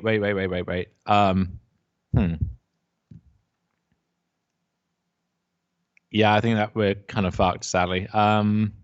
Maybe they just won't find it, right? I think I'm supposed to get map. I mean, we can get map. So we draw. Hold on. Yeah, we're one short even if we find third amulet. Yeah. Sucks. Yeah, we're kind of like one short of doing anything however we slice it. Like 1 mana, 1 land drop. And there's no way to pick up the castle again, obviously, which is the problem. Otherwise, you could like desperate ritual into your thing, you know. Yeah, the problem is like we actually had 2 draws at it, right? Because we drew Colossus and Vigor, so that should actually be a 2. So I think you should actually be like above 50%. Also, if you just drew those 2 cards in the other order, we'd be fine because we would have enough to do everything we needed to do on this turn. Yeah, I mean, of course, like that's how it. Oh, the odds of our opponent killing us, of course. That makes sense. I'm getting map, right? Like it seems illogical to do anything else. Yeah, I gotta get map. Play this, play that. I guess I could play Azusa as setup as well. I think Dryad instead of Azusa. Okay, sure. Wait, do I have enough mana if I do that? For what? I'll have infinite next turn, right? Actually, there's like a scenario where that's actually doesn't work very well, right? Well, no, it's what you don't want to do is play Azusa, have to block with it, and then you don't actually have enough. Oh wait, no, you still do. You're fine. Okay. Because when you have double amulet and a bounce land, Dryad is +1 and Azusa is plus a lot. So yeah, just play Dryad. No. I mean, I'm dead to a hammer no matter what, so I'm not going to worry about it. Yeah, you're dead to exactly hammer, and I guess you're dead to land Stoneforge as well at this point. Fuck! They gave us a turn because they have these shit Dark Confidants in their deck instead of Steel Shaper's Gift. Or Core Outfitter, Giver of Runes. Giver of Runes Ingenious Smith. and Giver of Runes I do not believe is particularly relevant for it. That's kind of tilting.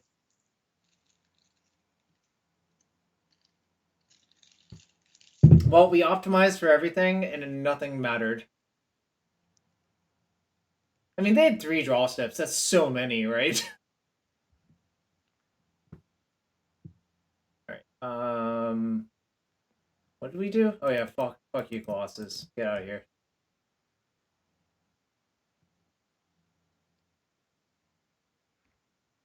There's so many cards. We want explosives too. Oh, I thought I clicked on them. Alright, I need to cut 4. I guess this was your issue, right? Kinda, yeah. I guess cut the second Azusa. Sure. I don't think it dies very often, so it's fine. And then I cut Radiant Fountain because it actually does nothing. Yeah, you can cut like at least 1 Cavern of Souls, probably. Maybe I just cut 2, yeah, and then yeah, cut like you kind of want to have enough green sources for Grazer is a thing, but 6, 7, 8. Oh, I guess it is kind of low. Is map I guess map is good.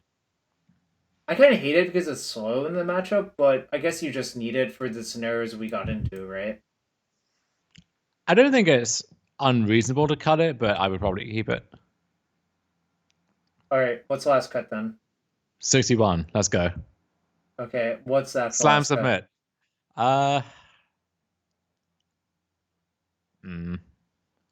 You could get away without second Valakut, I think. Okay. Interesting. I wouldn't have thought about that. I probably would have just never thought to cut that card, but it sort of makes sense, right? Because you need Dryad.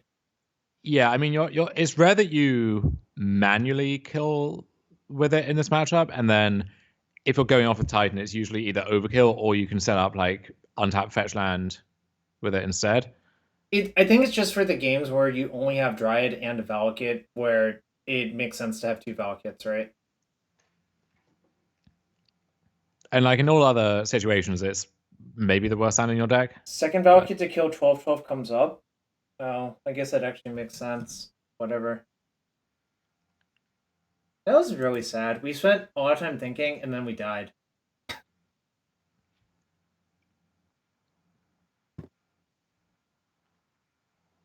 Really don't think Dark Confound is great in that deck. This is not it, I think. I think I should just snap Maul. Yeah, it exposes buys you a lot of time, but I think you can do better. Agreed. This is a lot better, in fact. No, I don't know about that. Really? I mean, it's a turn 4 Titan, as it stands right now, which is not impressive, but I think you keep it still. Well, what do you want to ship, I guess? I think Growturf. Yeah. It's Growturf or Cinema Growth Chamber, but Growturf is worse than Cinema Growth Chamber. Yeah, there is a case that because your Ram creatures die not that frequently, like you could just put back, let's say, Azusa or Dryad. I thought about that, but the risk is Thoughtseize. Yeah, I mean, Thoughtseize, I think, would probably take Summoner's Pact regardless, but... You don't know that. People are maniacs. The last opponent I played Thoughtseized my Dryad and then died to Titan. That was the Hammer opponent where I got pretty lucky to win as well. Yeah, there is also a case that with 4 Fortificate in your deck, just having a redundant green card is nice. Yep. This is scary. Well, they can't turn to us because you would have to have Aid plus Activate plus Hammer next turn, right? But this is regardless pretty good versus us. Alright. If you're the opponent, what do you take? If they took Dryad. You obviously take Pact, but apparently it's not that. Apparently not that obvious, but...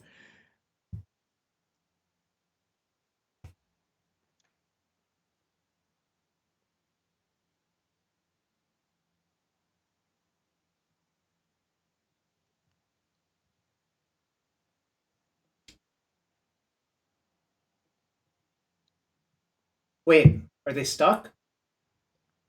Ooh, they're kind of stuck.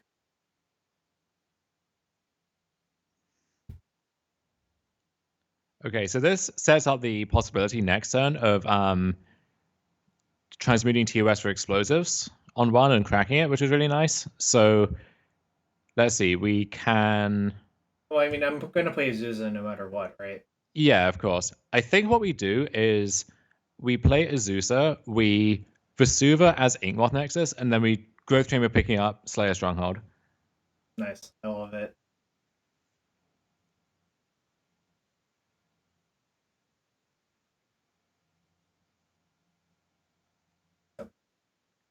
And we can always just like play the Titan next turn if we want to as well. We'll see what happens though. Like if they play Sigarda's Aid, it's probably just correct for us to transmute for explosives and play it, right? Oh, And 100%. activate. Yeah.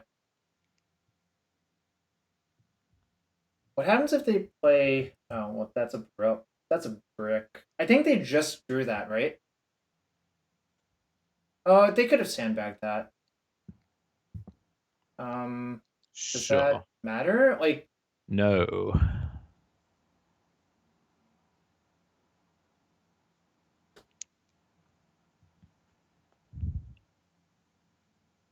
you just want to play Titan?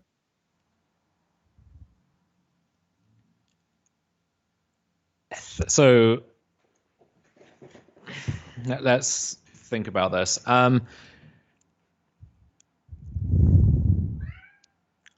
So if we do that, then they're going to have 3 cards, which becomes 4 cards. They have 3 mana. They only have 2 cards. Right, but we're not going to pay for a Sentinel, right? Oh, true. So what's the worst they can do with it? I guess if they have Aid double hammer, then we're screwed. Well, Aid one hammer kills us, right? Well, so they would need to. They would also need another mana source. So it would need to be like mana source. It would need to be land Aid double hammer because they didn't have enough just yet for Nexus. So the thing is, like, if they had, unless the one piece they were missing is Aid, and then they top deck Aid, which we're giving them another look at it, sure, but I guess Paladin on the same basis would work, and like they're decently like to be holding a Paladin, I think. Okay. Or actually, are they? Well, now that I think about it more, well, hold on. But like, let's say we put Titan into play. Where does that actually get us next turn? Because we have to pay for Pact. We can hold up a Nexus block, right? And then we attack. We fetch 2 lands. But how much closer does that get us to winning versus doing all of that in the future? Yeah, I think just killing all of their stuff actually is better this turn. Yeah.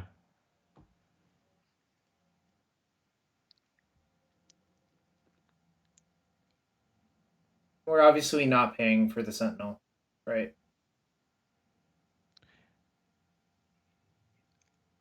Yeah, I don't think it makes any sense. Someone mentions Pact for Oof, which is kind of interesting, but I would worry about, let's say, you just lose the Sigarda's Aid then if you do that. If they find a white land. Also, we can block that Memnite all day long. I mean, this still is bad against land aid hammer is the thing. But their cover situation is quite bad now. Sure.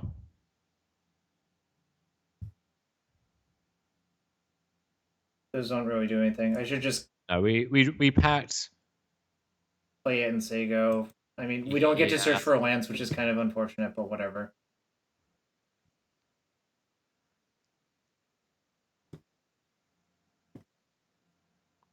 I mean, if we get to untap, they are going to be horribly, horribly, horribly in bad shape, in my opinion, right?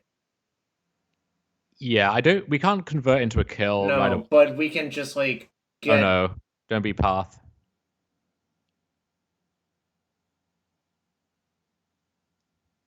It's just a Springleaf Drum, so their hand just kind of sucks, right? Maybe. I guess so. So they're just activating.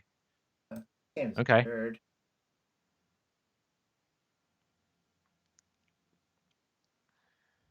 Wait, that's not lethal because you can't double No. do that. But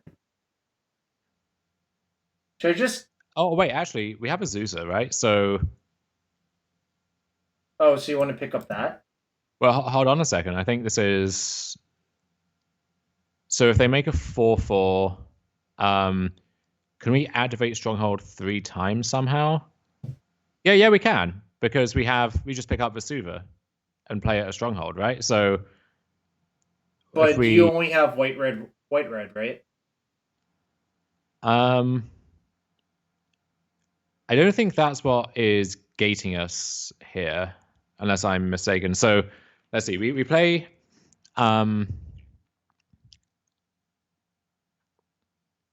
do the math. We play Amulet off Nexus. Mm-hmm. We play Garrison for the first time. That's 2 mana, down to 1. Play second Amulet. We then get 4 more mana. And so we can activate twice then. And so we enter combat with just Slayer Stronghold untapped. And then, okay, yeah. So we can't. Is there a way to get a Garrison untapped heading into combat? Is the question. And also do that 3 times. I don't Yeah, I think there think is. it. I don't think it works out. I think It's basically you're just one off in all the scenarios, right? Yeah. All right. So wait. So Yeah. with this in mind, what else do we want to do? So one option would be get Ghost Quarter Bounce Land, pick up Ghost Yeah. Quarter, and hit Saga. Well, why don't we just play Amulet and do that instead?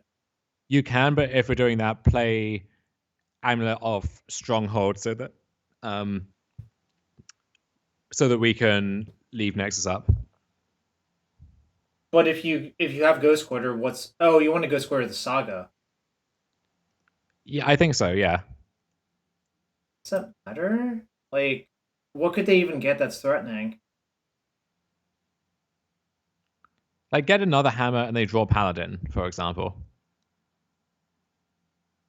I guess so. Um, how do you want to do this? Play Amulet off. So this would be play Amulet off Stronghold. Yeah. Okay. And then, I mean, you might be right. It might be better to Ghost Quarter the Nexus. That's what I'm thinking. So in which case I should have like played it off that, but whatever. So, and we've used our T West. That actually is a pretty big deal, I think. Yeah, that's why I was not like we cannot Summoner's Pact again this turn. Okay, so with that in mind, we're kind of having to manually uh deal damage. So part of me does want to activate Stronghold at least once. Yeah, I'm going to. I'm going to just play Garrison, pick up Stronghold, play Stronghold, activate once. I have white red floating, but it doesn't matter. I'll just let that. I'll play another Okay. Amulet and let that empty out. Okay, sure. Yeah. I didn't check for this. There's no way to like for us to lethal them with Inkmoth Nexus, right?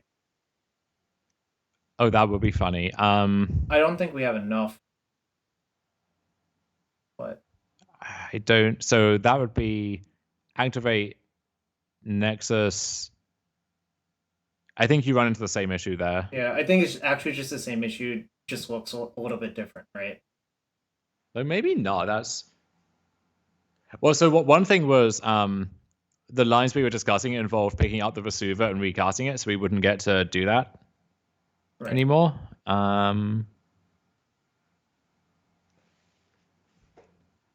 There might be a nice puzzling slot to go back and revisit once the game is over, though. So we're actually going to be low on resources. Am I supposed to just get like Saga Ghost Quarter? Is Saga better than? I guess Sunhome would be another option. My Titan is going to be dead. Oh no, it can't be dead. It's I see. Yeah. I it should can't just die get. here. I should get Sunhome Ghost Quarter then probably. Yeah, definitely Ghost Quarter, and then is either Sunhome or Saga, and I guess the question is if Titan were to die somehow, because we can always get Sunhome off the attack. Oh, then I think it's better to get Saga. In which case, probably. Saga, yeah. I don't think they have anything for it because, like, they would have killed this Titan if they could by now, right? I have to think so, yeah.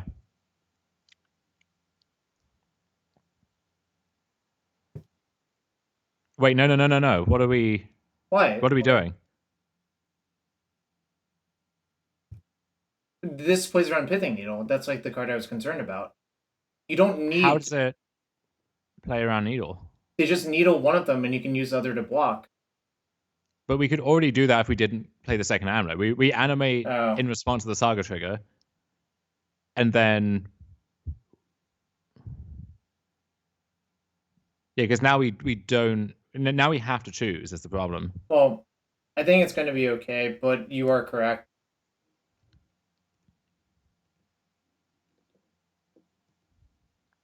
Also, I think they have to needle Sunhome probably now if we've gotten to this port state. They got Shadow Spear. Like, if they needled Sunhome, if they had the foresight to do that, we were actually in kind of a rough spot, right? Right. Because now we can't beat the constructs in combat. So this is part of why I wanted to Ghost Quarter Saga. I see. It's like, okay, it represents a wider range of possible outcomes. I see. Okay, I did not get to that standpoint. This is how I would put it. But does that do anything? Yes. 1, 2. So I can just play the Titan, haste it, and then I can get.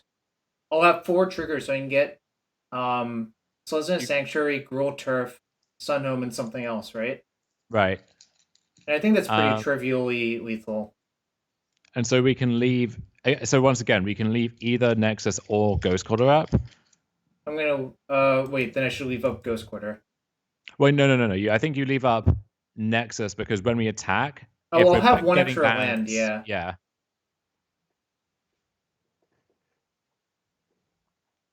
Wait. Oh. No. We're still good. Okay. I have shoot. Don't scare me like that. No, what I'm used to doing is resolving the trigger. If that makes sense. My muscle memory is like F2 the trigger. But thankfully I have a stop right there as well. I forgot, basically we got Torque Orbed right there. That was kind of bad. So I just get Sunhome in the lands and they're pretty dead, right? Yeah. Don't get wait. Don't get Sunhome on the first activation because we're not going to have mana. Oh, sure. We're going to lose an untap there. So I'm supposed to get these 2 on the first one then. Yes. Correct. You're right. And what lands am I picking up? Does it really matter? I can pick up the Ghost Quarter, actually. Yeah, you're picking up Ghost Quarter.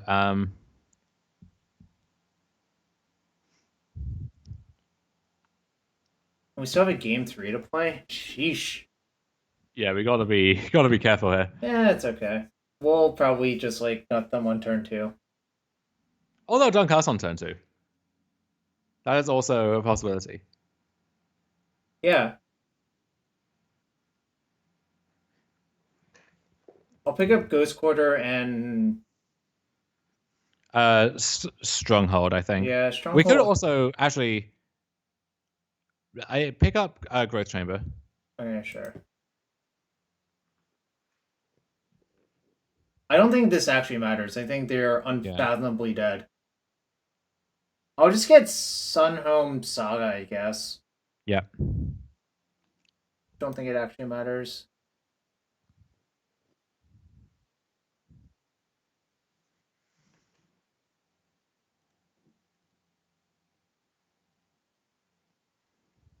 Oh, I actually stacked it wrong. That's funny. You're actually supposed to stack the Saga trigger on top. Yeah, it does. It's one of those mistakes that like you make once in a high pressure situation, and it's like, oh god, never doing that again. What is 28 minus 8? Is it 20? Yes.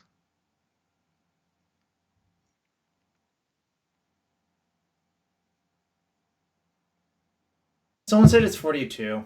They've watched too much Hitchhiker Guide to the Galaxy.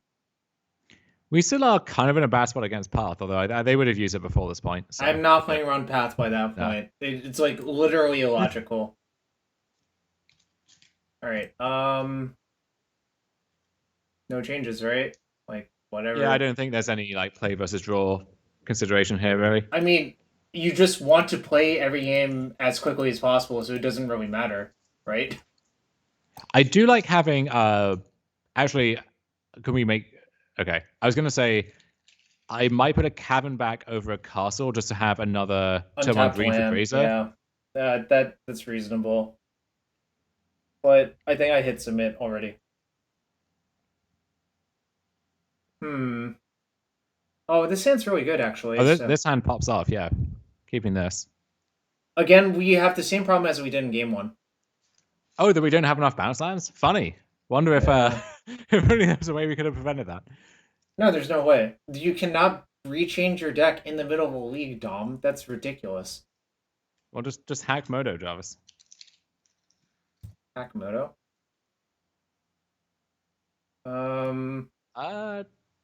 So let's see. Probably still play Saga first, actually, right? I guess if I draw Grazer, it kind of sucks. I like Castle here, I think. All right. I'm going to just turbo most of my decisions. Yeah. Because, like, 7 minutes is not a lot. Yeah, basically, I don't think our hand is likely to develop to where we could turn 3 Titan off the amulet that we found with Saga, and especially if they have another authorities. I think this is a game where I'm going to beat them up with constructs. Yeah, this lets us actually play a more stable game if it comes down to that. And also, when you see they take Amulet with the first one, you are like 99% sure they have another discard spell, like Shop pointed out. Like, because it just... I don't know about that. I think a lot of people... I mean, the deck's called Amulet, Jarvis. People, so what are they meant to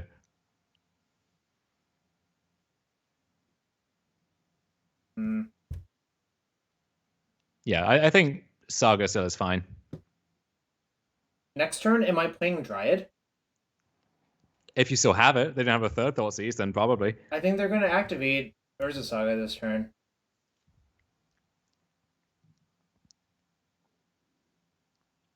Yeah, that's kind of scary. Is that scary? Well, the Nexus just represents... Okay, I think we're in the clear now, probably. So... we played Dryad, and then thinking what land to get.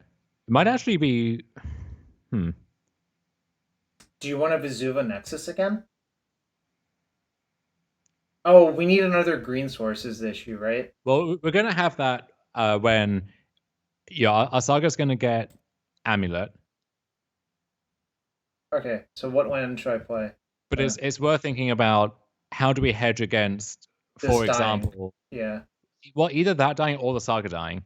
Like, if they... let's say they have Seal of Cleansing or Cathar Commando, they could quite plausibly just pop off the Saga.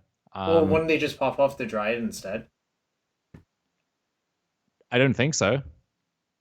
Not necessarily. So, how do you want to hedge then? I think if you're worried about that, I would just Sanctuary picking up Saga then.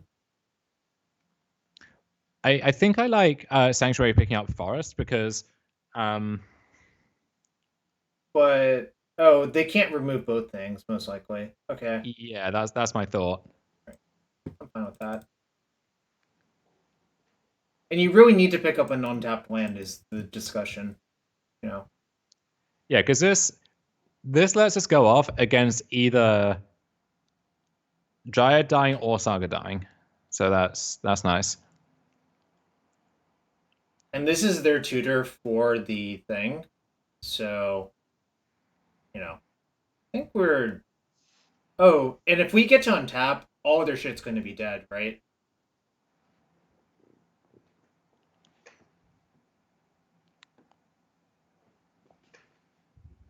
Sure seems like all their shit's going to be dead, right? Because... did we sign out of Valakut? Did you trick me? Oh, shit. Actually, I think that might matter here.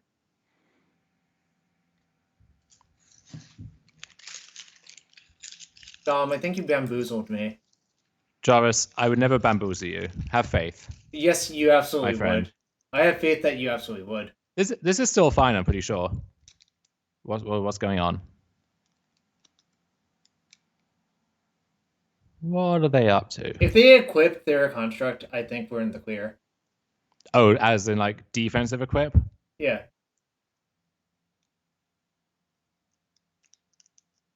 It's also kind of nonsensical to do that, I think. But, you know, that's a completely different story, right? Maybe Stoneforge? Or Hushbringer. Hushbringer actually would be a little interesting. It is This is Seal. Seal. Okay. Wow. Are you really smart? Jarvis, I think I'm really smart. I think I just have a fucking gigantic brain and okay, so Forest. Force, Saga, Titan. Forest, Saga, Titan, yeah. There's nothing else you can do. And then I can tutor up Valakut plus something. Worth noting as well that with Dryad in play against like a Seal or something, you can play Saga and then normally they could kill Saga with the first trigger on the stack to deny mana, but Dryad lets it tap anyway. So just a neat little trick there.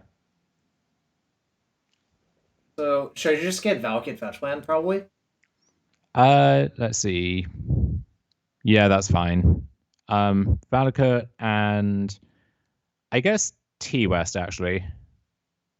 Okay. Wait, whoops. Just no. because Yeah. just like if we untap we're good regardless, so I'm gonna just kill one of the constructs, I think. yes. Doesn't really matter, I think. I just don't see the point of doming them because, like, if we get to untap, we're gonna win by so much, right? Right. Yeah, I don't think there's actually a way we can die from this spot. Because they can only With draw 0 one cards. card. Yeah. Yeah. All right. Whatever. I just won't even attack. I'll send them a message. The message is I don't need to attack, right? Yeah. Even in the worst case where they draw they crack clearing and draw aid and hammer, we still just get to block, so we're fine.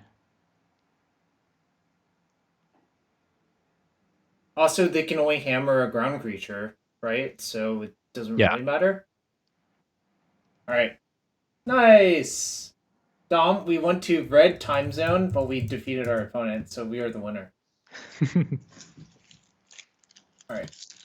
Let's try to turbo these last two matches out. Yeah, worth noting, I joined the stream already doing better in this league than we did in the previous one. God damn, I knew you were going to bring that up. I knew it! I knew it! I mean, I'm just saying what all the people are thinking, Jarvis. I knew it because you cannot resist playing Geeks on your good friend who Stony silenced you. Or was it Kataki? Whichever one it was. Yeah, Levy, you can take credit too. Anyone who wants to take credit, you can absolutely do so. Do you remember which card it was? Was it Stony Silence or Kataki? Oh, it's Stony Silence, Jarvis. You had one in your deck and you drew it because just new blocker and yeah. Like, really, look, it says 22 PT attendee. That was your, what, I don't know, 16th PT or something? That was my first. You could have gone easy on me, and you didn't. Yeah, I didn't come here. Ended my whole career. I don't think I did, actually. I think I helped launch it. Wow, okay. This hand is terrible, right? Yeah. Can't keep this. Actually, oh. Well, I can't keep this one for sure. We could keep and see what happens. We're on the play. I know. No, I... All right. Well, I guess I'm keeping this one. I'm shipping Valakut, I think. No, I keep a Valakut just in case we work towards Dryad. I think Valakut and Vestige. Okay, I can buy that. So I'm just Forest Grazer something. One of the two tap lands for sure. I think Valakut. Yeah, in case we draw an Amulet or something. In case we draw like Amulet into Azusa into Titan, right? Something like that. Ooh, another hammer opponent. You hate to see it. Okay, I'm sort of prescient, I guess. Yeah, so even after all of that, you know, we now have outs towards Titan on 3. I bet we're gonna draw Cultivator Colossus and feel horrible about it. How do you feel about 7 mana 4/4, Dom? That was scary. Their hand's really good. Like, I mean, I guess you're allowed to mulligan. That's what London Town's for, right? This is natural Tron with no win con. That's actually a good comparison. We're basically Troned, right? Damn. I guess I play this in name. Doesn't really matter what I name, right? Help me, Obi-Wan Kenobi. You're my only hope. Beast. Beast? Yeah. Just send a message, right?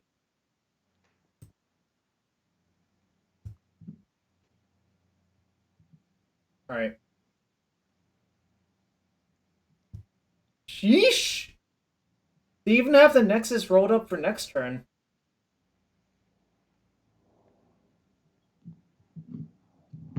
Are they going to Shadowsphere their Stoneforge?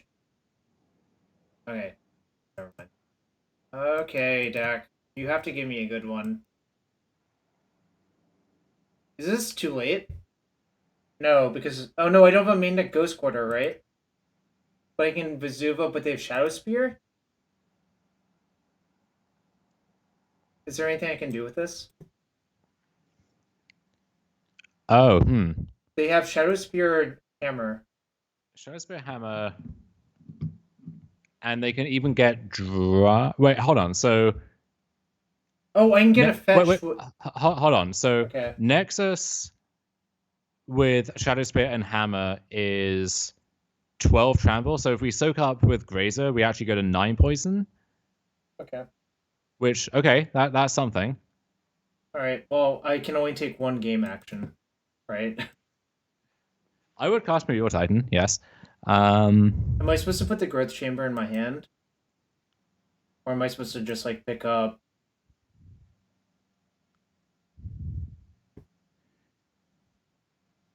I don't know. So I think, let's think about this. So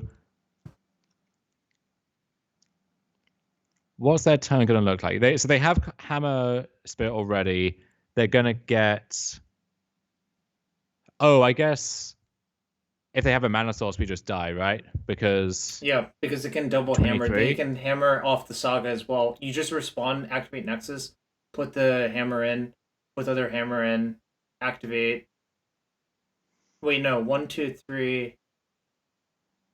Okay, well, it looks lethal to me, so... I don't know. Probably just going to pick up Cavern, but I don't think it matters. Pick up Cavern. So yeah, almost certainly dead. How can we set up for a following turn? I think Shop is right that TOS and Pact is probably ideal there. In which case we kind of mistapped. Because we would rather have the ability. Yeah. Yeah, we would want the ability to get a non-growth chamber bounce land as our other land there. Wait. Okay.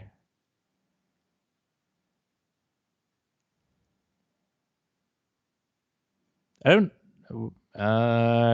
know about this.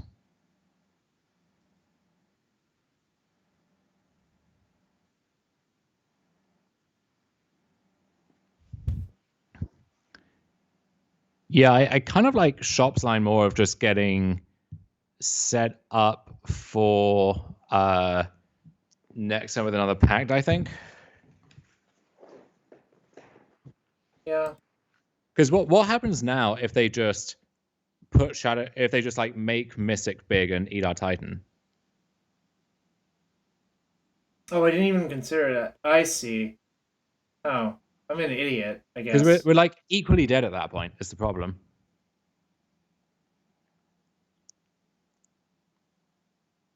Alright, well, maybe they'll miss it. I see it. I finally understand what you're talking about now that I've gone through all this. I don't think they're gonna do it. I don't expect them to do it.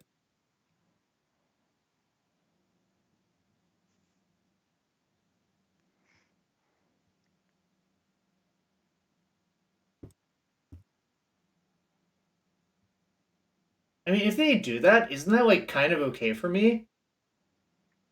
Because like then it's just a big mistake, and we can work around that eventually with. Oh, I guess only having one Twitter West is coming up again, right? Uh, well, maybe. Is that the last mana they need? They just Paradise Medal at instant speed. That I love it. That is I so sick. I And hate yeah, it. we're dead, but No, I mean, maybe they'll fuck it up, right? Like you might as well just see. oh yeah, just F6 and see what happens. Well, I'm not F6ing because you got to keep them guessing. All right. Well, they know their deck because you just get the hammer there. The aid auto equips, and you play another hammer, and then you play Shadow Sphere off the Stoneforge, and that's I Uh, believe. hold on. I mean, they might just have another hammer in hand, but Wait, they got a second Paradise Mantle?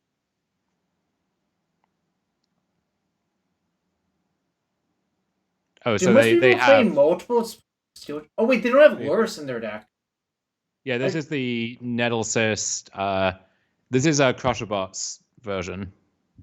We're getting crushed by Crusher Bot secretly, right?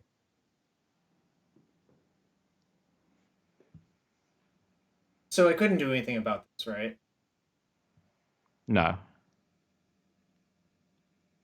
I didn't even realize the no lures thing until like I clicked on that, and I'm just like, wait, there's no like one in the correct zone. Wow, that was a fierce hammering. Someone loves you. It's your cat. Your cat loves you, Dom. I don't know if he loves me or if I just feed him. The two are like kind of similar, aren't they? All right. God, we've been running into some matchups where Cultivator Colossus is quite bad. I wouldn't say it's even bad in this matchup necessarily. It's just like, especially in sideboarding, when you have to cut stuff, everything else is more essential. Right. But yeah, we have not resolved a Colossus yet in this league. I didn't resolve one last league either, so I'm just like Hmm. kind of looking at it suspiciously now. What else am I supposed to cut? One is Urza? Is that what we agreed on? Yeah, one Azusa, and then we cut the second Valakut, which No, I'm cutting a second cavern. Oh no, I'm okay. still at. Do I cut a third cavern? Probably I not. no, because you need a certain number of turn on green sources, I Should I think. just cut the third castle then? Yeah, I think that's fine. Well, actually, one thing I've been doing a decent amount in certain matchups is cutting Sunhome. Um, Isn't it good like, here? well, it means you don't have access to like the turn two actual nut draw, but it's more for matchups where like you can't rely on attacking the first time because of stuff Oh, like got Unholy it. Heat or Solitude. I think I That would leave it in here. that makes more sense. But here, I think what's so likely to happen is you get into a game where you actually have to race. Then it doesn't make any sense to cut one of your Yeah. best racing tools. Also, you haven't lived life until you've activated Stronghold on your plant token after attacking through Ensnaring Bridge and Sun homing it like 5 times in a row. See that never came up for me. It was But literally only I versus wish I had. Lantern. Also, this hand sucks. Yeah. Oh, this hand has potential. This hand is good. Kind of want all of these cards is a thing, but But you have to ship one. yeah, I think I kind of want to put back Grazer. I also want to put back Grazer because it's the Yeah. card that, like, I mean, in an ideal world, I would keep it, obviously, but the problem is I don't have enough resources to maintain everything. You want all of the lands, you definitely want the FOV, and you probably want. I mean, you need both of these then in that Yeah. scenario, right? Our opponent's going to Again, 5 at least.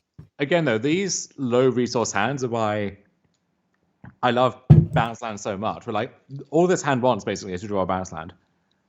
Yeah, I mean, bounce lands are good when you mulligan. Bounce lands are also good in RGD draft.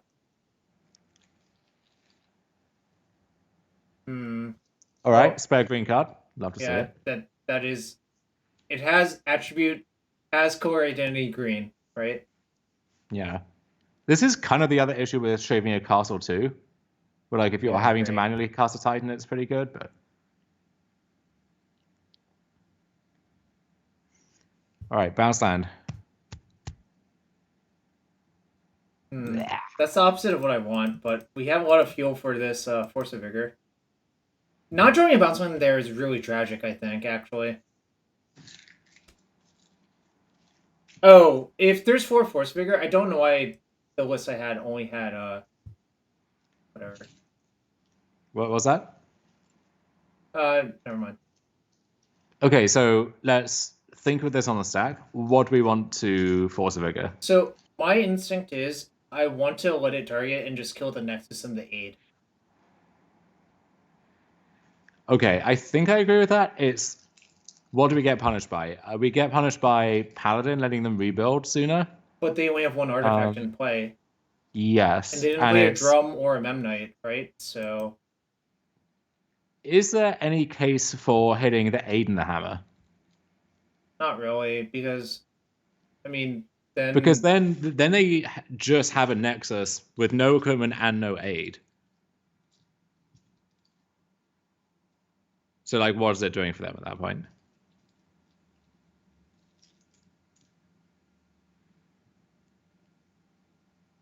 It's one of those spots, but I think you can kind of make an argument for any combination of options. Yeah, but... I'm gonna do what my gut told me. Okay. But obviously, like, I think this is like very clearly not wrong, so I want to do it.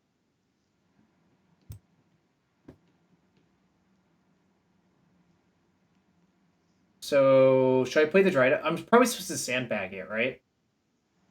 In case I draw another FOV. Oh yeah, don't play the second Dryad. Should I attack? Should I stronghold attack? Oh, stronghold attack? Yeah, for sure. You love to see it, right?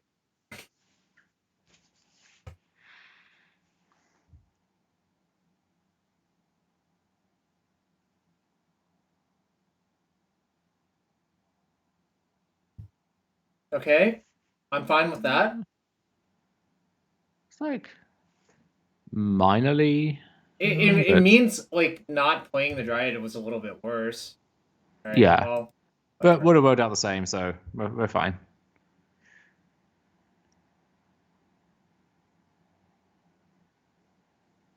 Okay. Yeah, this is kind of what I was worried about. Yeah, and see now we're just in. We have to chomp this Mystic now. All right, you win, Dom. You win. To be fair, like if we had let them keep Nexus, we would be. I guess we wouldn't be actually dead here, but. Oh, they did it! They did the thing you're not supposed to do. Did what? They got their Stoneforge killed by moving it over. Oh god. That's all good. Anyway, I mean we're dead, but yeah, I don't think we drew well this game. Like, in fact, I would argue we drew almost as poorly as possible. Maybe. All right, last match for the day. How are we alive one more turn? They activate. The Pure still has equip 0. Oh, no, I see. We're not actually dead, but we're just mostly dead. Oh, no, they just activate again. That's right. Yeah, no, I was right. Yeah, layers. The answer is always layers. All right, Dom. You couldn't carry me to the 5-0. You couldn't trick me. I suggested a line where we wouldn't have died, but then we would have died the next turn probably anyway. So, you know. Yeah, Levy, the way this person played, I think they played very crisply, so I'm not even like obviously I could have wasted like 30 more seconds of my life, but you're technically correct. This is one of those matchups, by the way, where the Khan version does pick up a lot of accidental. I understand that. It's so much better to be the Karn deck in this matchup. I thought you were not very high on Karn, generally speaking, though, right? I don't love it, but you have to fill in those last few slots somehow. Do you? Kinda. Like we have a bunch of dead Colossuses in our deck. There is upside to making your opponent think you're a bad player sometimes, yeah. Well, I do that by just playing badly. So yeah, I also do that by playing badly. So I don't know. It's not very interesting. Our opponent's username is Delve3. No card has Delve3. This hand's pretty good though. Yeah, I think I agree with you. There should be like one more bounce land in this deck. Is it another hammer opponent? hiya. I don't like this matchup. I don't think it's particularly good. Yeah, I started from the view of this matchup must be really bad and it's a reason not to play Amulet. I found myself I was like winning it a lot, and I think it's pretty close. I put it in the bounce land because we have another one, and you want to put the blue ones in because of transmute, generally speaking. Like it might be a case of you would rather be the deck on the play than get your deck choice, if that makes sense. Sure. I do also think that like the Urza heavy lists are a little better there just because they have more raw speed, and then like whether they have Thoughtseize or not matters a lot too. So it's okay. So we definitely want to play Castle.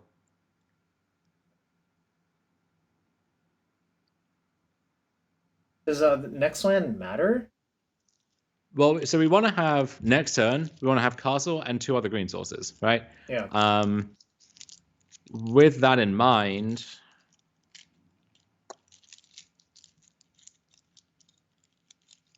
maybe Radiant Fountain, because I could see a world where like yeah, I see what you're saying. Yeah. And then I'm just gonna play Forest next turn, of course. Yeah. Do you want to block with Grazer? They attack? Probably have to. Do I have to now you don't. Okay, if this is what's going on, I feel fine about my shots, right? Also, I'm gonna block now. I guess we don't even die to double thing on the Ornithopter, so we might be in a fine spot.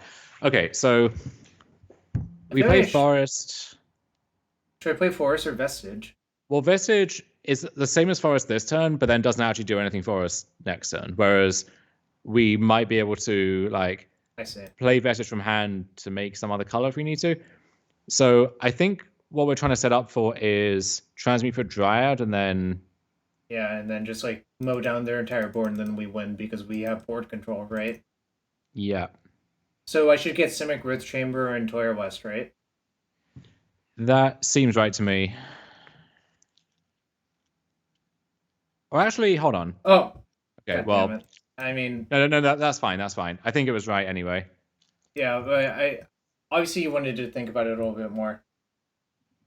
My only thought was because like Vestige can make blue, so maybe that's land we play, but we would need to get Solaria West bounce land anyway, and so given that, this is just better. Why is it missing art? Oh, it was just loading. It's a caching issue. Alright, well, if they don't have me... Okay, well... I feel like they just drew that, right? Otherwise it doesn't make a lot of sense. Because they had Pure Still last turn. Maybe they drew the land, actually. Because they missed a land drop last turn.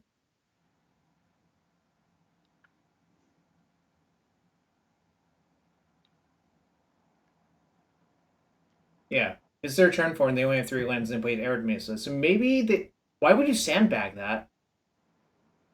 The brute. How brutish of you. Well, did you know that if you have Sawyer Stronghold, you can block the Ginger Brute? There's a lot of like weird stuff that randomly has haste that you can block a Ginger Brute with. It's kind of funny when it comes So I up. should just But transmute for Pact and Pact for Dryad, I'm pretty sure, right? yes. Okay, What? they're dead. I think I mean they were dead anyway, but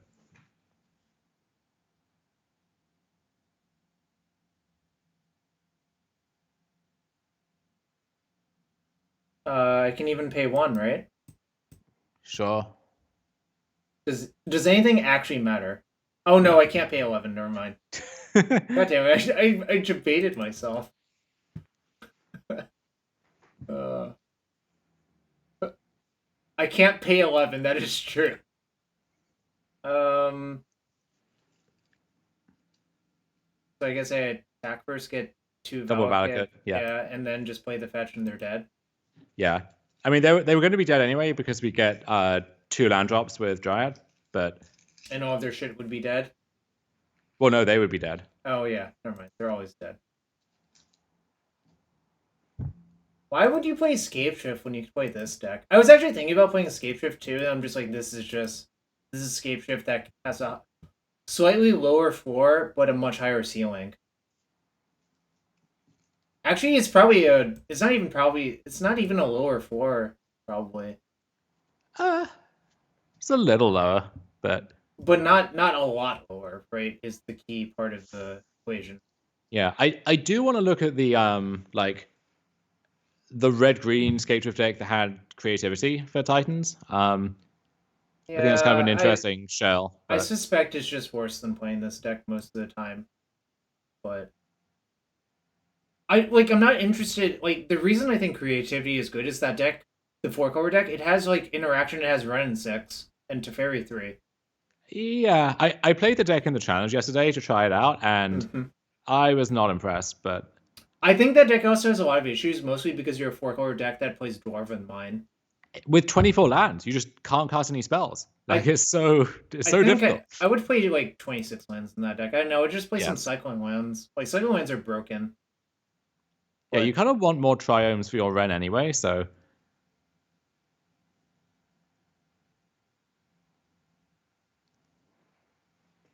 I saw McWinsauce played like Sheltered Thicket in some lists somewhere, if I recall correctly.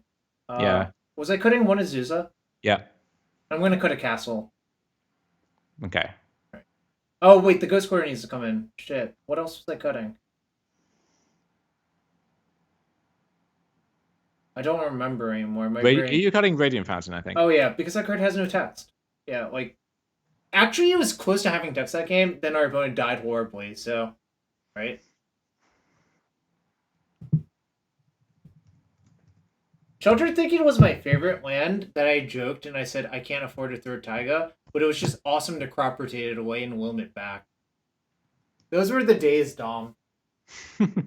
And now we don't have room for any of that shit. There are literally no second lands in that deck now.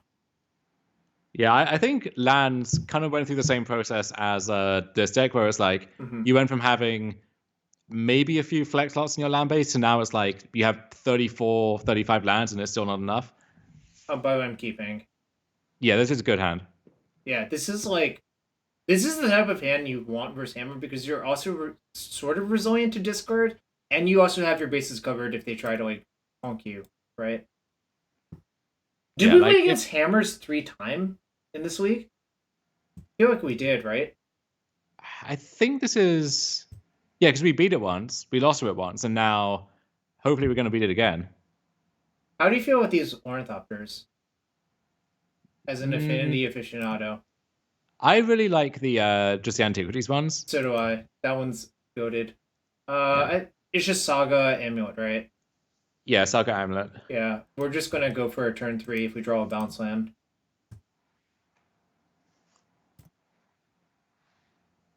I remember playing Malira Silvok Outcast in my Amulet deck as a Hail Mary. It didn't really work, like, ever. Because you know the actual problem with that is?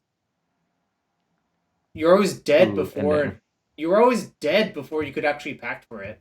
But they're not actually doing anything. Well, so the weird thing about that was... hold on. I think we play Forest.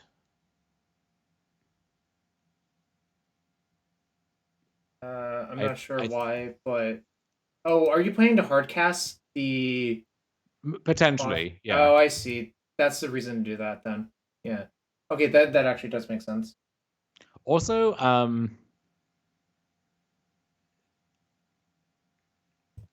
Okay. it works out a little better, I think, because if we draw a bounce land, then we actually do need. You mean I like guess we that? can. Okay, so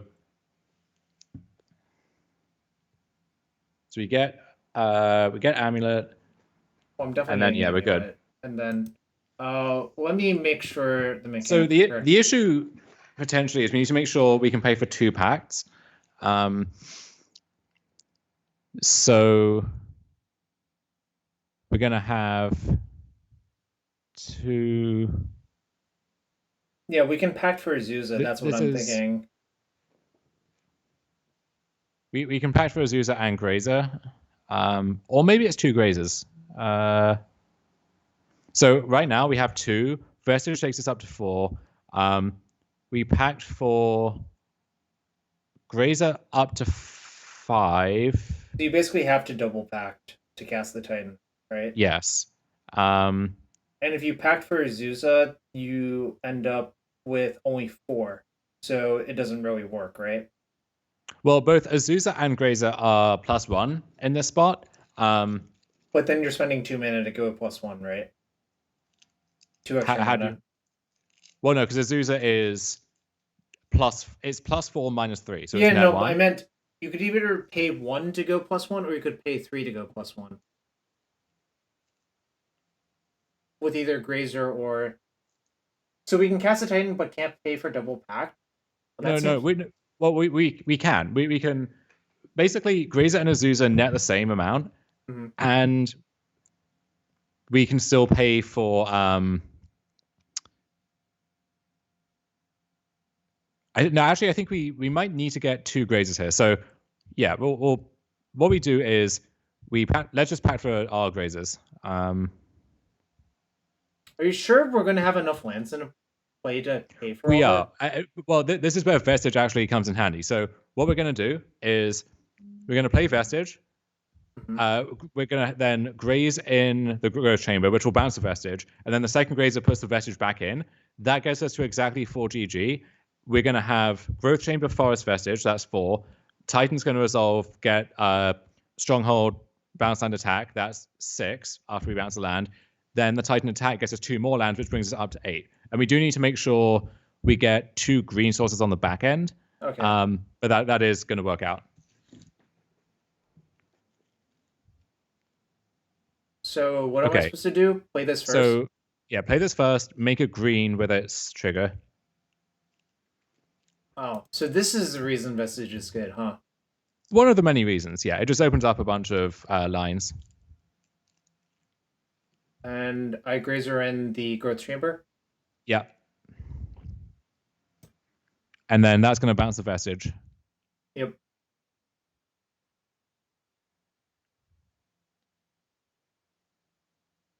And then I packed for another Grazer, right? Yeah. Oh.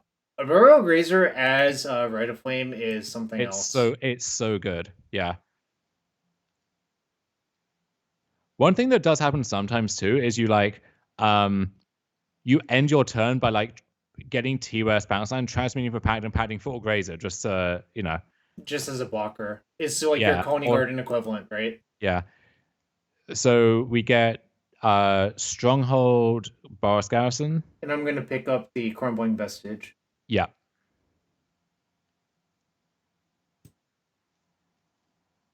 It's kind of sick. I don't think I'm too rusty to realize that this is what I should have done. Maybe if I sat there for literally a while, I would have figured it out. I might have just passed and given up as well, which is reasonable, right? Right? I mean, yeah, I think with Force of Vigor, we were probably covered regardless, but so I should get Simic Growth Chamber, Flare West. Well, no, because then you only have 3 green sources. Oh, I see. So you would be dead. This is actually why I like having Yavimar in the deck sometimes, but it's I see. kind of whatever. So you can get... What if I just get 2 green bounce lands, pick up both of those lands, and have hardcast pop up? But then that's the issue again. So, oh, I hold see. on. I have to. So, Hold on. no. That's that only gets you to 7 is the problem. Because you pick up 2 other lands, and you either don't have the 3rd green source, or you only have 7 total mana. So you do need to get just 2 ordinary green sources, which does mean we can't hold up force, which is a little scary, but I think we'll be fine. Well, they don't even have a 8 in play, so it's probably fine. Well, they have paladins, so they could kind of go nuts, but they have to do that at sorcery speed. Yeah, these have reach. So I'll just get 2 forests, and it's probably fine. Yeah, the thing we're actually scared of here is like Path on Titan. Yeah, which I mean, whatever. We can't actually hedge against, sadly. Wait, Simic Growth Chamber Forest, pick up Stronghold. Can we do that? You could do that too, yeah. Is that good? I guess it is kind of good, actually. I mean, it gets you the Stronghold in hand. It's fine. Yeah, like if you were able to get like Yavimaya T-West or something, then you'd have some level of insurance against that. But and yeah, Castle probably better than Second Forest. Not going to matter too much.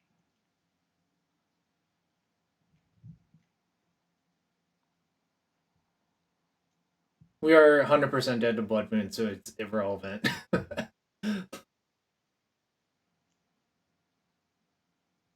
Okay. Shadow Spear, okay. Yeah, even if they have land Shadow Spear double hammer, we're still good because Grazer is dummy thick. It's kind of funny because Grazer was basically unplayable in that limited format because it was a green card in War of the Spark. Well, also, a card like Grazer is unplayable in most limited formats, right? Yeah, I agree with you. Azusa was quite bad in Kamigawa limited. Like, it was not a good card, but you know what happened? It became excellent only 15 years after it was... No, sorry, like 12 years. Alright, I guess I'm obligated by all of the sub stuff in the chest, and you have to give commentary on each of them real quick, Dom. Twice as many wins as you had flying solo, so... Look, what's not... God, do you have to drive the stake in so deep? Azusa was in M25, which is 25th Masters, which is not really a core set, right? It was in M21 as well. Was it? Yeah. It was a very strange edition because that format already had, like, Dryad, Rada, Omnath, just all the extra land stuff you could possibly want. Alright. I mean, you probably don't have a lot of words about this one, but it was decent and limited and didn't really do anything anywhere else. Oh, are they putting out new Vanguard avatars? Oh, it is Angie.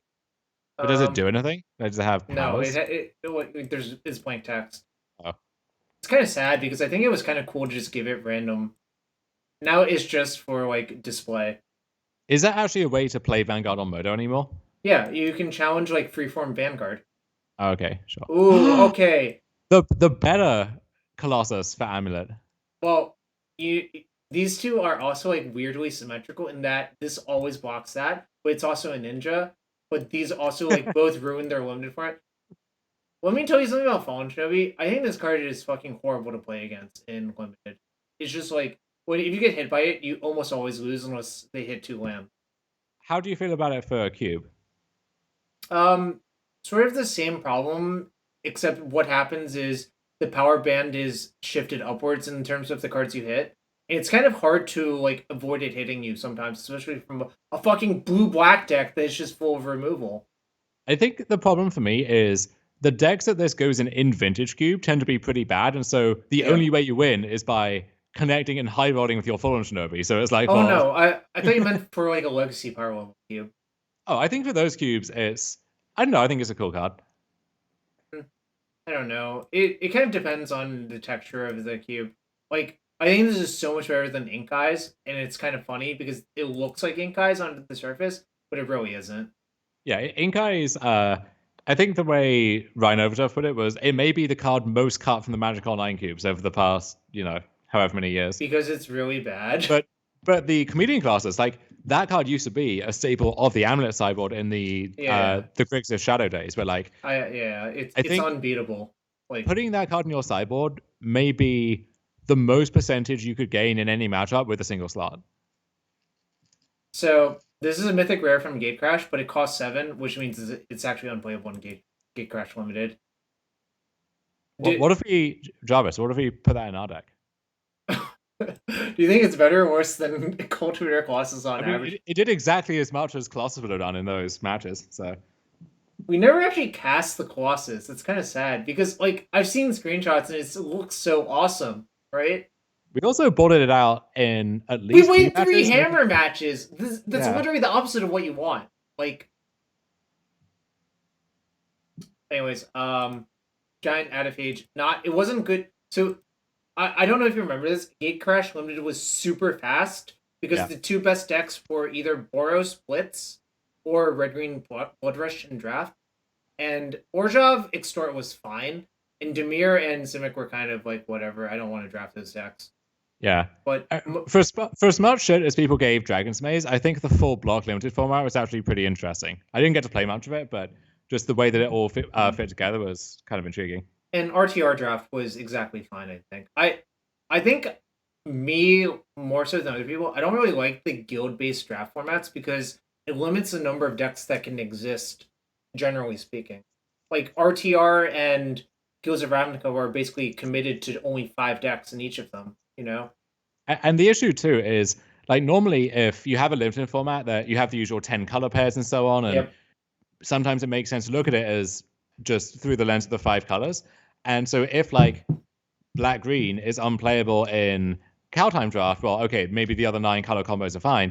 In a guild format, if one of your 5 guilds is unplayable, then that really unbalances the whole thing. And so, like, Guilds of Ravnica, people really used to not like Selesnya or Golgari. I think both of those were fine ultimately, but at the point where, like, you're only playing 2 of the 5 guilds if you're forced into them, that's not a great spot. Yeah, one last note about that. Actually, at that PT Guilds, I forced basically black-green-ish both drafts, and I went 2-1 both times. Losing playing for 3-0, second time to Chris Larson, I think, who had 6 Hypothesizals in his draft deck. Jesus. And, I knew Golgaria was open / Abzan when I got past Camaraderie, like, pick 1, pick 8, which was like a white-green rare, which wasn't, like, people just didn't like drafting green. I'm just like, this is fine. To be fair, my first draft in that PT, I had the following cards in my deck. Invent, if you remember what that card is.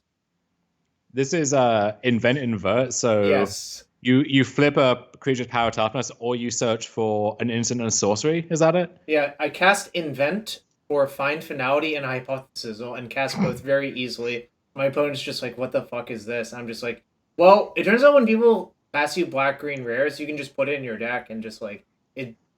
Colors are an illusion! And you know who taught me that? The esteemed Steve Rubin.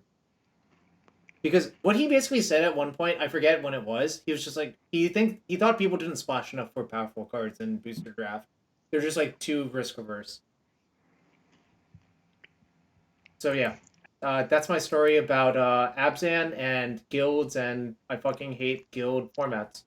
Yeah, I played a GP in that format where I had, like, a really good Dimir deck, and my choice was, do I splash Expansion Explosion, or do I splash, like, Assassin's Trophy and another good green card? The answer is both. The answer was both, but I didn't cotton on to that at the time. And then one of my matches, I played against Zach Keeney, who I was meeting for the first time in that tournament, and his deck was like maybe 15 different lands or something. It was just 5 color, all the good stuff. And I thought, this is just like some mad science going on here. But it turns out that was just how you were meant to build a lot of your draft decks or sealed decks. That was just actually normal for that format and a lot of the guild formats, which is one of my distastes. Modern Horizons 2 has the same problem, actually. I don't know if you ever played it. The problem is when you have common dual lands, essentially, it's so easy to cast your spells. Like, you just take them over, like, bad cards, and then you can just cast whatever the hell you want, and it doesn't really matter. You can definitely see this. Ask your podcast partner at some point about having, like, 10 gain lands and 2... what the fuck are they called? the Tri-lands from Yeah. Cons, and he's just like, yeah, you have 9 rares in your deck, and you cast all of them to beat Redacted 4.0 Tron guy. All right, that's my rant about that. Decimator Web. It's kind of like whatevs. It's obnoxious to play against in draft, and it doesn't really do anything else, right? Jarvis, can I ban the person who said I sound like Elon Musk? Do you consider that an insult or a compliment? Yes. No, an insult. Well, you can't ban them, but you can express your displeasure. Is that fair? Can I just like a little timeout, just for like 10 minutes? 10 minutes? Wait, hold on. I have to see who it was. Pheasant tail. You can time them out for 2 seconds. Okay, cancel culture in action. Bye bye. Good riddance. See you later. I don't think you actually did it. You just wanted to ask if you could do it. Wait, or... have I had my powers removed? Can I not? No, you should be able to do it. Hmm. Well, I'm not going to do it for you. You have to do it yourself. Do I have to like type something in the chat? Yes. Oh. You're off it now, aren't you? You banned I think God damn it. Hold on. Dom! Sorry, Pheasant Tail. Dom, you're the worst. There's a timeout command. God, I should Okay, they're unbanned. They're back. They're back. Dom, you're the worst. Alright, well, I don't think Pheasant Tail is too offended. We just know you're an idiot when it comes to like typing in commands into Twitch chat. Alright. Oh, let's talk about overhyped cards in preview season. Remember the octopus?